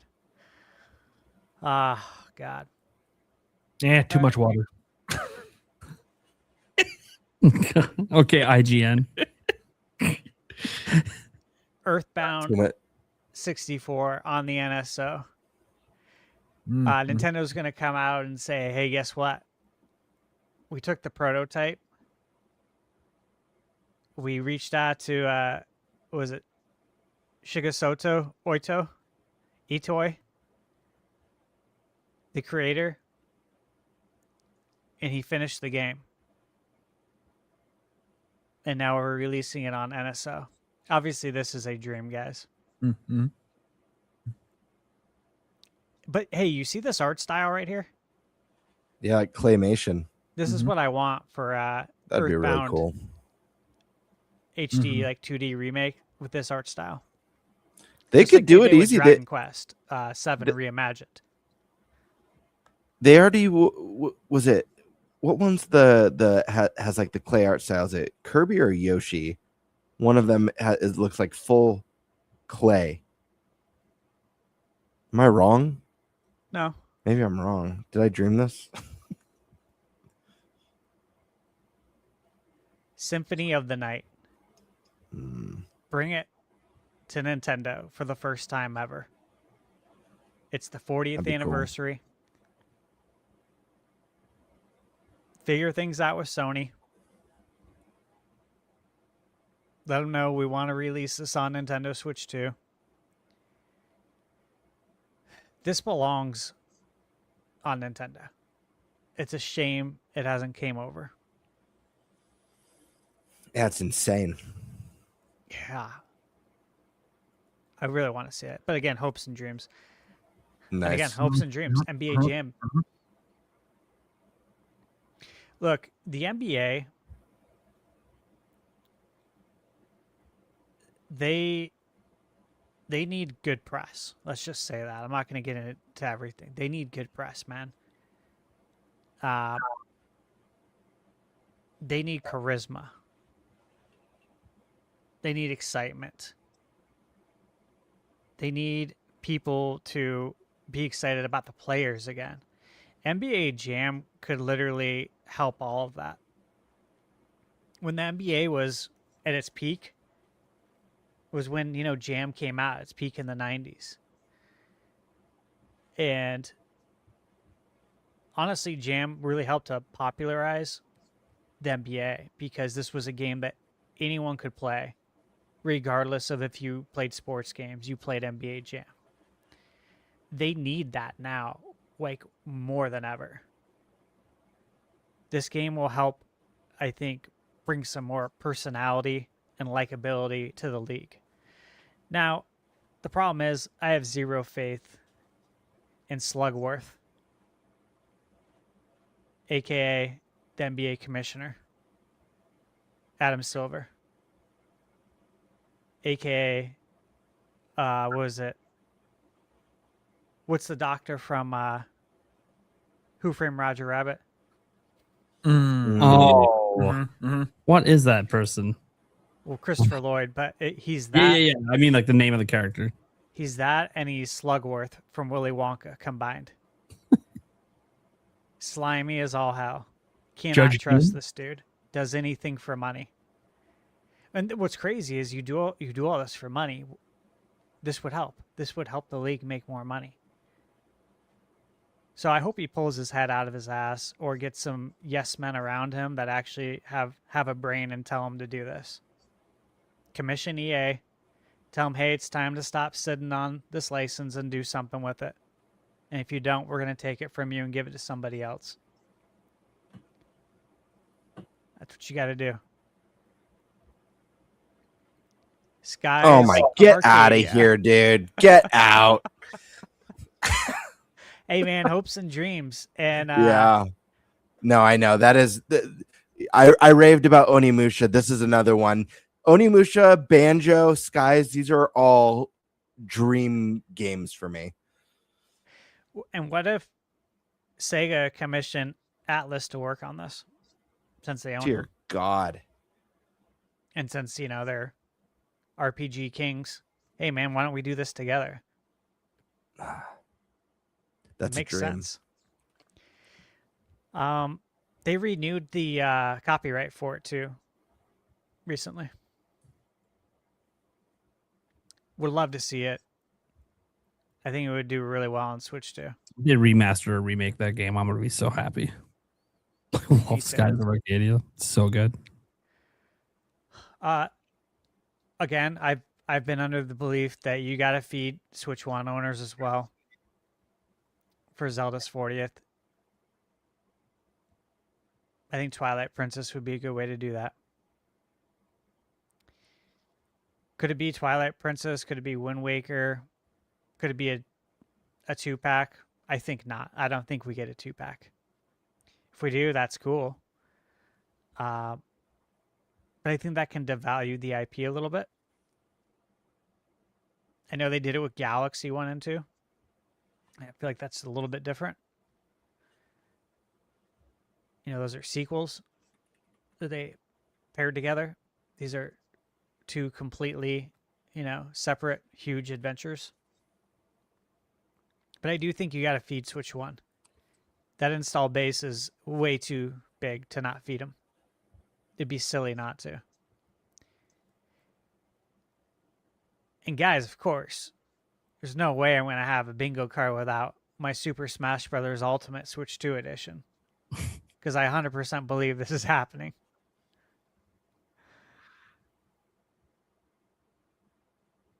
And I can't wait for it. I love Smash Ultimate. I think we just make it better. All right. Moving down, we got Visions of That's a good Mana. pick. It's a good one.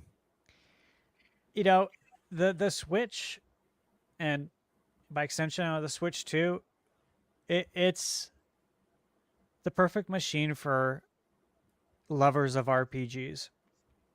Like playing Final Fantasy VII Rebirth, again, in bed on Switch 2. What I had meant to do was test it out in bed so I could talk about it in the review, get a feel for it. And then that turned into like 3 or 4 hours of playing it in bed. And now I'm like, I better get to sleep before the sun comes up. Otherwise, I'm not going to get to sleep. Dude, but being able to play this massive RPG like Rebirth and handheld, I mean, both of these games right here, just be absolute bangers on Switch 2. I do believe we're going to get both. And it just comes down to a matter of when, not if. What do you see here? Super Mario 64 Deluxe. I really want a Mario 64 remake. I've talked about this before. I brought it up at least a year ago on the podcast, and I love that game so much. There's so much charm with it. Jumping through the paintings, such a great idea. The soundtrack, phenomenal. I would love to get a remake of it with an orchestrated soundtrack. I'd love to hear, Bob-omb Battlefield and Dire Dire Docks, Cool Cool Mountain, all of those with an orchestrated soundtrack. Oh, man. Be amazing. And again, this goes along with the theme of, hey, we're remaking games from Nintendo 64. Let's grab all the good ones and remake them.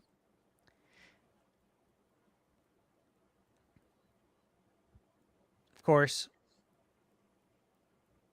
I don't need to say much there. Witcher 3 Wild Hunt Switch 2 edition. Again, this has been on my bingo card before. It's not outlandish. It's not some crazy hope and dream. It's a matter of when, not if. Chrono Trigger. I think we're getting Chrono Trigger.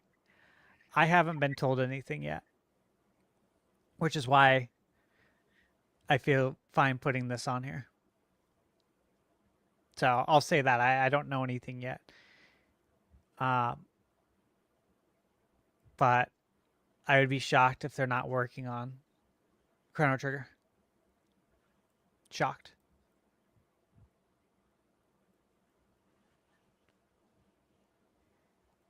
Yeah, Mother 3 is still there.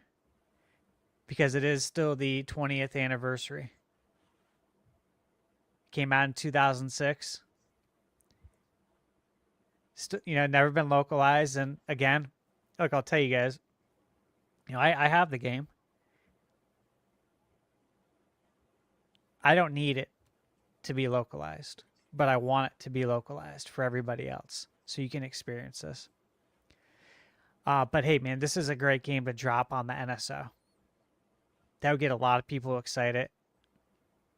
I think word of mouth could help boost NSO subscriptions, and people will want to pick that up and see for themselves.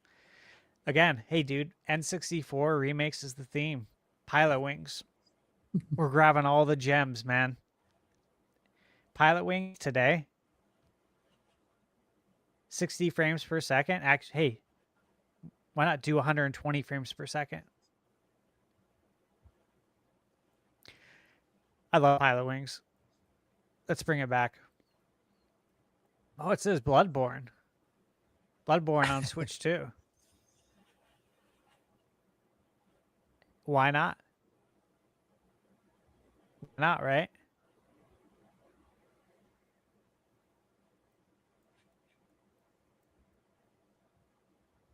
Metaphor. Again, I fully expect this, and I haven't been told yet, which is why I put it on here. But I think that's happening very soon. And again, I reviewed this on the channel. Platinum the game. And remember, guys, when I say I platinum a game, please keep in mind I don't say that in a braggadocious way. I say it in a respect way, in that I loved this game so much that I wanted to 100% it. And there's not a lot of like 100% checklist out there. But if you do everything to get the platinum, you basically 100% it, which means you saw everything the developers hoped you would see, is the way I look at it. And I never go into a game with that mindset. I usually decide, like, there's a certain point where you're into a game, you're like, damn, this game's so good. I don't want it to end. What else can I do? That was one of them. Phantasy Star Online. That'd be freaking sick. Right? Now, look, I'll take a new one, or I'll take it on GameCube NSO with online play. Either will do. If we get it on GameCube, that means we're getting Phantasy Star 1 and 2, since it was a 2-pack. I think this would be such a great title, though, for NSO. It'd be cool to get a new one. When was the last time we got a Phantasy Star game? Man, I don't even know. I feel like maybe Xbox Last gen? 360. Okay, 360. Maybe. It was a long time ago. Yeah, it's been a while.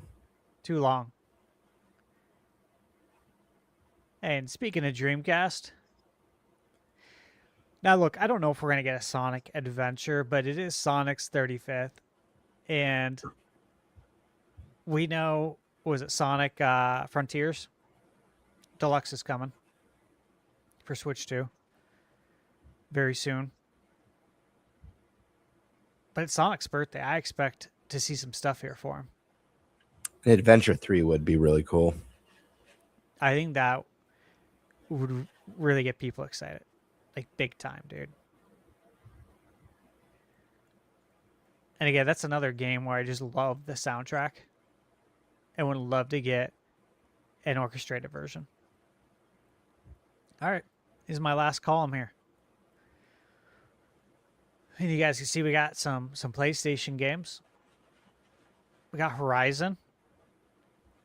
I think Horizon would do really well on Nintendo if people gave it a chance. And I think Nintendo's a good platform to release it on because people would give it a chance there. Spider-Man. You could be making so much more money if you release Spider-Man on other platforms. I think Nintendo would eat it up. Nintendo fans, it's an amazing game. This is another one that I 100% it, as well as Miles Morales. Love these games. They need to do very well on Nintendo. And again, it's they put a lot of money into these games, into the development, cost of development, advertising. You know, don't be afraid to make some more money. Doom: The Dark Ages. It's Doom's anniversary. Doom is, was it 35 years of Doom? Doom's always been on, it's been on every Nintendo. I've talked about this several times. Every Doom game is on Nintendo Switch. You can play every single Doom game there. So clearly we're getting the Dark Ages. Here's one you may not have expected to see. You may not even know what this is anymore. Breath of Fire. So you guys know, but young cats probably don't know. Breath of Fire, yeah. Damn. Hey, we've been asking Capcom for it.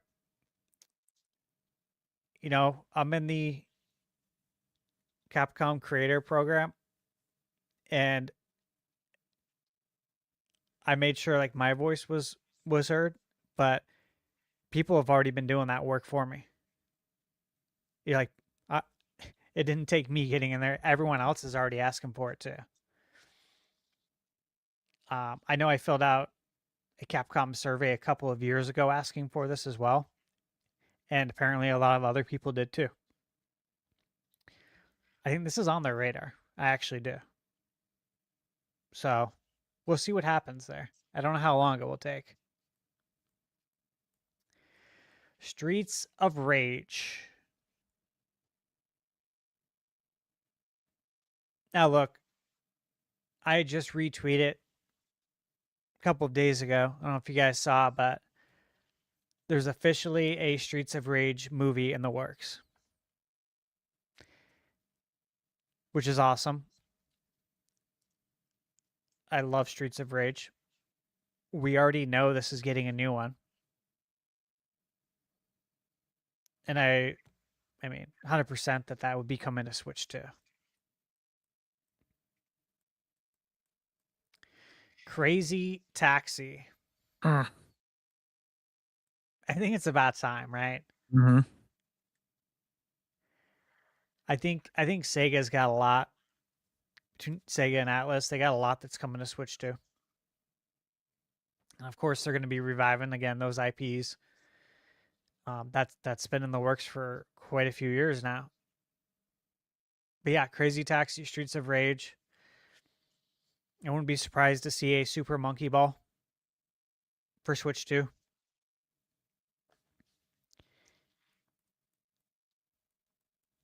And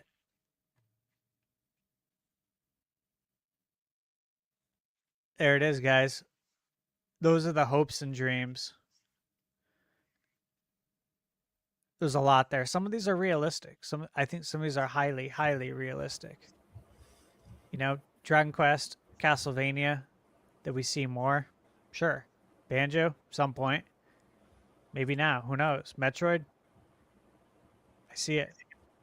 You're missing one game, Stash Man. Which one? I love this. I love this bingo card, by the way. This is an ultimate hopes and dreams card for sure. Missing one title though. Which one?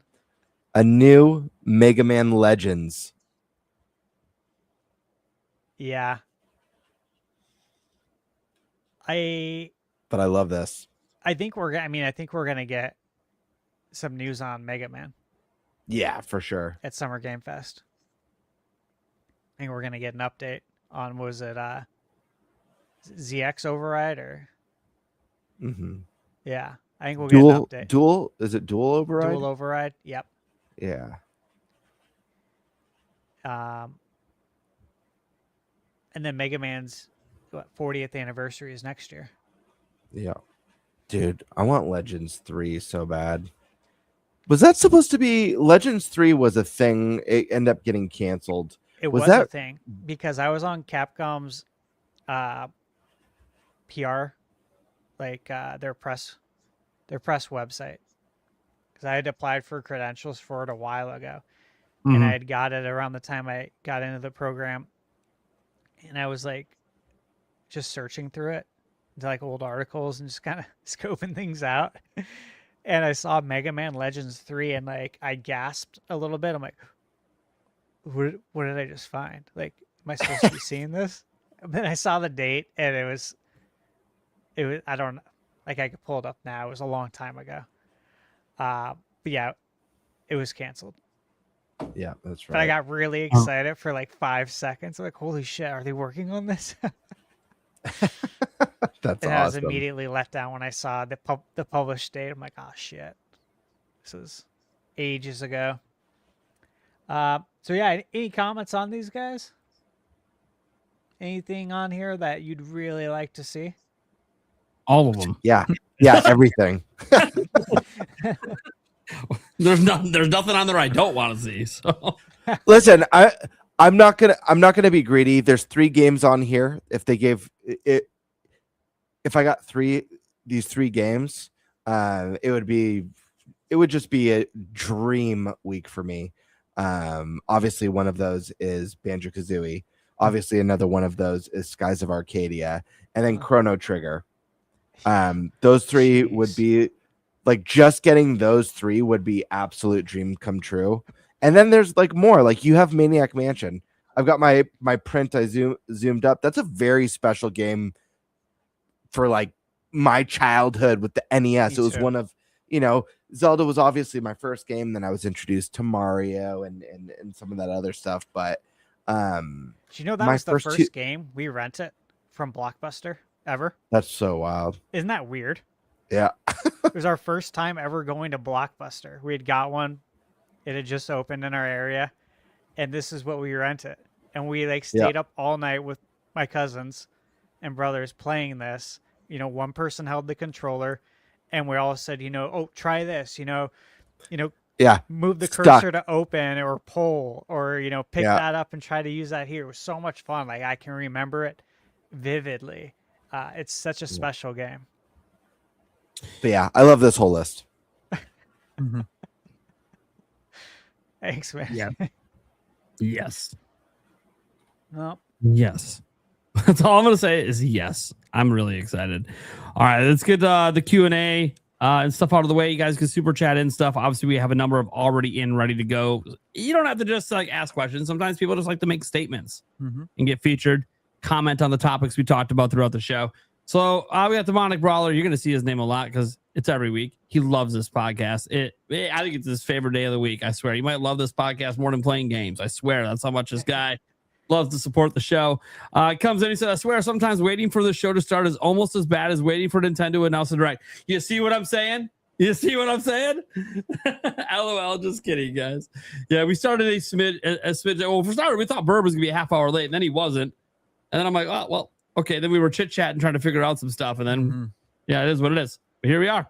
Still gave you the same length of show as always, guys.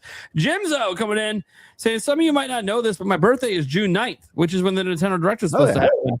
Nice. That's awesome. Bitchin' birthday. I hope you wake up Monday morning to a nice surprise for your birthday with a Direct announcement. I really hope it happens. What are your expectations for the Nintendo Direct realistically versus idealistically? Well, we kind of went over a lot of that stuff. Hopes and dreams and our realistic versus it's tough. Everything Nate to hate, rumored. They're probably realistic to expect to see most of that in there, except maybe 3D Mario. And any games that don't have dates yet, like Elden Ring and stuff like that. I have a high expectation because this year we're going to be, unlike last year, we're going to be getting a big holiday game. I really believe. You know what I mean? I believe and if everyone's right and it's Ocarina of Time remake, I mean, that sets the bar high. Yeah. True Desire saying, I may not get the date right. I predicted the 11th back in April, but I'll take getting the week correct. Hey, give yourself credit where credit's due. It's all about pattern recognitions and sometimes just lucky guesses. Demonic Brawler. Right back. NFL Blitz, NBA Jam, NHL hits. I would have been very disappointed if none of these games appeared today. Stats made sure the Jam appeared on the bingo boards today. So one of us made sure to keep the hope alive. Captain Bacon, I'm giving you money for your instructions. I think it's $20 equals a shot. Maybe, I don't know. But it's a member chat. That's not a super chat. Don't ask me. So that's not money. I don't. Right. Unless you well, give money. I don't. It's not on my channel either. So oh, well, fair enough. It's my channel. I did instruct everyone to give me their money. Oh, well, then fair enough. Okay, never mind. That makes a whole lot more sense. Birdman's the culprit. That makes a whole lot more you sense. instructed everyone to give me money. You know what? Does that work? Hey, I got like 250 plus people watching on my channel. Everyone give me money. All right, let's do it. I mean, I think I proved that it works with that last message right there. That message isn't a money message, so it's just a member chat. Hey, So I said it. I was a little bit less direct than you. I think I posted, hey, don't forget to join my. No, I said, check out our podcast tonight and don't forget to give me your money. Is how I phrased it. That's pretty direct. It was just a reminder. I didn't say, hey, give me your money. I said, oh, and also don't forget to give me your money. Still not as direct as Nintendo. It's more welcoming. More welcome. You're being more friendly about demanding they give you money. Yeah, it goes a long way. Hey, membership business now on the Cliffs channel. So there you go. Yeah, Eric's gonna keep pushing it because we just got all this shit sorted out like last week. So the clips can now get the same thing all the other channels have. Jimzo gifted ThunderStash a membership. I'm sure he appreciates it while he walked away. And then he gave ThunderStash another membership, 2 memberships. Nice. Jimzo. Jimzo then with a member chat saying, I'm really excited for the direct. I think we all are, obviously. Derry You Shines says, what's up, bro? Funniest and coolest member of the pod. It's one of you two. I don't know who, but hey, that's one thing I wish Streamlabs would do. Tell me which channel instead of just telling me it's not from my channel. But that's someone super chat. One of you guys. Someone loves you. Lots of people love you. Let's just be honest. Even on my channel, they're not here to see me. The Mono Brawler, AC Blackfoot Resynced and Silent Hill 2 Remake. Good guesses. Those are good guesses. Jimzo, to support your channel and Nintendo Direct hype. Hell yeah. We always appreciate when you guys support the channels. Steak gifted GameBird a member. Then ThunderStash. Then Steak. That's one thing. I don't know if member steak. I don't know if member gifting is working on the Clips channel. Oh, I don't know. That I haven't checked. Member that gifting? I haven't Yeah. checked. That might not be enabled yet. I can't remember. There might be requirements to enable it. Right. Demonic Brawler. If Lego Batman Legacy of the Dark Knight doesn't get a Switch 2 release date announced by the end of June, I'm done with Nintendo. Maybe it has a release date. It's coming out September 18th. They announced it today. So it's coming out September. That's another game in September. Although this one, obviously, only for Nintendo fans. It's already out on other platforms. But yeah. So, hey, Nintendo fans, you're not interested. If none of those AAA games are coming to Nintendo, you got Lego that month. So maybe it won't be a crowded month for you if you're only a Nintendo gamer. We'll see, though. We have a lot of showcases left. I swear, if we get to like the end of the end of the Nintendo Direct, and there's like 30 games that are AAA coming out in September, I don't even. Yeah, right. Like this, like, just a minefield. We have a lot of showcases left. We have more. There's more showcases left than there aren't. Dude, there's so many. And then factoring in the fact that we might be getting, we'll likely be getting a September Direct as well.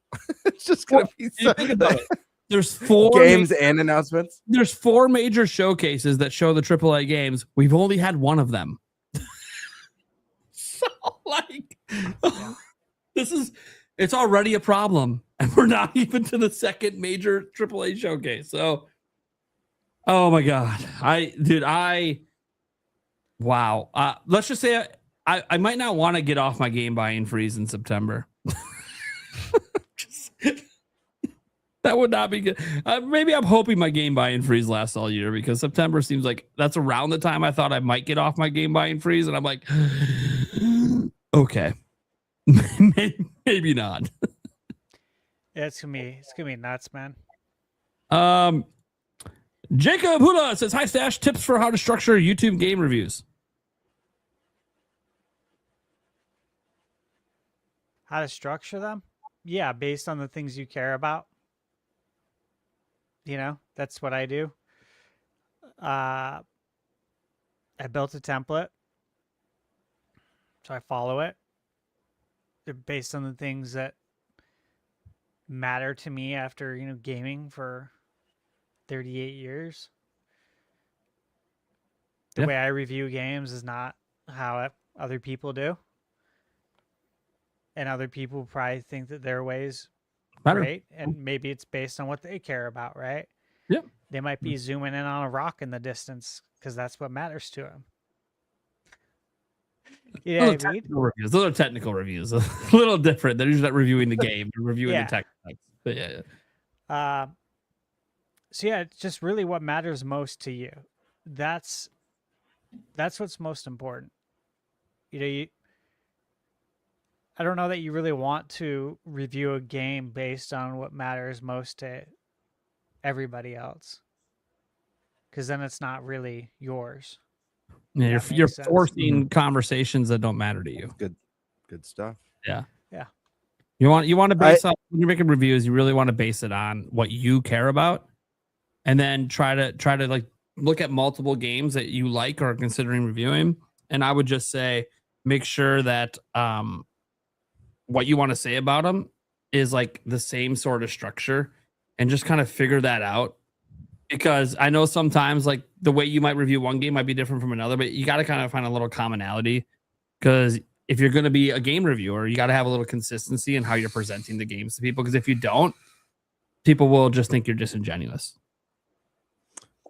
Listen, I know this question wasn't for me, but I've got a pro tip for you. I always recommend having a beginning, a middle, and an end. And I think if you can nail those three things, you're going to be just fine. Nah, just an end. Start the review, drop a score, and that's all people want, right? Let's give them that probably would be pretty successful. You reviews. just name the game and name the number. Is that a thing? Do people have like a short thing going on for like 5-second reviews? They just drop a score and say it's good, bad. It's got to be short. It's got to be like, it's got to be like good, 5 seconds or less. And then they drop a score, 5 seconds.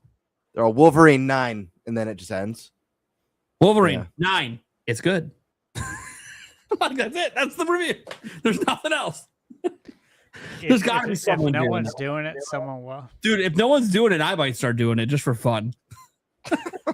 Just so it's jacked because and I'm gonna be like, my requirements for it would be funny too. Like, I don't have to get super in depth. I don't have to even beat the game. I just have to know if I like it or not.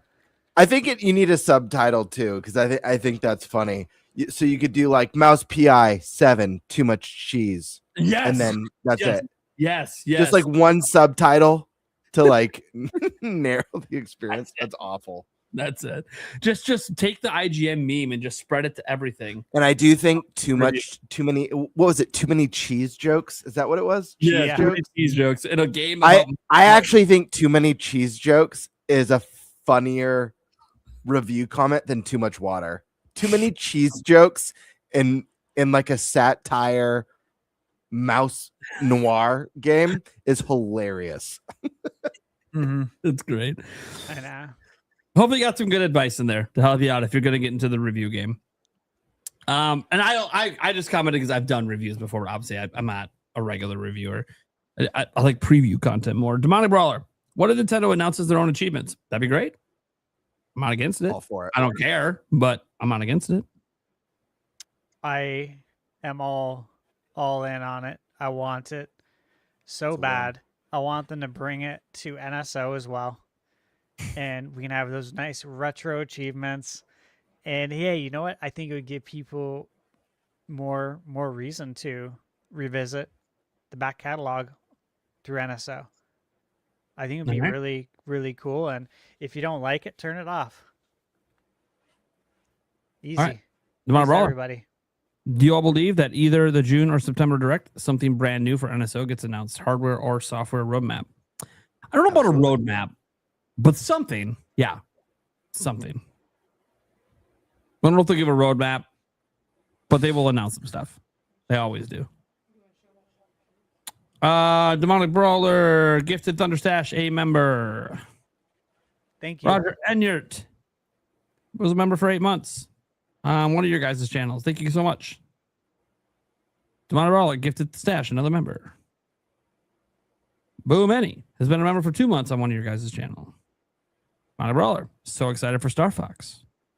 As are we. Mm-hmm. Boom Any, been a member for 5 months. Renewed on one of the channels.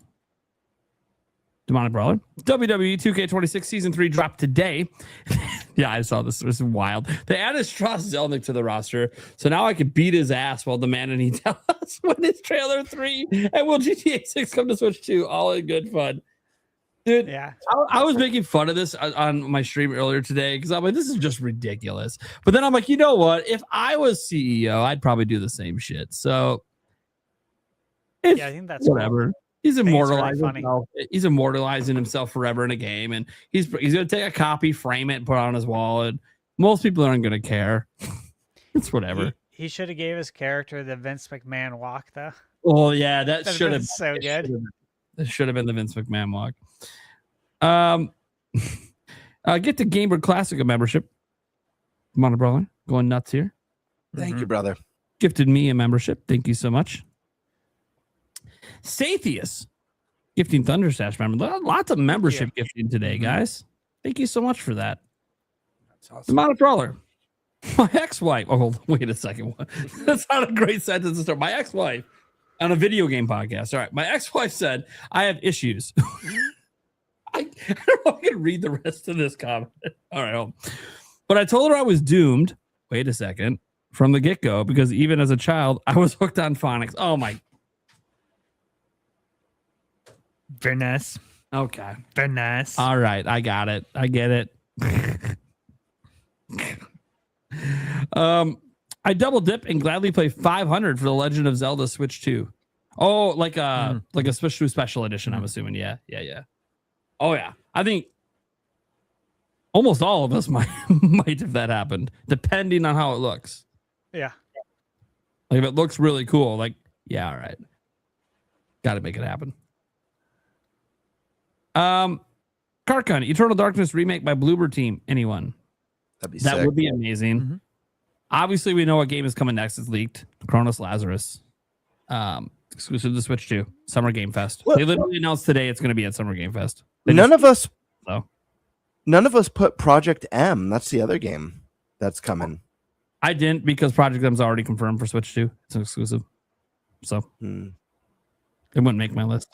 That said, And I can't they talk literally about it. came out today and officially announced it's going to be shown at Summer Game Fest. So, I mean, I don't know how the leak got out. I'm sure they figured it out. They're a small team, so I'm sure they figured out how it got out because they're probably not happy about that. Luck Not Perfect says, I don't like any GTA. I will get 6 just for the... okay. It's your choice. As someone who also isn't a fan of GTA, I don't just buy games because of hype because I'm not hyped for it. Why do I care about other people's hype? It's my hype when I buy games. But it's your choice. But I might not finish it ever. Like I never finished any other GTA. For me, will never be like Xenoblade 2, Breath of the Wild, Ocarina of Time, Mario Galaxy, and it's joy for me. Nintendo's joy. Yeah, well, yeah, GTA is very different from Nintendo games. Absolutely. It's like almost the anti-Nintendo game in a way. It's kind of weird. It's not a weird game. It's just like completely opposite of the kind of games Nintendo makes. Tall Show. Will Selling put himself in GTA 6 too? He probably is. He's probably somewhere. He's probably part of the story arc. Oh my gosh. Watch him be like the mob boss or something stupid. And the only player that's completely unkillable. Yeah, you can't kill him. But not to 712. Probability that the first teaser for 3D Zelda shows up in the direct. I'd probably set the odds at 5-1 possible, but not likely. Ooh, so for the new 3D Zelda, that's years away. Most likely years away. We see it by September, the latest, I think. You think it's going to be revealed this year? Yeah, a teaser. Yeah, why not? They could do a teaser for the next 3D Zelda, even if the game's not coming out for 3 years. No problem. They do it all the time for Zelda. Yeah, I just think they won't if fair enough. Ocarina of Time 3, if Ocarina of Time, whatever, 4K, whatever it is, whatever they call it, comes out. That's the thing that's making me be like, maybe they won't because it might overshadow that. If it has, like, but what if it has, like, what if it says 2029 at the end? Does it matter? I wouldn't be happy if it says 2029 at the end. I'll tell you that right now.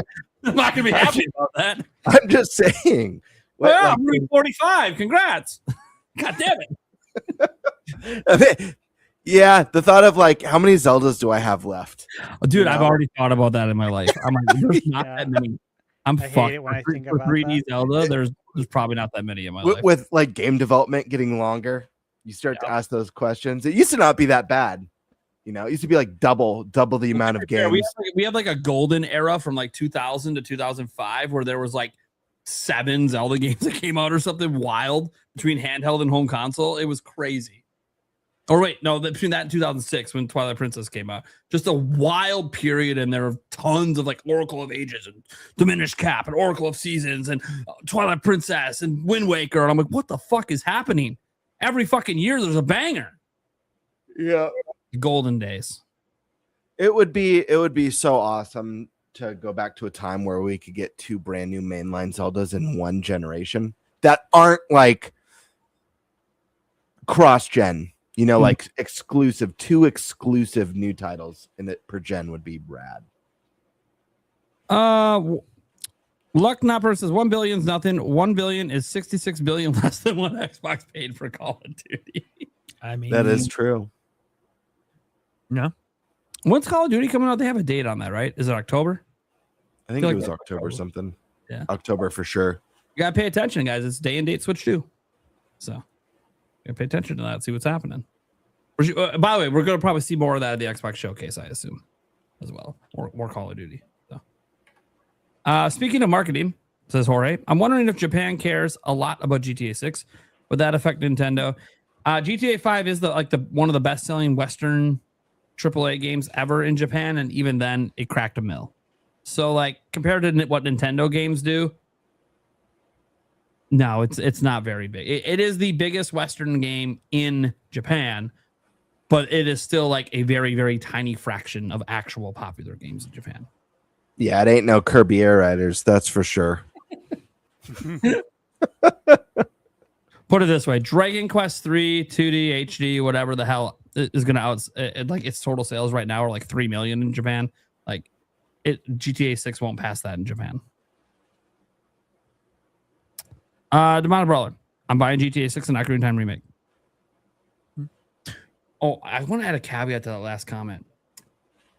I do wonder, what if Japan is the reason that we actually will get GTA 6 on Switch 2 because they know they got to be there to be in that market? Yeah, that's a good point. Maybe. Because then I don't know what GTA 6 would do if it was actually on the platform that everyone in Japan owns. Mm-hmm.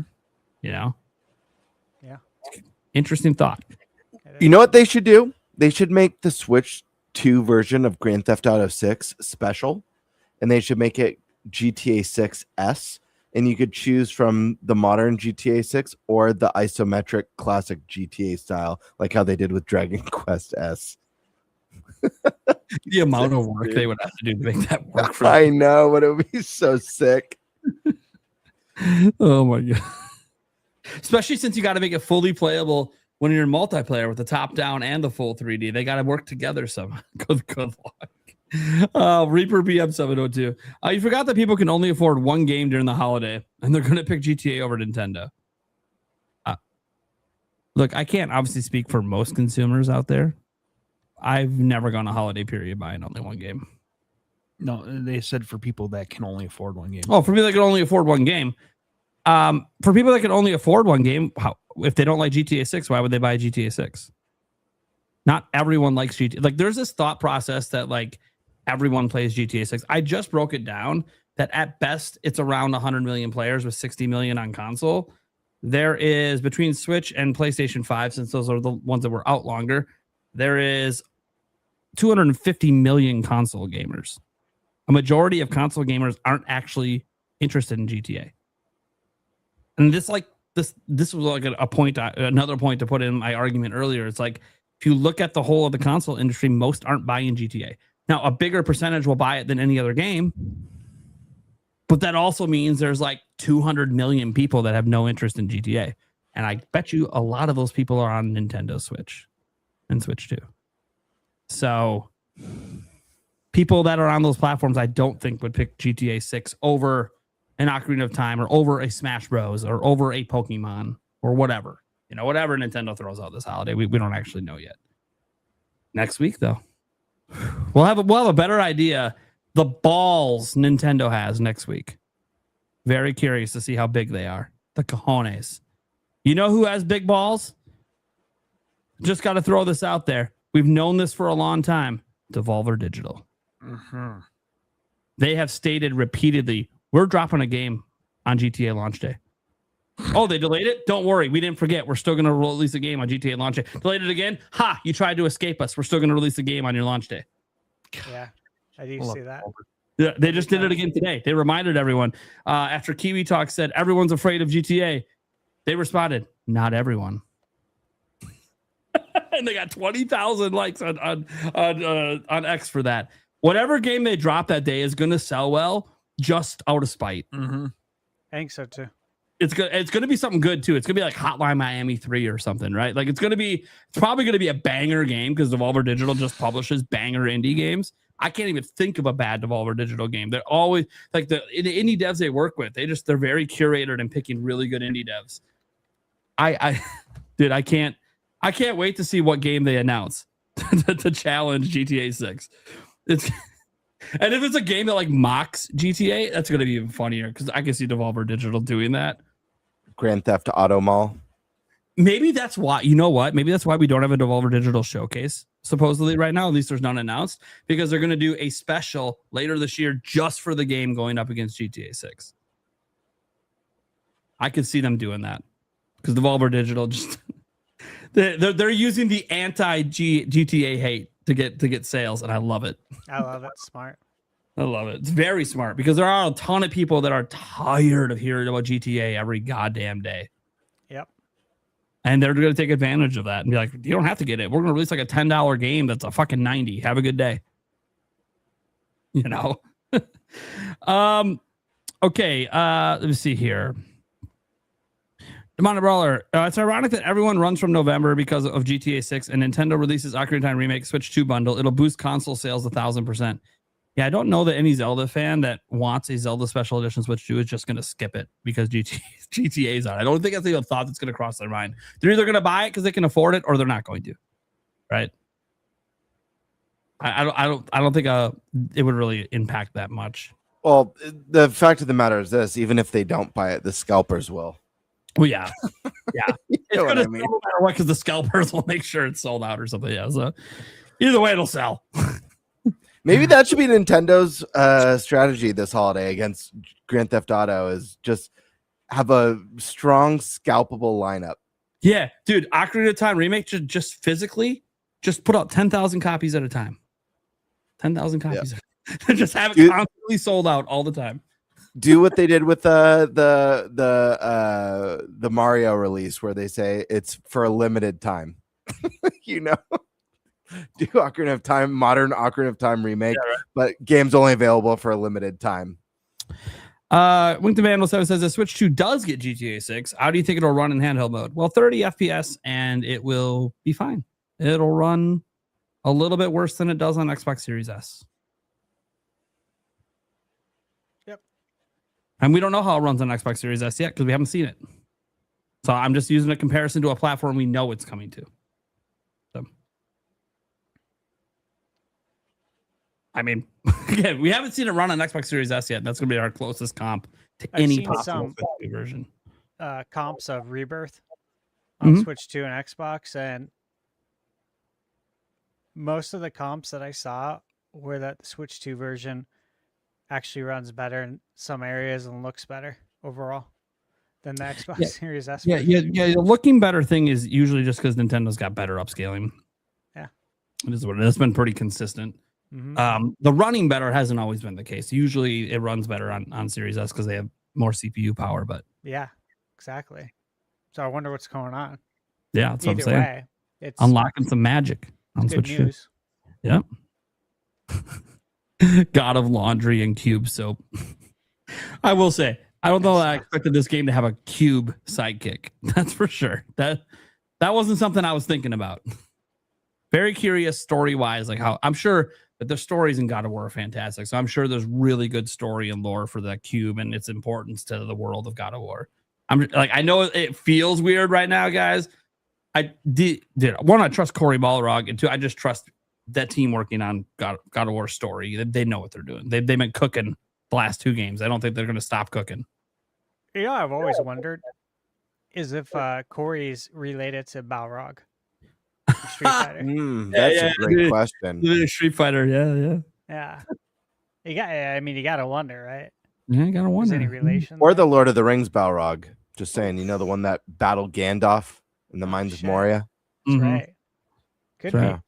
And the Balrog. Right. Jamie Camp, it was a great show as usual. Stash, enjoy Summer Game Fest.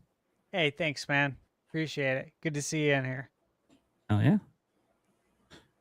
We got Reaper. I'm confused. I thought the bingo card. Yep, we went over that one.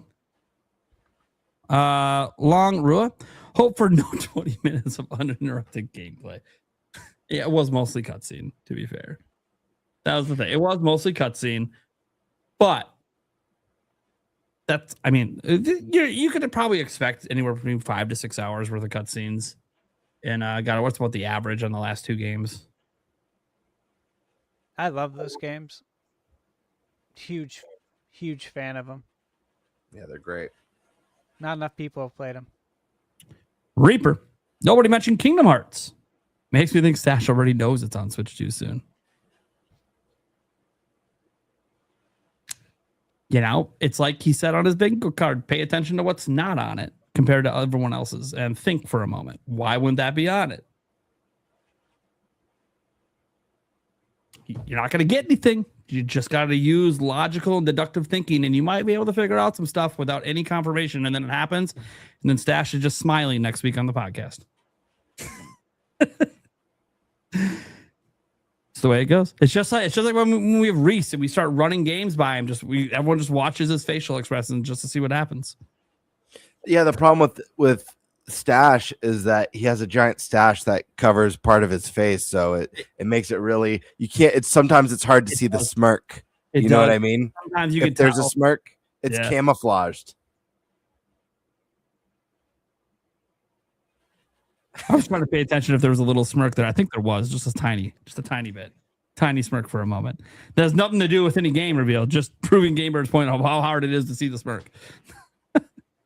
Cafe, fine. Here's your money. It works. Look, it worked for you. That's for you. It didn't work. I asked, and it didn't work for me. Dude, you told. I asked. You told too. It's the same words. Don't forget to give me your money. All right. Last super chat. Tardis says, do you think we'll hear news on Animal Crossing or Pokemon Mystery Dungeon? Or if not this year, maybe next year. Definitely hope for 3D Mario. My quick thoughts are nothing for Animal Crossing because they did the update on New Leaf. So I don't think we'll hear anything until they're ready to announce the new one. I don't think they're going to release the new one the same year at this point. They've had a lot of cozy games this year. Kind of feel they'll save that for next year. Mystery Dungeon, I have no idea, to be honest. Maybe. Coin flip. Pokemon stuff can be in directs, too. Like, that's changed over the years. It used to never be in directs, but now it's possible. So, like, we could see Wind and Waves next week again, too. And that could happen. So, that's my thoughts. You guys? I don't expect Animal Crossing for the same reason Nate just said. For Pokemon Mystery Dungeon,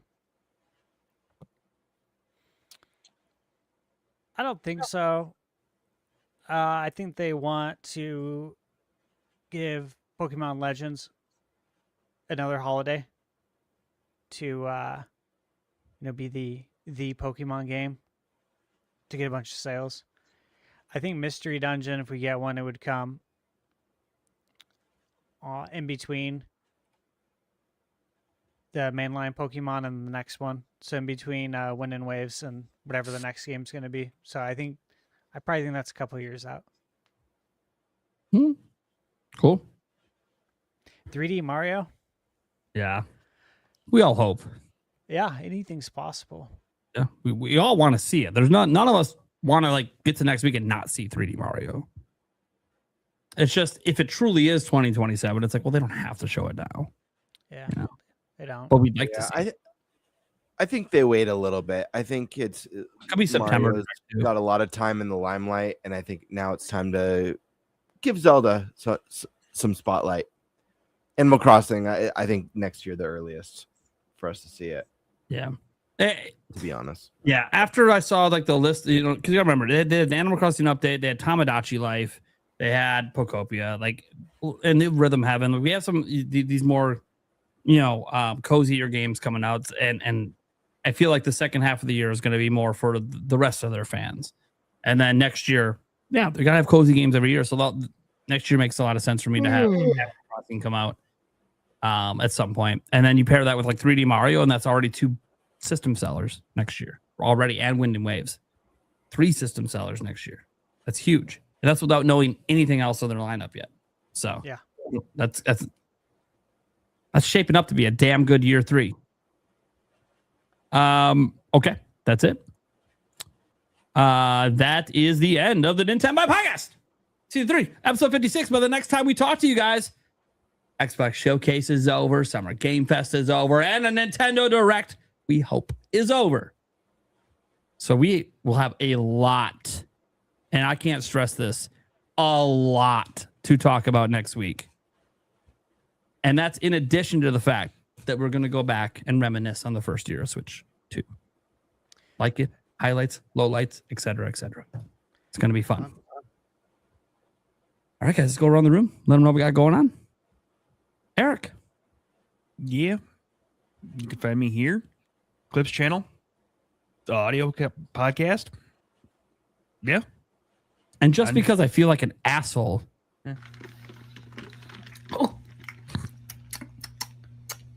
Why is it spicy? It's the only one I didn't push today, so I was like, I gotta get it in. Whatever. Yeah. I will be out next week with work stuff, so. Yeah. He's not going to be here next week, which is unfortunate because it's a big episode. Right. It's a really big episode for us. But we do have some guests coming on. I'll get to that when it's my turn. GameBird, what do you got going on, man? Yeah, guys, tomorrow night, I'll be doing my GameBird Live episode. Should be a lot of fun. We'll be playing some Deep Rock Galactic online. It was requested by a bunch of people who found out that I'm a big Deep Rock fan. Rock and Stone Brothers. There was also, for some reason, everyone in chat last week wanted me to get pied in the face. So I set a goal, and the goal, it was record timing for the goal. So at the end of tomorrow night's stream, I will be getting cream pied in the face for your pleasure. After I watch you get cream pied, it might inspire me to maybe make a cream pie goal. We'll see. I gotta see how the pie looks on you first before I decide. Do I want to smash my own face, or do I want Yulia to come and like double smash my head? Get in, everybody. I like the cream. It's a creamy time. Anyways, I'm into his live stream tomorrow. Boy, I'm into his live stream. Stash. I have some reviews dropping. So, Final Fantasy VII Rebirth. Yes. Dropped my review yesterday.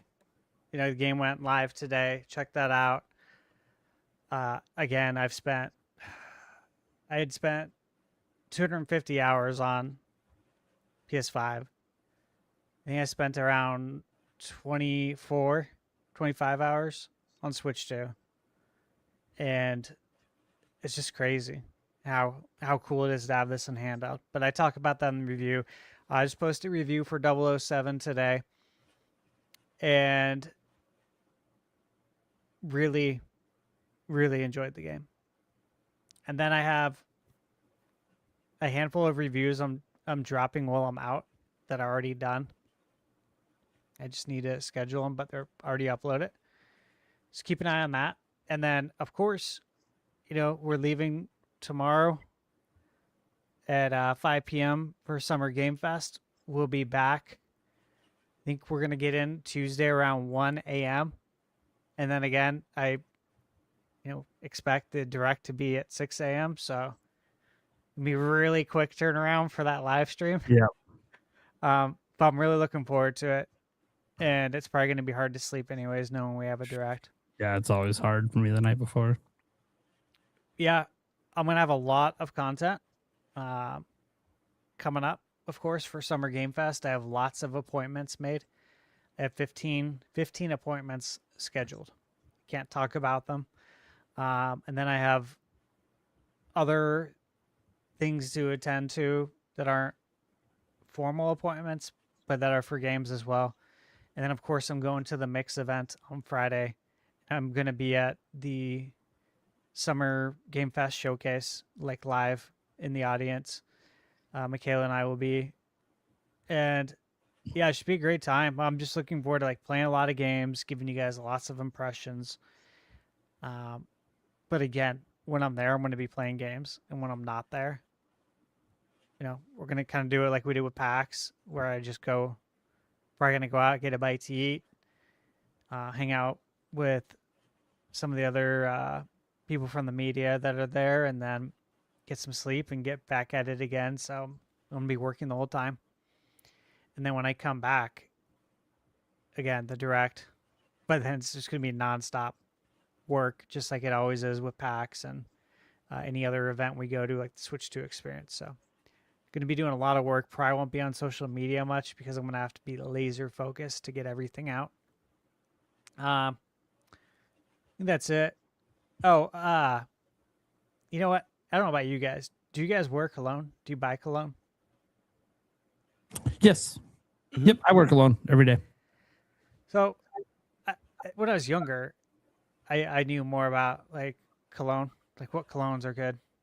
Oh, sure. I'd buy them more. Mhm. And I was like, I should buy some cologne for the trip. Sure. Yeah. So I thought about it. I'm like, I don't know what any colognes are these days. Mhm. So I had to look up to see if they still made this cologne, and they do. I have it right here. I want to see if you guys remember this.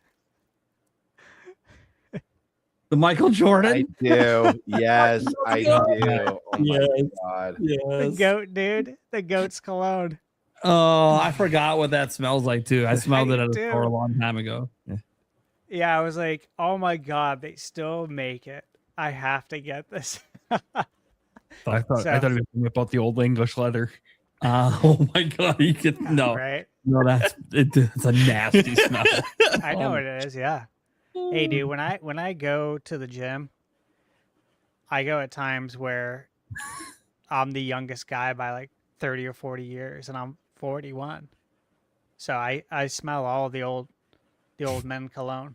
Mm-hmm. They're all English walking around the leather. gym butt ass naked. Oh yeah, that happens all the time.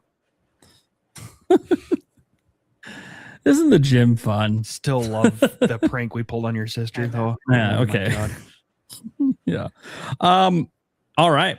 Well, guys, I'm Nintendo Prime. You know what the hell is up? I'm Nintendo Prime, bitch. I had one before we get out of here, as Cat Bacon can't wait for the creaming. I had a bonus bingo card I just wanted to share with everyone quick. Because you know what? We're in a new age, right? We are in a new age. It's 2026. This is not 1980 anymore. We're in the computer age, right? The age of AI. So I thought it was only fair that AI got a chance to make some predictions. Nice. Where is it? I'm trying to find my image. I downloaded the image. Where the hell did it go? I can't wait to see what they think. Hold on. I might have to change the image format. Sometimes it's a format thing where this place doesn't like it, so I got to go and just quickly change it. I know. Yeah, there it is. So, it's a WebP. That's why. I'll convert it quick and then show you guys. WebPs. Yeah, the WebPs don't work with a lot of websites. What AVIF files? Yeah. Like, let me just save this as a JPEG. Stop being a jerk. Act like you own this to be image. fair, AVIF is supposed to be like a raw image file for editing purposes, but WebP is like this standard that I don't know a lot about it, so I'm not a professional on this part, but it's like a standard they brought to make it harder to steal images or something like that. I thought so. I don't know. Yeah, So it's annoying. because you I'm could trying still to just take this convert image, it man. with any free image converter on the planet. So like they're just adding a step that people will do if they want to use that image. All right, now that I got it set up here, let's go ahead and share it to you guys. Because again, this came off of Reddit. I want to be very clear. I did not make this. Of course I didn't. AI made it. So just take a look at their predictions for the Nintendo Direct specifically. First off, I actually like the look of the card. Yeah, you did a good job. It's a really nice look. Good job, AI. You made a pretty looking card. There's a German word on here randomly for some reason. And then must have a bunch of English. But Ocarina of Time remake. Yeah, okay. Modern Warfare 4. gameplay and beta announcement. Again, this is obviously not based on our rule set. This is just what they think will be in a direct, right? Okay, that's fine. Red Dead Redemption 2, Dustbloods, Smash 64. It's a good one. Twilight Princess for GameCube. Minecraft Switch 2 update, vibrant visuals, and mouse mode. Next 3D Mario teaser. Next Zelda. So they're with GameBird. New 3D Zelda. Let's get it revealed this year. They're saying next week. FC 27. Sure. Could be there. F-Zero. New game. Gotta say, not bad, AI. Not bad. Tomb Raider Legacy of Atlantis already coming to Switch 2, but maybe they're going to show it in the direct. Free space. eFootball Kickoff. Okay. What is it? Free to play Battle Royale 99. Well, Battle Royale. Such a classic IP. There you go. Pokemon Gen 10, new trailer. Sure, maybe. It has a name. Apparently, AI doesn't know the name of the games. Nope. Sure. Grand Theft Auto, GTA 6, and GTA 5, and GTA 4. Yep. And it's a remake. Yeah, it's a remake, a port, and then obviously the Switch 2 edition of Grand Theft Auto 6. Hey, I like the pipe dream too. It's cool.